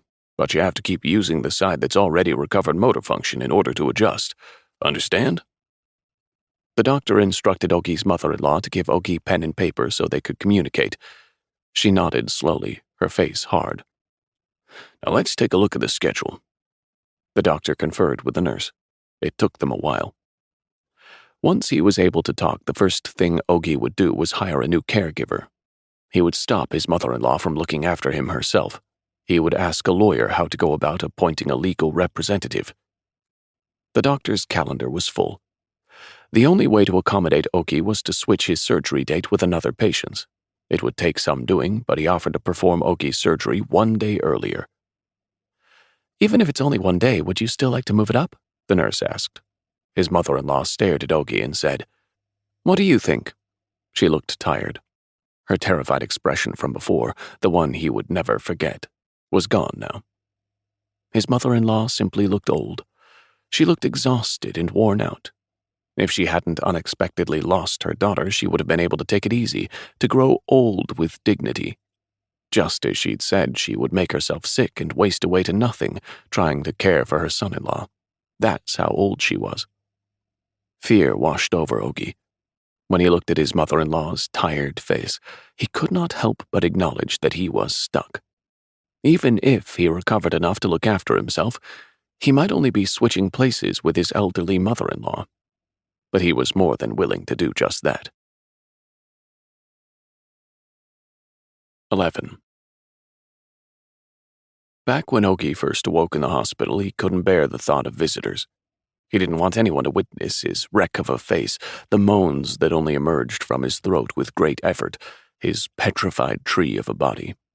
It angered him to be in this plight while they weren't. And yet, the idea that no one might come made him even more anxious. And so he saw every single person who came to visit.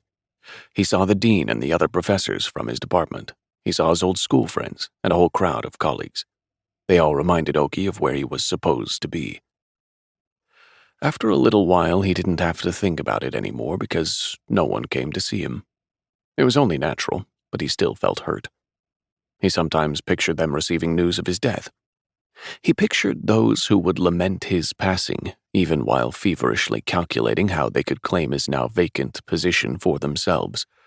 He wanted to get better quickly, if only to show them all, that Ogi with his petrified body still had something of his own while they did not. What were they doing here? M sailed through the door first, then S and K, followed by J, the whole flock. Ogi was shocked to see all four of them in his room. Right after Ogi awoke from his coma, they had come to visit separately, mixed in with other groups of visitors, but only once. None of them came to see Ogi a second time, or called the hospital to ask a nurse how his recovery was coming along. Had one of them contacted the hospital or called the house and gotten permission to visit from his mother-in-law? Had his mother-in-law not said anything to Oki because she wanted him to be surprised? He was glad to see them. He was happy to know that they still missed him, and that even though they hadn't seen one another in a long time, they hadn't forgotten him. They made him believe that despite being confined to a bed and unable to move, he was still good for something. At the same time, the sight of their healthy selves, intact and energetic, took the wind out of him. He wasn't crazy about having to see them face to face. In fact, he wished they would all leave right now. It was a shame they had to see him like this, no more recovered than before. Back when M had visited him in the hospital, he'd held Ogi's hand for a long time. S and J had put up a good front at first, but when they found out he couldn't speak, they'd sniffled like babies. K had struggled to stay cool and hide his expression. They had all done their best to avoid looking at Ogi. "He says he's been waiting forever. What took you so long? He missed you all." His mother-in-law was putting words in Ogi's mouth. Ogi hadn't said a thing. He was conscious of the prosthesis holding his jaw in place. If he opened his mouth carelessly, a long thread of drool would spill out. The four of them stood in a row at Ogi's side. He was nervous. He felt no different from when he was surrounded by the black-garbed people who'd come to pray. They were there for him, but he couldn't help feeling like he'd become a laughingstock. All Ogi did was blink, but his mother-in-law invented words for him as she pretended to interpret. She asked them how things were at the university, and said things like, "It's the middle of the semester, isn't this a busy time for you?" After a few clipped questions and answers, she abruptly changed the subject and said, "Don't just stand there like you're going to run off at any second. Here, have a seat," and offered them folding chairs. This time, at least, her translation wasn't far off the mark, and so Ogi blinked. His mother-in-law's appearance was sloppier than usual. She'd been wearing his wife's clothes while staying at his house, but today her outfit was especially wrinkled, and there was a large stain on the front of her shirt. His mother-in-law was fleshier than his wife, so the sleeves were too short, and each time she bent over, the thick rolls of fat at her waist bulged out. "He wants to know if you had any trouble finding the house." M replied that they had been there before. "Ah, that's right," she muttered, staring at Ogi. "You have." That reminded him that they were the same guests who'd come to his last barbecue long ago. His mother-in-law apologized, saying she should offer them something to eat, but with the house in such awful shape she'd had no time to prepare anything. The four waved their hands and said of course that wasn't necessary. "If you've been to the house before, then that must mean you had a barbecue out in the yard, with drinks." "Ogi did all the barbecuing," S said. "Any idiot can work a grill." His mother-in-law's voice turned sharp. "But not everyone can do what you do," M said, sounding overly cheerful as he tried to ease the sudden tension in the room. "Taking care of Ogi all on your own? You're amazing." K and S rushed to flatter her too. They told her how young she looked and how pretty she was. "But you're not Ogi's mother. You're his mother-in-law, right?" Jay asked. Ogi's mother-in-law stared at her. M and K laid it on thicker and said, "That makes even more amazing." She let out a loud laugh. Mother-in-law, what's the difference? It's all the same to him." After all, I'm all he's got. Isn't that right?" Ogie avoided her eyes. She paid no mind and kept going. "Truth is, he and I are in the same position. I'm a widow, he's a widower.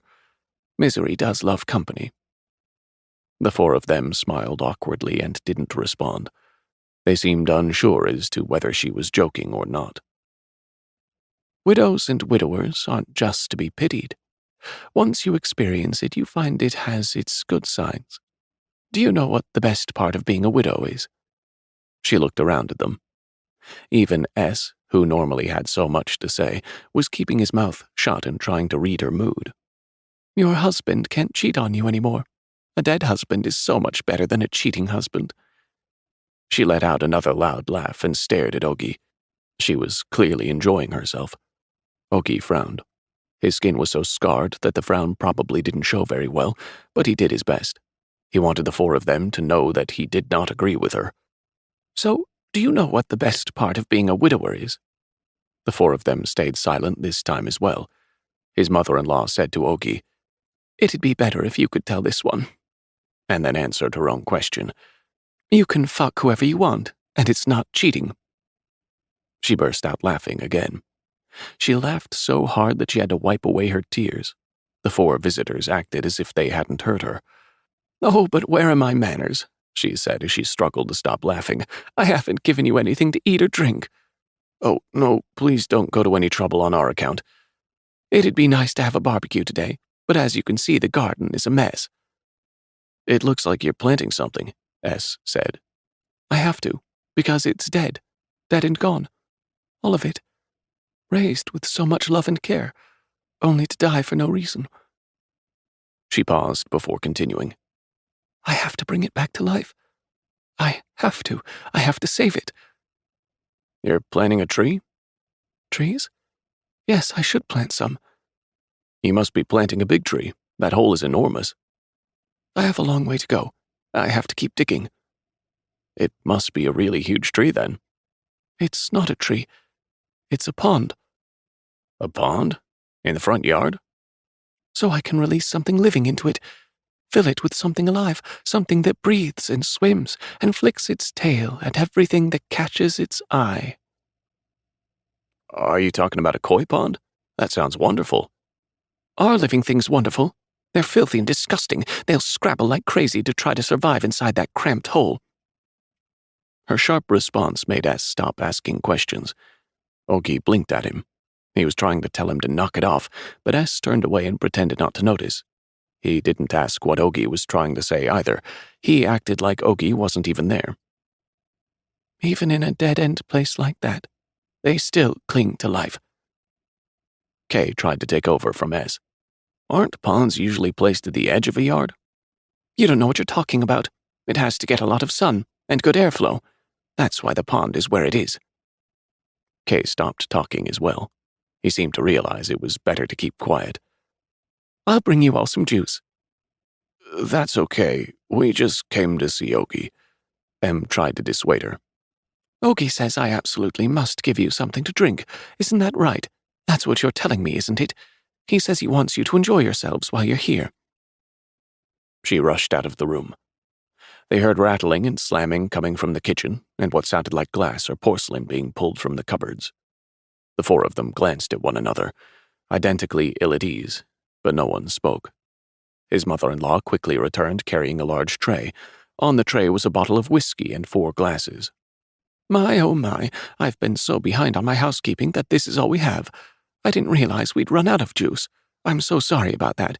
And I can't just serve you plain water. You'll have to have this instead. Here, I'll pour you each a glass." M awkwardly took the glass of whiskey Ogie's mother-in-law offered him. He looked like he thought he had no choice but to go along with it. The others followed suit. The whiskey was cheap. No matter how much alcohol the caregiver's son had drunk, there had to have been plenty of good stuff left still, but his mother-in-law seemed to have deliberately chosen the cheapest bottle. There was no way that Ogie had bought it for himself. It was probably a gift from a student who didn't know good whiskey from bad. The four of them each accepted a large tumbler sloshing with whiskey. At his mother-in-law's urging, they even raised a reluctant toast. Fancying herself his interpreter, Each time they gave her an awkward look, she emphasized that this was what Ogie wanted. "What about you, miss? You look like you can drink a lot," she said to Jay. Jay's glass was just as full as when she'd received it. "Actually, I can't. There's nothing to it. Just drink until you feel good. Then you start getting drunk, and getting drunk leads to leaning on someone, and leaning on someone leads to hugging, and—" She burst into laughter again. Everyone struggled to laugh with her, but Jay's face hardened. "I don't know what I'm talking about. This is what happens when you get old. You don't hold back. You stop watching what you say." She told them to enjoy themselves and left the room. The faces of Ogie's 4 visitors softened, as if now they could relax. S began talking. At first it was various news related to the university that he'd wanted to pass along to Ogie, but soon the 4 of them were talking only among themselves. Ogie watched as they busily chatted away, without regard for him, none of them showing him any consideration. S started to say something, but stopped short and threw a glance at Ogie. He didn't hide the uneasy look on his face. Jay avoided Ogie's eyes, too.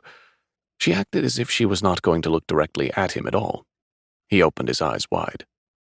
He wondered what S was about to say. At the same time, he didn't want to know. Whatever it was would clearly upset him.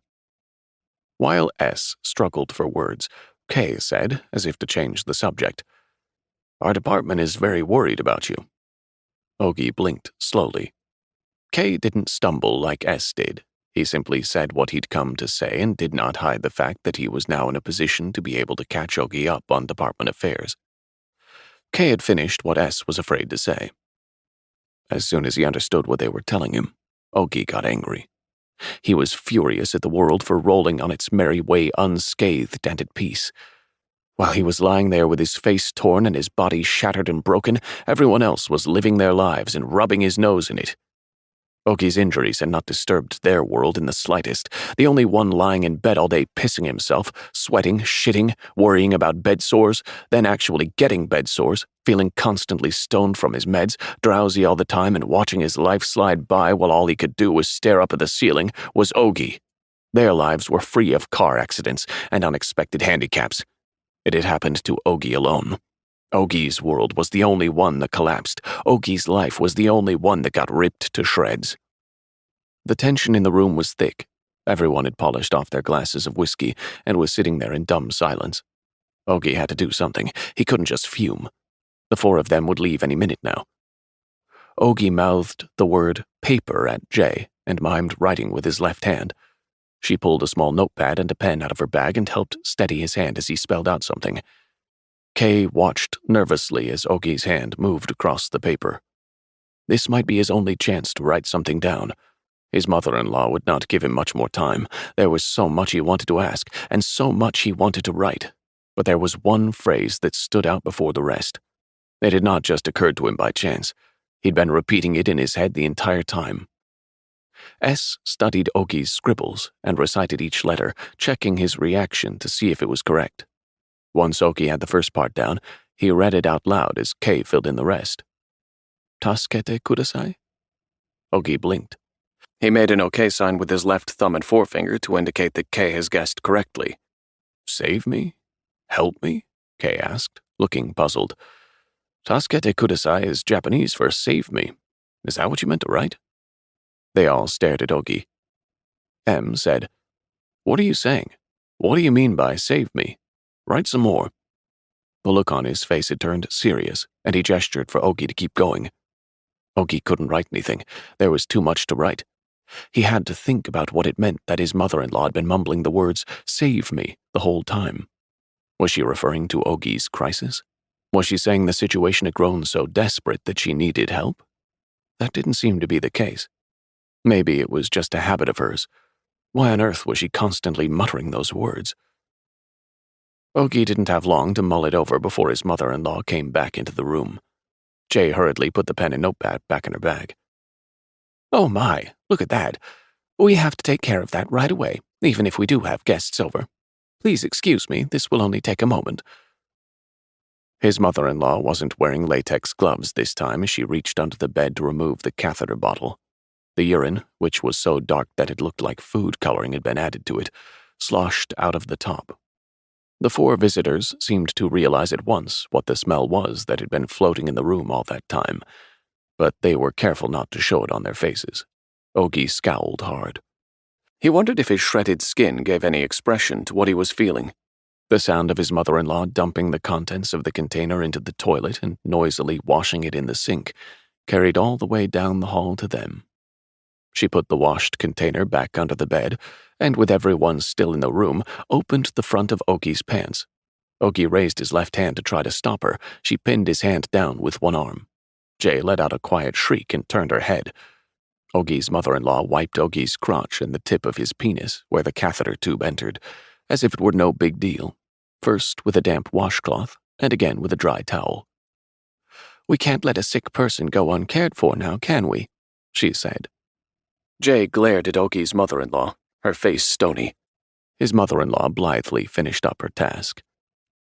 With the front of his pants wide open, Ogie willed himself not to pee. But this time as well, Ogie's fervent wish was not to come true. The plunk, plunk, plunk of Ogie's urine as it beaded at the end of the catheter tube and dripped into the empty container was all too loud and clear. Ogie closed his eyes. Only after his mother-in-law had finished everything she wanted to do did she let go of his left hand. The 4 guests just stood there. No one spoke. After a long silence, Jay said, "We better go." The other 3 hurriedly stood, as if they'd been waiting for those words, and said goodbye to Ogie. It was the usual cliches. They hoped he'd get better soon. They would visit him often. Ogie lay there. He didn't look at anyone. He felt ashamed of the way he had greeted them so happily when they first came in, opening his eyes wide, rolling his eyeballs around, groaning. His mother-in-law led the way to the front door. Jay started to follow them out of the room, but turned at the last second, rushed back to Ogie's side, and whispered in his ear, "Your mother-in-law invited us here. She called me." Ogie grabbed Jay with his left hand. He held on tight. Slowly he said, "Come back again." Had she understood? Jay nodded. They had no time to say anything else. His mother-in-law returned to the room to find out what was keeping Jay. She stared hard at Jay, who was just that moment stepping away from Ogie. When she left the room, his mother-in-law asked Ogie, "Did you say your goodbyes? Who knows when you'll see them again? Don't worry, I'll see them out."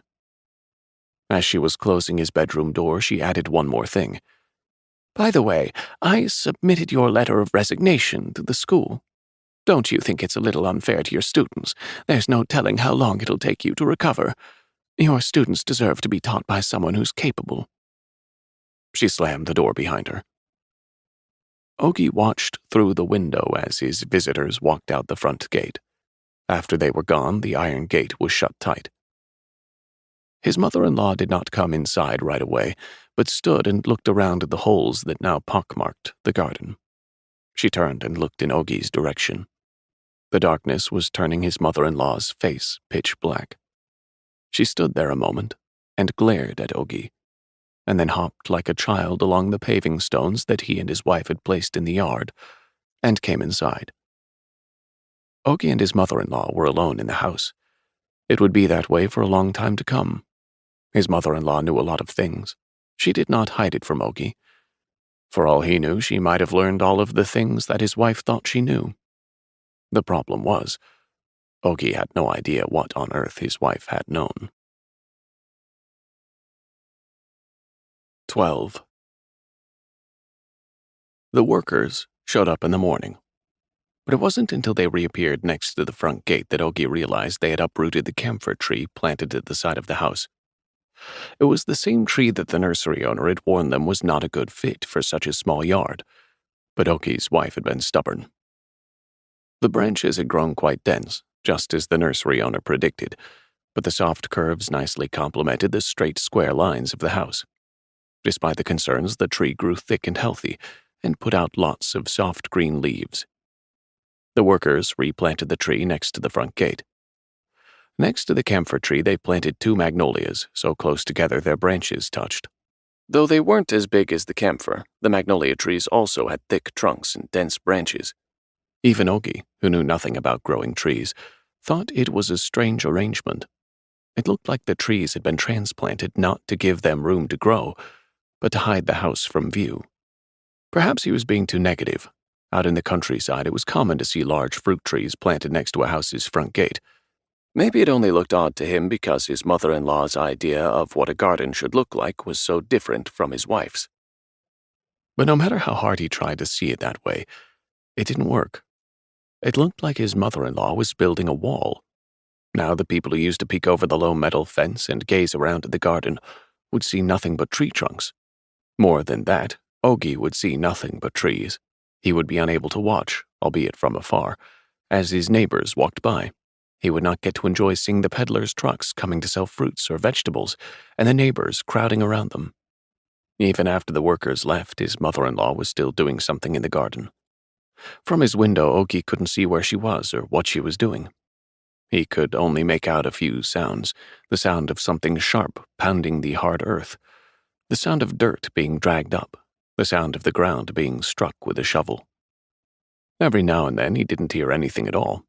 It got so quiet that he wondered if she had left, and he strained his ears all the more, wondering if she was inside the house. He tried to guess where in the house she was, what she was doing there. Then, as if to mock him, the sounds would start coming from the garden again. When she opened the gate for the physical therapist, his mother-in-law was the spitting image of Ogie's wife. She was wearing the same clothes and hat that his wife had worn while working in the garden, and she was carrying the same shovel. As soon as the physical therapist came into his room, Ogie asked for pen and paper. When he tried to voice the words, he failed, but he was able to get his message across by mouthing it. The same trick never worked with his mother-in-law. She always responded as she saw fit. "Take me to the hospital." "The hospital?" Ogie blinked. "Why? Is something wrong?" He blinked again. He hoped the therapist would start talking and eventually stumble across what it was Ogie wanted to say. "As a matter of fact, I was planning to tell your mother-in-law that I have to come more often. The thing about rehabilitation is that you can't just do it like we've been doing, where I show up once or twice every now and then. It absolutely will not work. You won't get better that way. I'm guessing you know that too, right? I bet you don't feel that you've made any progress. I'm right, aren't I?" Ogie blinked. "But I think your mother-in-law might be having second thoughts." This was what Ogie wanted, to talk about his mother-in-law. "The truth is, my house calls are a little pricey. I'd love to offer my services for less, but given my level of experience, my dedication, and my reputation, I've had to raise my prices. I can't just give discounts whenever I want. There are rules about this sort of thing. If I lower my rates, then later I get an earful from my partners. You're probably wondering how they even find out about it. It's crazy, but they know everything. It's because this type of work is all about word of mouth. When one client tells someone else about me, they always mention how much I charge, even after I've told them that that price is just for them and to please not tell others. That's what burns me up the most." Ogie mouthed the word at him again. "Hospital." "I know. I'm not surprised you would think that doing this at the hospital instead with proper equipment would help you get better faster. But you already saw what it's like there. You got physical therapy while you were hospitalized. 10 patients, but only 2 people to take care of them, right? That's so unacceptable. Injured people are vulnerable. They're each hurt in different ways, and the body parts that need rehabilitation are completely different. For example, today I brought a grip strengthener. You have to use this because the muscles in your right arm are weak. And remember how I put braces on your feet last time? You need those to maintain the right position while exercising the joints. See, it's this kind of thing. The details, the little things you don't notice. Only people with a lot of experience know how to use these tools. But they don't do that at the hospital. You saw that yourself. You broke a blood vessel in your thigh during physical therapy there, didn't you? That's bad. That therapist really messed up. For someone like you, since you don't have any sensation in your joints, if you push it too far, you can pull a ligament. You can even end up with a condition called heterotopic ossification. You may not realize it, but I'm always thinking about you. And not just while I'm here. Before I show up, I think about what to do for you. And when I leave, I think about what to do next time. You have to keep working on strengthening your upper body. That doesn't mean giving up on your lower body. Please don't misunderstand me. I just mean we have to give a chance to the parts that have a chance first. That's why I've had you working your traps, your lats, the muscles in your neck. It's gotten easier to move your head, hasn't it? So when you keep saying hospital, hospital like that, it Really hurts my feelings. It costs a lot of money to keep going to the hospital. You have to reserve an ambulance each time, and the orderlies have to come too. It's a lot of trouble. When you compare it to those costs, my services are cheap." Ogi had no choice but to listen to his whole long, boring speech. There was no use waving his left hand or trying to shake his head to show that wasn't what he meant. The therapist stubbornly shot down Ogi's attempts at communication. "As a matter of fact, I've been very worried about the fact that you haven't made any progress. I'm supposed to be helping you get better. It must be my fault that you still have no strength. It might not look like it, but I feel really responsible. Once someone is in my care, I'm responsible for them all the way to the end. If I could, I would have you up on your feet this very second. I mean it." Ogi stared at him. If he could have spoken, he would have said thank you. His therapist had not neglected Ogi. He was doing his best to convince Ogi of that. He seemed to think Ogi was the one calling the shots. "If you aren't happy with me, please say so. The truth is, exercising the joints can be very painful. In your case, because there's no sensation at all, you can't tell whether or not I'm doing a good job. But you have to trust me. Massages can hurt too, and you can't do it too hard. You have to do it carefully, not use too much pressure, be gentle but stick to technique. That's how I do it." The therapist was blatantly pleading his case. Ogi asked for paper again.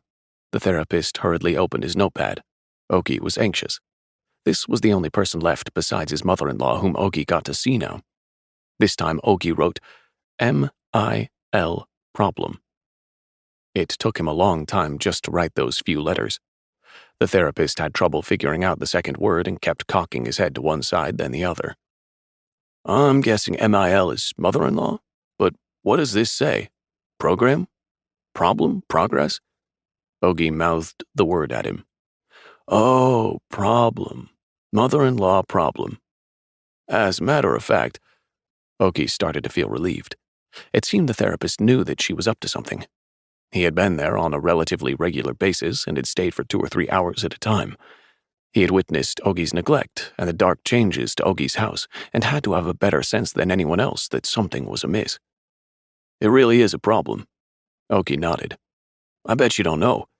Out in the yard, she's been digging a really enormous hole. Can you see it from here?" He went to the window. He stood as far to the right of the glass as he could and said, "You can barely see it from here. The pit. It's huge." Everyone had mentioned that pit. How big it was, how deep it was, how hard his mother-in-law had been digging away at it. "She has been acting strange lately." Ogi was grateful to his therapist for recognizing that much. "I think she's at it every day.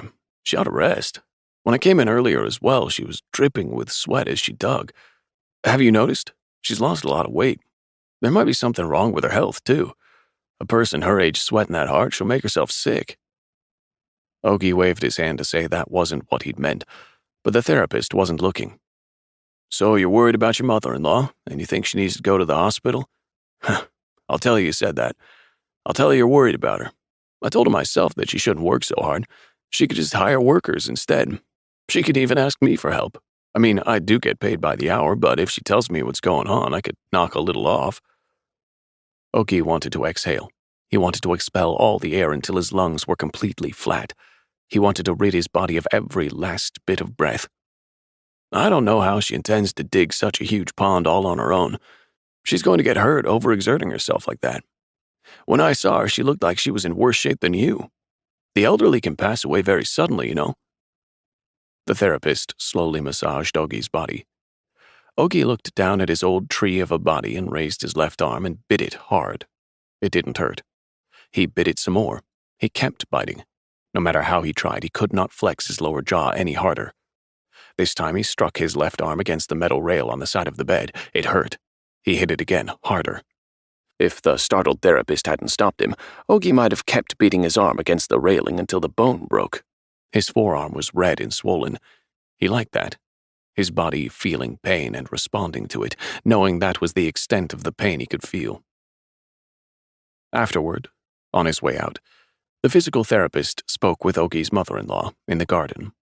The look on his face was polite and cheery, and he kept bowing. Finally, he took out the notepad and showed her what Ogi had written. Ogi's mother-in-law looked at it, and while the therapist was prattling on, she stared up at Ogi's room. When he heard his mother-in-law enter the house, Ogi let out a long breath. Soon she was in his room and coming toward him without turning on the light. The darkness made her bigger. "Thank you," she said, her voice raspy. In the low light, the round flesh beneath her marionette lines drooped. "I didn't know you were so concerned about me. So you're worried I'll overwork myself and go to an early grave. Look at the shape you're in, and yet you worry about me. Thanks a lot. But you should tell me these things yourself. Then I would be more thankful, wouldn't I? What's this you wrote?" She held the crumpled paper up to his eyes.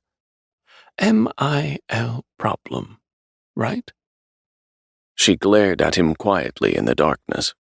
Ogi kept repeating the phrase that he'd started muttering to himself some moments before. "Tasukete kudasai, tasukete kudasai, tasukete kudasai." "People might misunderstand. They won't be able to tell from looking at this whether you meant to say that your mother-in-law has a problem or that she is a problem. And if she has a problem, then is it a physical problem or a mental one? There's no way to tell. I guess you still don't know. What it is I want, I mean. I want you to get better. What else could I possibly want? That's what my daughter would have wanted. So that's what I'll do. What my daughter couldn't. What she meant to do. What she wanted to do. I have to do it for her, and I will. You know she was all I had." His mother-in-law's rush of words broke off as she burst into tears. She wept loudly like a child. It had been a long time since he'd seen her cry. He felt sorry. Had he simply misunderstood the ramblings of an elderly woman who'd lost her daughter? Sometimes she looked so frail and unhealthy, so much so that Ogi's suspicions, his animosity, seemed undeserved, like right now. But not always. Most of the time she acted in ways that made it only natural for Ogi to feel afraid and anxious. She didn't seem to be wishing solely for Ogi's recovery. The physical therapist had told him to use a wheelchair. He'd said that if Ogi was to recover functionality in his right arm, not just strengthen the muscles of his left arm, then he had to keep exercising both, no matter how hard it got. But Ogi's mother-in-law had said no to Ogi using a wheelchair. There were too many door sills in the house that would prevent the chair from entering, and it was physically too difficult for her to put Ogi in the chair herself or take him outside. So the therapist accepted this, and Ogi did not leave his bed.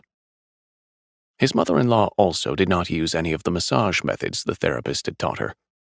They were intended to prevent bed sores and keep his muscles supple, but she said it was impossible for her as her arms were simply too weak, and she couldn't execute the techniques correctly. The therapist said that made sense. He said it was the new caregiver's job to receive that sort of training, but the new caregiver never came. Perhaps she never would. His mother-in-law kept forgetting Ogi's mealtimes. She hardly ever gave him his medication. There were times when she gave him his formula in the morning and then didn't look in on him until very late at night. Each time she muttered loudly under her breath that she had been so busy working all day she hadn't even realized she was hungry. She clearly meant for him to hear it. As he watched his mother-in-law's tears stop, her face turn mean and her glare return, he regretted having momentarily felt sorry for her. "My daughter was all I had, and I'm all you have. You better not forget that," she snapped, and left the room. Ogi stared up at the ceiling in the dark, and wondered whether Jay would come back. She had promised, and she always kept her promises. In a few days, he would go back to the hospital for his operation. There, with a nurse's help, he would call Jay. She would help him.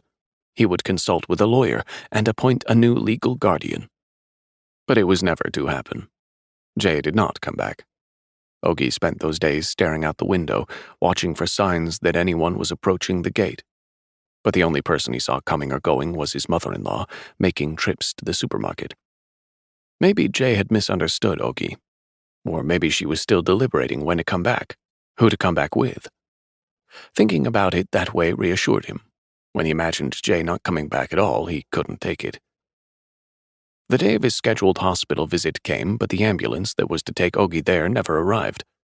Ogi's whole day was a repetition of feeling his mood lift when he heard a car pass by out on the road past the gate with its veil of trees, only to be disappointed again when the car kept going. Not one of the cars stopped in front of the house. The clock ticked past midnight, and still no one came. The headlights of passing cars penetrated the dense row of trees now and then, but none of the headlights were coming to get Ogie. It was well into the afternoon of the next day when Ogie's mother-in-law came to empty his catheter bottle. He mouthed the word hospital. She stared down at him. He mouthed the word again, carefully. I didn't say anything because I didn't want to disappoint you. Your doctor was in an accident, a car crash. I got such a shock I can't even tell you. Somehow it never occurred to me that doctors can also get sick or injured. They say doctors can get cancer and Alzheimer's too. Of course it makes sense. Working in medicine can't prevent you from getting sick. But can you imagine? What if a doctor had a stroke? Or imagine a surgeon having a stroke without realizing it while he's cutting open a patient. Awful. As you know, you can't switch to a new doctor just like that, but at least he says the accident wasn't that bad. I assume that means he's able to walk, unlike you. But he did say he needs treatment, which means, of course, that yours has been delayed. He says it'll take him 12 weeks to recover. Probably means he can't operate until then. How can he use a scalpel if his hands are shaking? He could kill someone. So I told him that was okay. I suggested we postpone your operation. And anyway, it's not like your life is hanging in the balance. It's not like someone is going to die if we don't get you that surgery immediately. You certainly won't die without it. You'll still be alive 12 weeks from now, won't you? Imagine that. You'll still be alive and not dead, no matter how far we push back the surgery. How wonderful is that? Ogie wanted to argue with her, to say, isn't that too much of a coincidence? But it went without saying that it was possible. It had happened before, though it was difficult to believe it was happening to Ogie again. It had happened a long time ago. Just before their second in vitro procedure, their attending physician was in a car accident. Ogie's wife had taken the hospital's advice and changed doctors. She had pushed ahead with the procedure on schedule, but it failed. On top of which, she'd had a very unpleasant experience. The new doctor got inappropriate with her, and Ogie's wife took deep offense. Afterward, she refused to go through the procedure again. She gave up on having a baby. She had probably told his mother-in-law about it. She would have been heartbroken, and wanting to say that her infertility was not her fault. About your physical therapist. I told him not to come for a while. He talks too much. He gets paid by the hour, and I've caught him several times just sitting around talking. We can't keep putting up with it. He just wants to run up the clock. That won't do. I guess we'll have to look for someone who's more trustworthy. She had said the same thing when she fired the caregiver, that she would look for someone new, but no one had come looking for a job, and she hadn't tried to find anyone. Ogie had lost his caregiver and now his physical therapist, and that wasn't all he had lost. He had worked so hard, never knowing he would lose everything. 13. The man outside the window nearly fell off his ladder when he saw Ogie. He must have thought the room was empty. Ogie watched as the man installed security bars, a standard metal grid that bolted in place. The space between the bars was very narrow. Was his mother-in-law having them installed on the off chance that Ogie might try to escape out the window? The idea bothered him greatly, but he also regretted the fact that it had never even occurred to him to try. The man went away, and this time Ogie's mother-in-law appeared. She lifted the vines that trailed every which way below Ogie's windowsill and wrapped them under and over, through and around each of the iron bars. Given the warmer climate lately, Ogie's window would soon be covered in vines. Now that even his view was taken from him, the only thing Ogie had left was this familiar-smelling room. As he looked around at it, he noticed that something had been placed on the nightstand where the telephone used to be. There were 2 lidded vases, tinted a very light blue, sitting side by side. They hadn't been there yesterday. His mother-in-law must have snuck in sometime in the night and placed them there. He'd made a mistake before, but this time, the moment he saw the 2 vases, he knew what they were. He didn't know if one of them was the same urn that he'd seen at his mother-in-law's apartment, but the shape was similar. They were made from the same bluish, rounded porcelain. The other thing, Chucky, that's not Chucky. He could still hear his wife's voice as she teased him, punning on the words for porcelain and sweetheart. He tried saying it out loud. A hollow shriek gusted out. Back when he and his wife still joked with each other, Ogie had felt embarrassed by the idea of calling her Chucky as a term of endearment, since the word could also mean oneself. Ogie used to muse about having two Chuckies, his self and his beloved. His wife had two as well. Though saying it out loud embarrassed him each time he called her Chucky, he felt like they were blending together. They liked to say, "What's Chucky's problem?" They said it more in reference to themselves as a couple than to one of them alone. They used it, too, when privately chiding themselves. When Ogie and his wife set out on their trip, they'd started out speaking politely to each other, but their kind words deteriorated the further they got. She seemed to think that the silence filling the car was his fault. At first, she only let her unhappiness show on her face, but gradually she began to vent her anger out loud. Ogie lost his anger, too, when she suggested splitting up. Ogie firmly refused. Neither of them would benefit from ending their marriage. Ogie knew it, and so did she. Was that what his wife had wanted?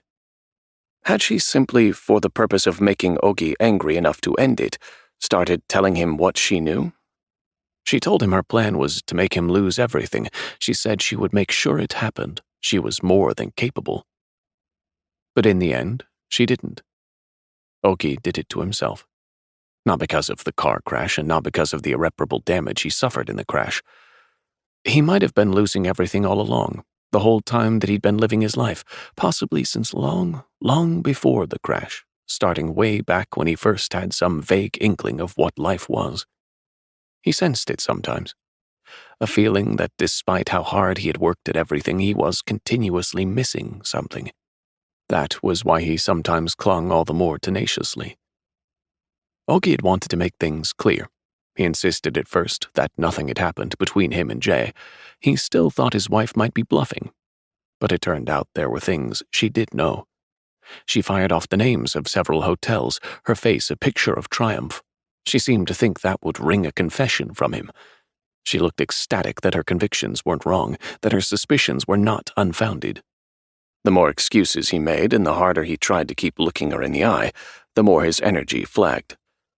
He was left with no choice but to admit that something had happened, but that it had ended a long time ago, and he swore it would never happen again.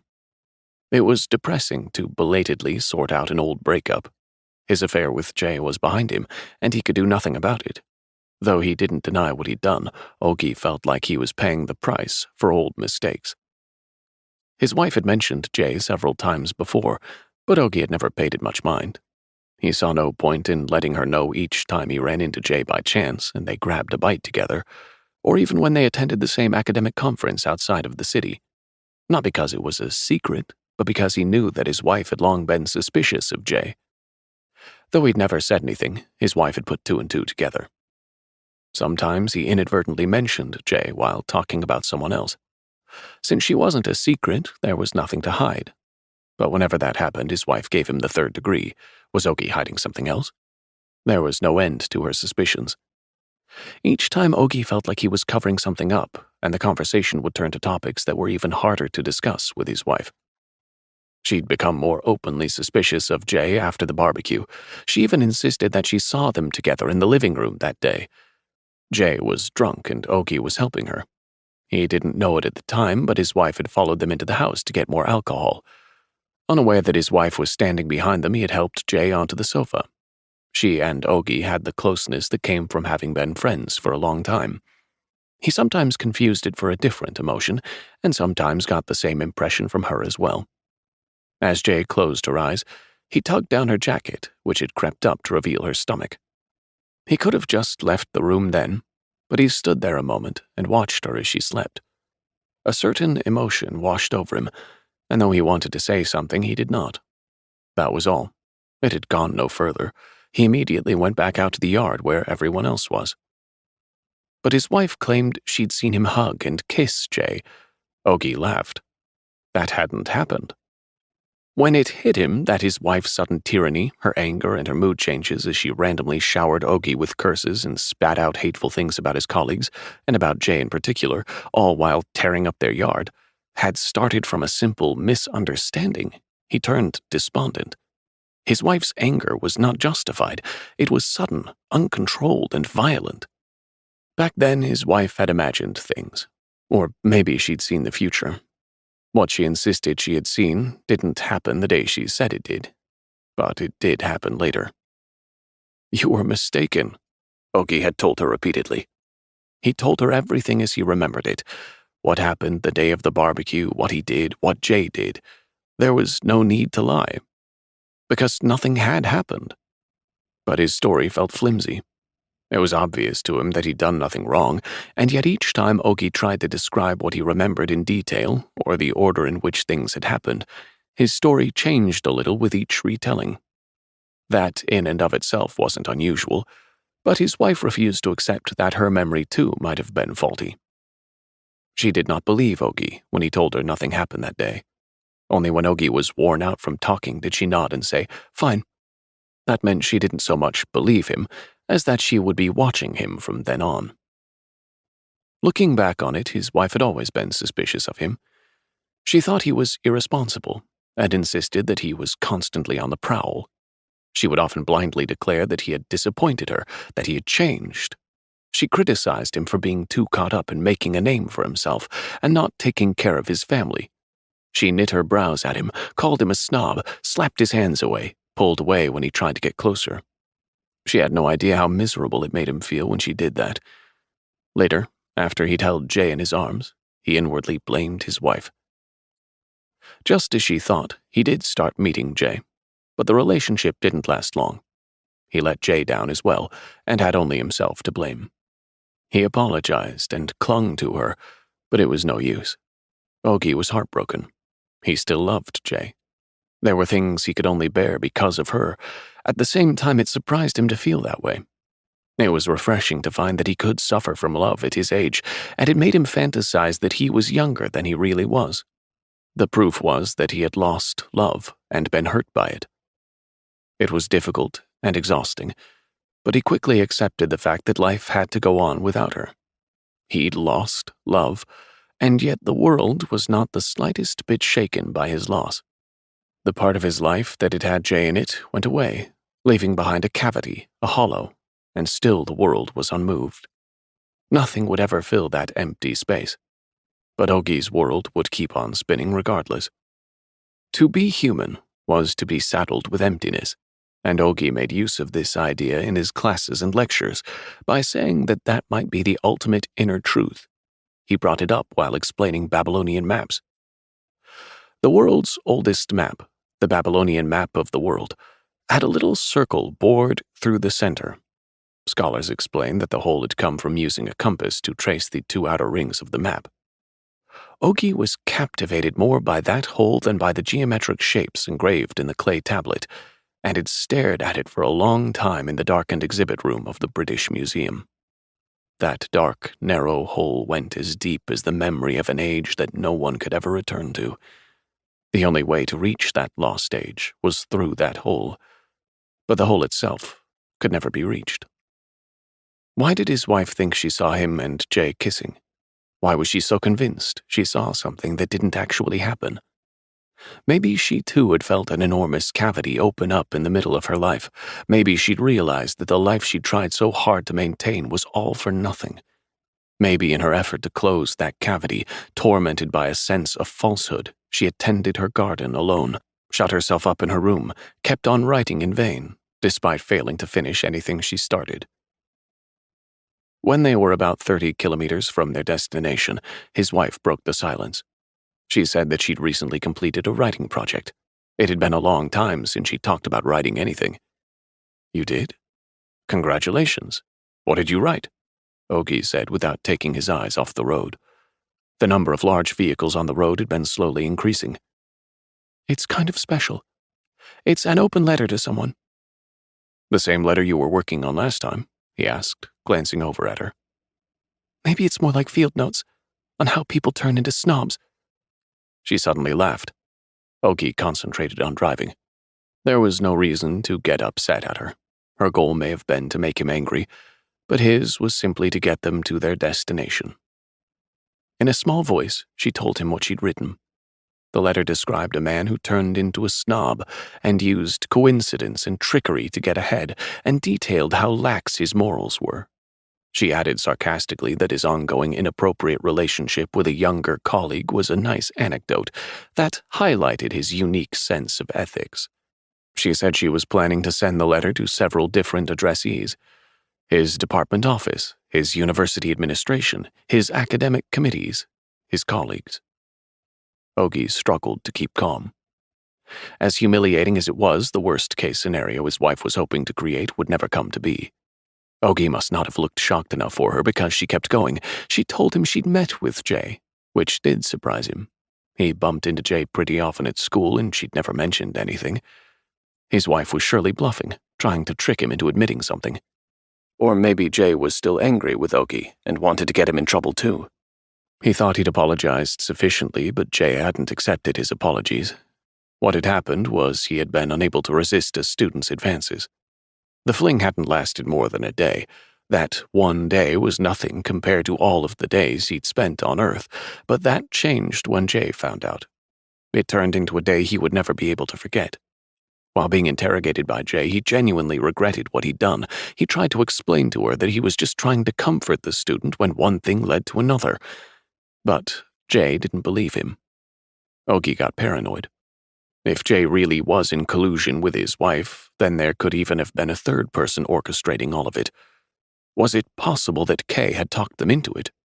Did Kay resort to the same tactics that Ogie had used back when he was on the job market?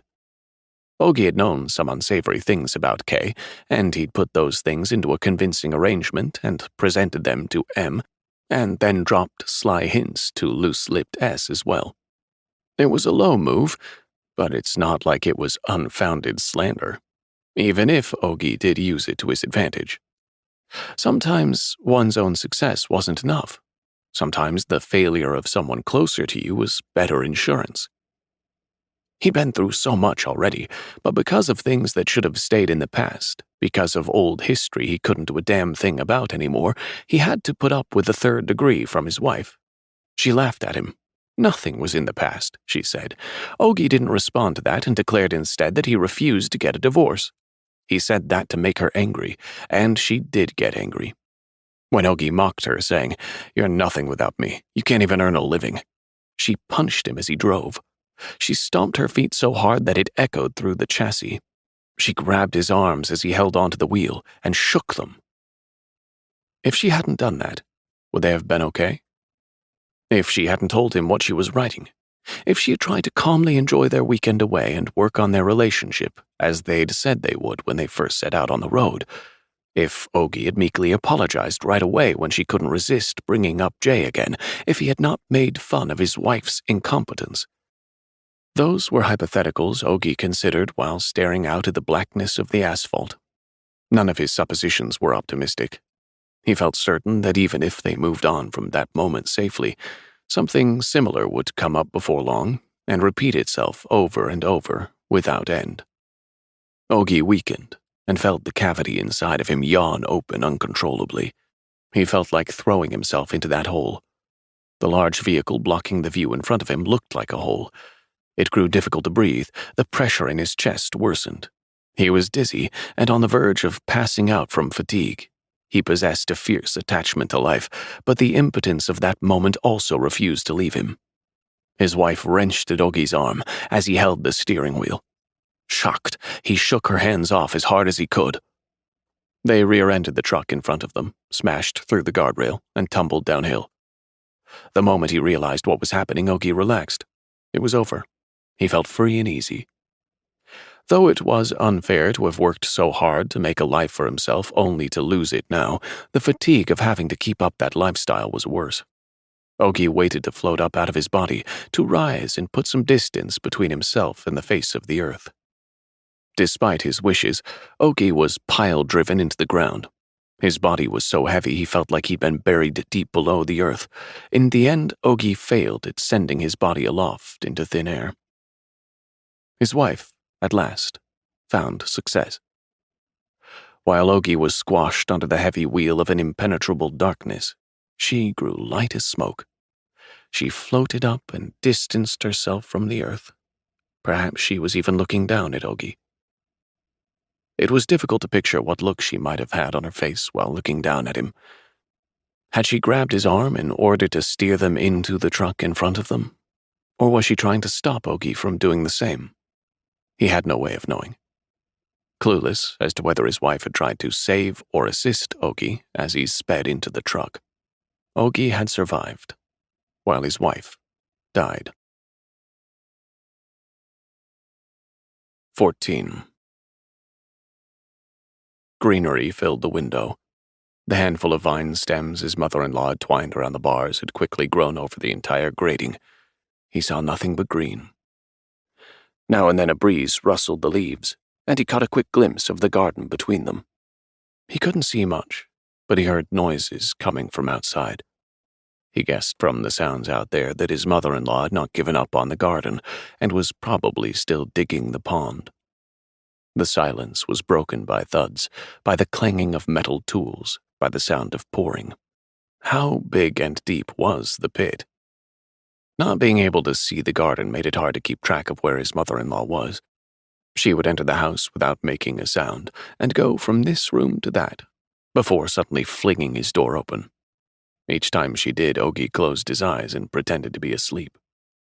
She would stand at a distance and examine him for a moment, before closing the door, only after which he let out his breath. Sometimes she did it late at night, too. She would burst into his room, stand next to his bed, and gaze down at him as he pretended to sleep, and then go over to the two urns. After wiping them with a white cloth, she would press her hands together lightly and murmur.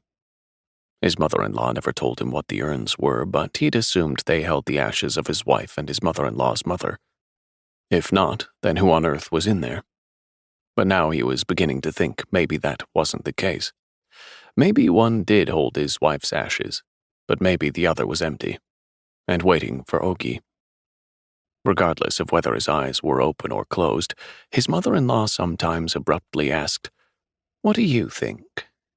It was better to be prepared when that happened. It meant she was about to do something to him, usually something he didn't want her to do. His mother-in-law did whatever she wanted with no regard for his reaction. It had happened the night before as well. His mother-in-law had come in without bothering to turn on the light and walked up to him as he pretended to sleep. She'd said, "What do you think? Your hair's getting a bit long, isn't it?" and held a pair of scissors to his head. She grabbed a rough fistful of Ogie's hair and hacked at it ruthlessly. Each time he heard the snip-snip of the blades in the dark, his immobile body seemed to cringe. When the snipping sound came close to the rim of his ear, he squeezed his eyes tight in dread. Now his face itched horribly, as if the snippets of hair were sticking there. His left hand was busy scratching everywhere it could reach. The itch spread until he was going back and forth from one stiff leg to the other. He switched to the back scratcher the caregiver had left behind. As he did so, he realized that his left thigh seemed to register the sharp edge of the scratcher. Ogie tried flexing. His left leg twitched. He was sure of it. It was very faint, but the muscle contracted and relaxed. This time he pinched his leg with his left hand. He hadn't felt any pain even when bed sores broke out on his back and bottom. It was only when his mother-in-law made a face and bandaged him up that he realized anything was wrong. But this time he felt it.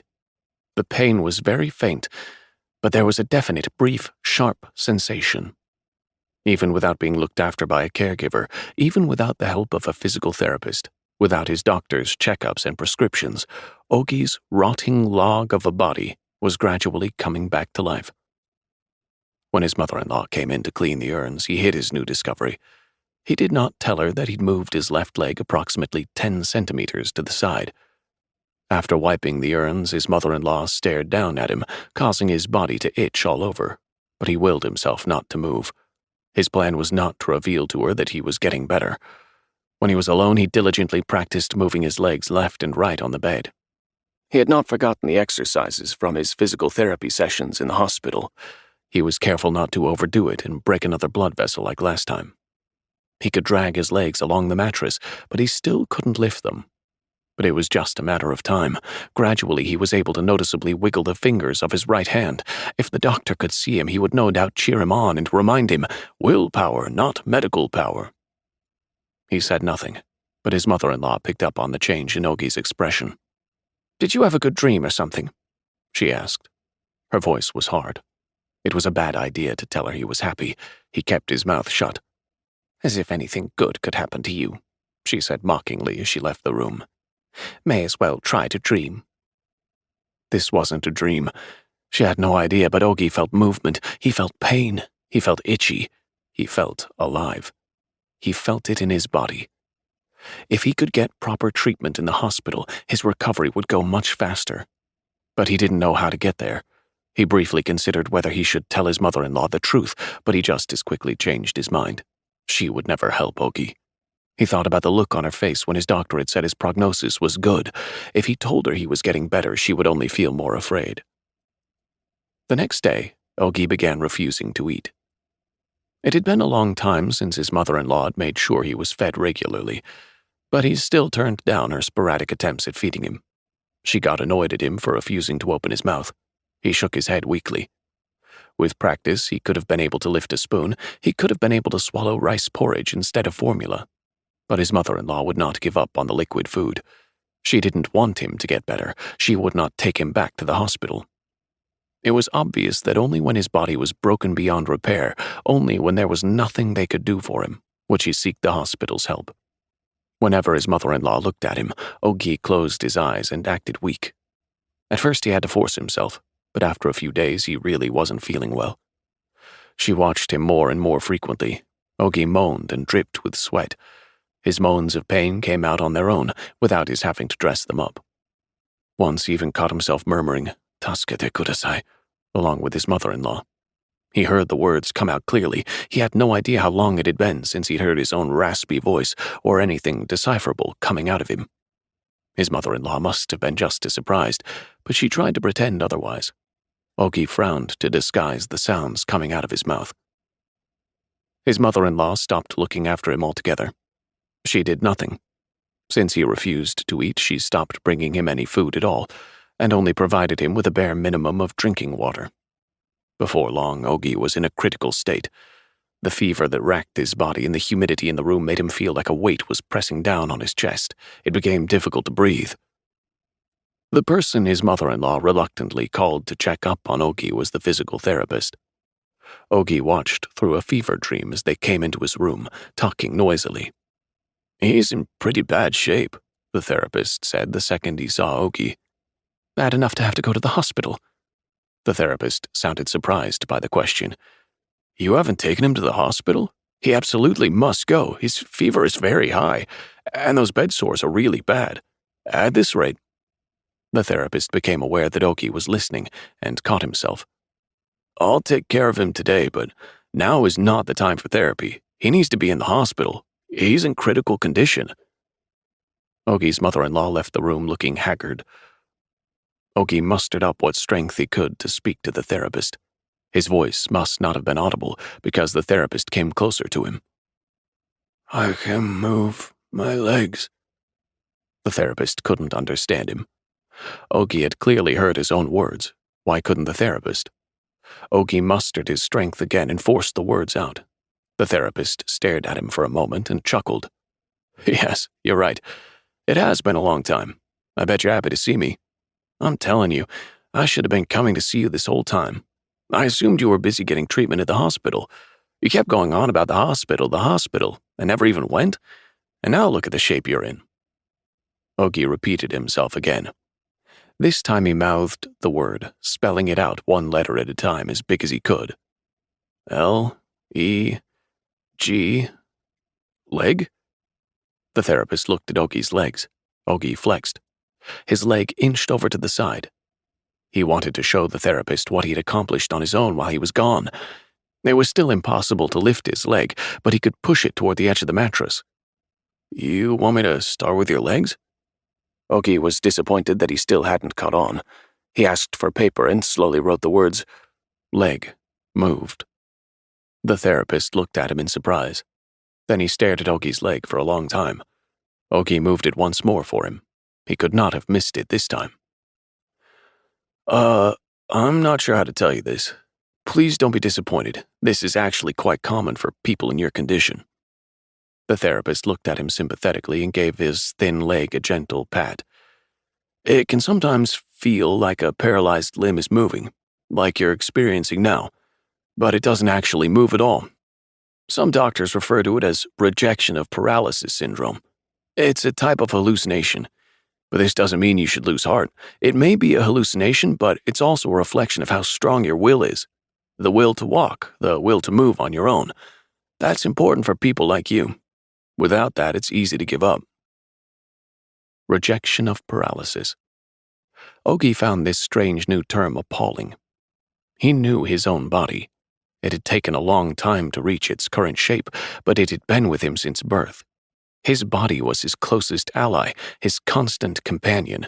It wasn't like his spirit or his heart, which never did what he wanted them to, which acted of their own accord, with no respect to him. Ogi was acutely aware of his body's minor aches and itches, the tautness of his skin, the sagging. He easily recognized hunger and fullness, even phantom symptoms of diabetes. Of course, there were times when he wasn't quite so certain, times when he couldn't quite identify which part of him ached. He'd once had a boil for a long time without knowing it. When the caregiver had pressed against him, his body had disobeyed him, and when tempted by a girl much too young for him, he'd gotten aroused.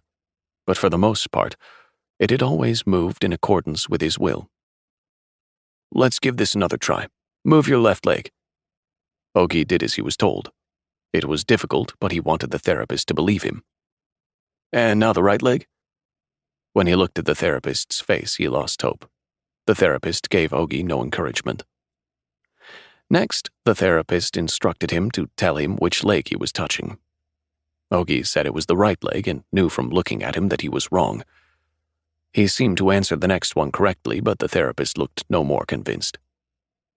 After a long pause, the therapist told him that his legs had changed. He didn't mean that Ogi could now move them. He meant they were dangerously atrophied. Though it was common for patients' bodies to become imbalanced, in Ogi's case it was progressing at an exceptionally rapid pace.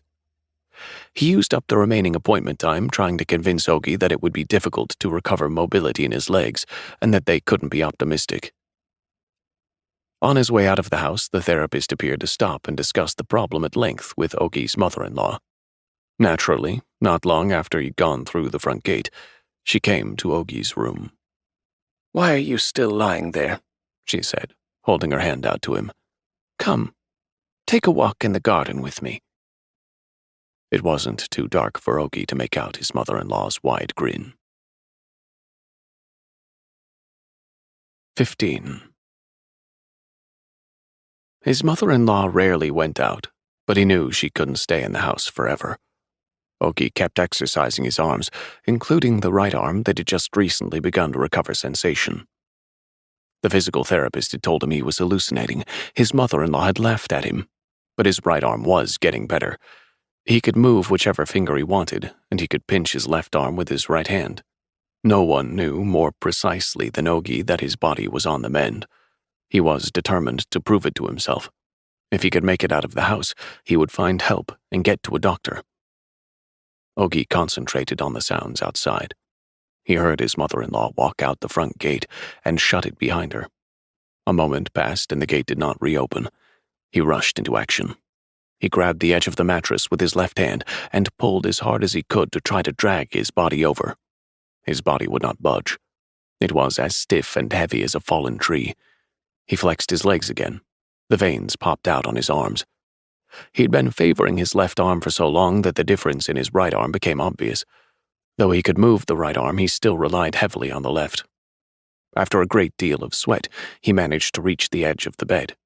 He grabbed the rail with his left hand and the headboard with his right, and pulled until his legs dropped to the floor. They landed with a thump, his upper body slithering after them. He wrapped his arms around his head as he fell. Even after the rest of him hit the floor, he felt no pain in his lower half. His legs were useless. Ogi finally believed what the physical therapist had been trying to tell him. Using only his arms, he dragged himself across the floor. The first crisis came in front of the tightly shut bedroom door. He lifted both arms, but to no avail.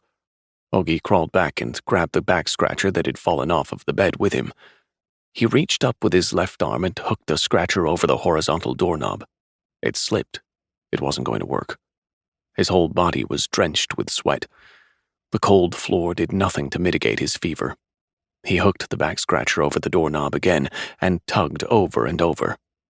The light in the room had dimmed by the time he was able to get the knob open. The living room was even darker than his bedroom. Heavy curtains covered the wide front window. Once his eyes had adjusted to the darkness, he realized that the living room was completely changed. It didn't look like anyone lived there, as if everyone had moved out long ago. Their sofa, upholstered in a Danish designer fabric that his wife had so carefully chosen and waited 3 whole months to have delivered, was gone. In its place was a large leather couch. It looked like it had come from his mother-in-law's apartment. But more surprising than the couch were the piles of household goods stacked every which way in the center of the living room. There was no order to any of it, as if it hadn't been placed there for organizing, but rather had been tossed together prior to being thrown out. Many of the items were from Ogie's study. The green retro-style lamp that had illuminated Ogie's desk late at night was shoved upside down into a big cardboard box, and the plaque of appreciation from the Mapmakers Association was tossed in there as well. Ogie dragged himself to the front door. He had no idea when his mother-in-law was coming back, or how much longer his strength would hold out, but he had to keep going. Opening the front door would be easier than opening his bedroom door. All he had to do was push the green button at the bottom of the digital door lock. He tried pressing it with the other end of the back scratcher, but it wasn't heavy enough. He knocked over the umbrella stand next to the front door and selected a long umbrella, then tried to use the tip to press the unlock button on the door. The strength in his hand gave out, and the umbrella fell, smacking him on the head and shoulders. He didn't know what else to do, and just kept tapping the digital lock with the tip of the umbrella. By the time he got the door open, the cold tile beneath him had turned hot. Ogie sucked in the cold, fresh air. It was the exact opposite of the stuffy, musty air that filled the house. The air outside smelled and felt so good that he felt like crying. The garden looked like a vacant lot. Other than the tight row of trees along the low iron fence next to the front gate, there was not a single growing, sprouting, blooming, living thing. The shrubs had all been uprooted and stacked to one side like firewood. There were circles of darkness all over the place. Each one was a small pit.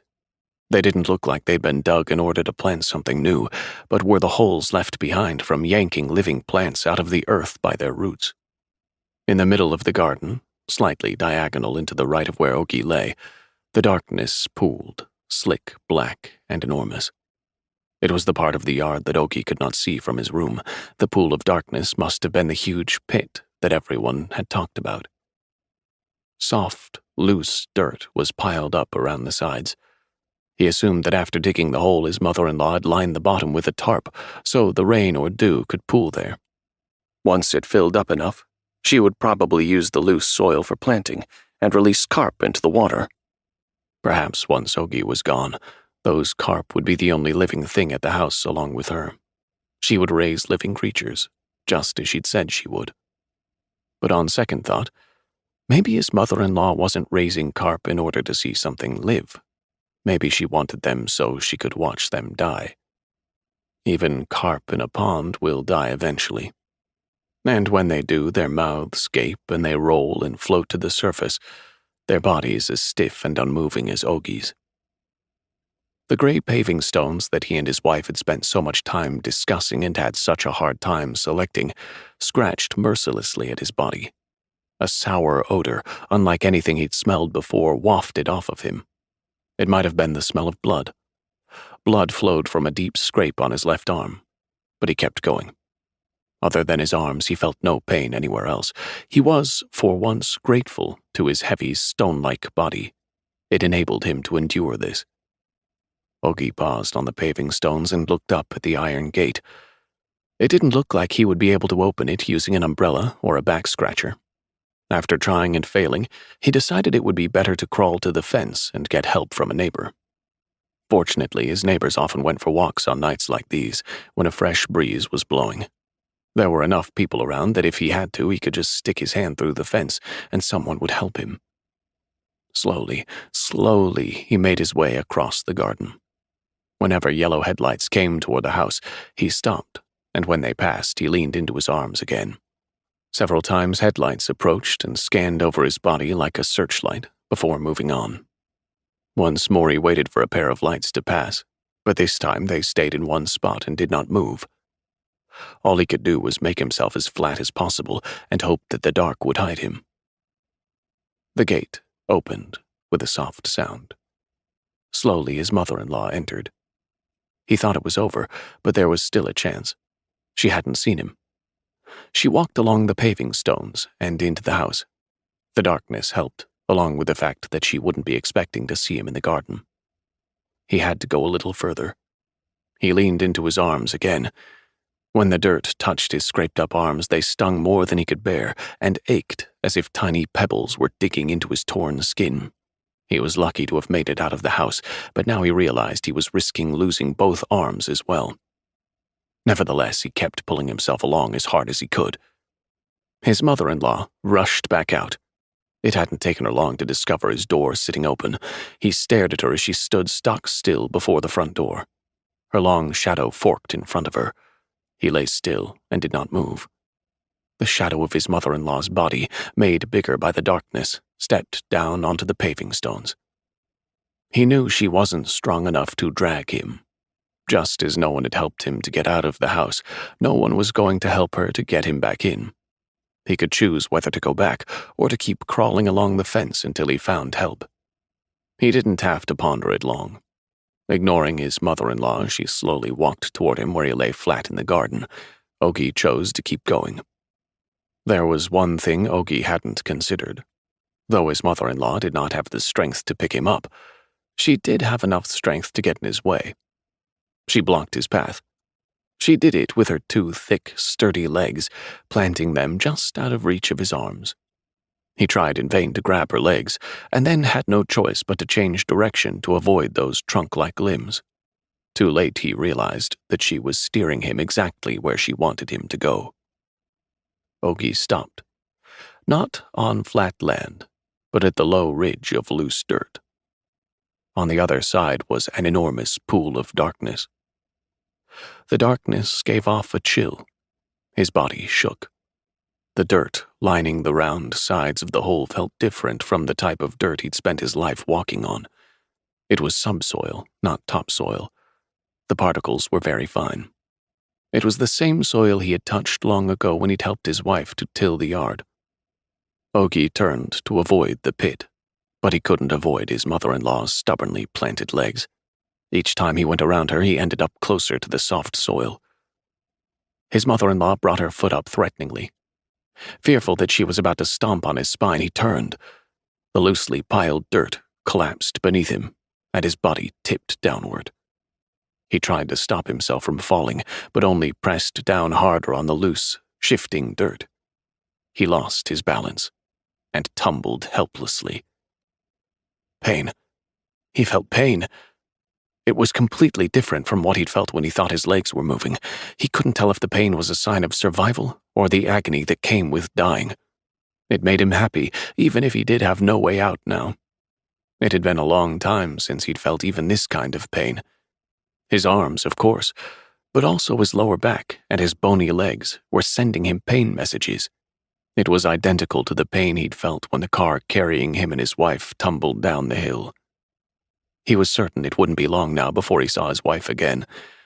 Once the overwhelming pain passed, he would at last float up out of his body. He would ascend into the air and look down at himself sprawled miserably at the bottom of the pit. It surprised him that it had been less than a year since his wife had looked down on him like that. Those intervening months had felt so very, very long. The person looking down on Ogi now was not his wife. It was his mother-in-law. Her arms were crossed, and she stood as still as a statue as she stared down at him trapped at the bottom. The distance was immense. He could tell how far away he was from the fact that her face looked just like his wife's. The pain continued, and worsened each time he touched some part of himself.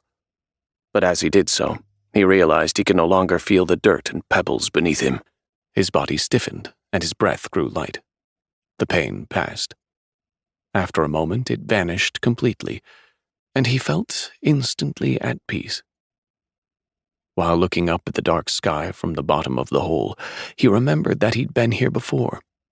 Not here, as in the bottom of a pit, but here in the yard, sitting in this same spot at the picnic table, talking to his wife. A day when they'd shared a light dinner and gone for a walk in the neighborhood. An evening spent looking for the place where a cat had once startled them both by bolting out from under a parked car, so they could set some food out and wait at a distance to see if the cat would reappear. A day when they had watched the cat appear from out of nowhere, eat all the food, and then crawl back under the car, after which they returned home and talked for a long time about random, silly things. An evening when they ended their long day by reading together outside, until they were both drowsy. A night spent talking about the book, before lying down on freshly laundered sheets and drifting into sleep. A day when simple, leisurely tasks repeated themselves like squares on a paduk board. The kind of perfectly peaceful day found in any given life. One day from among many days, entirely different from now. His wife had looked up from her book, and her face had gone suddenly slack.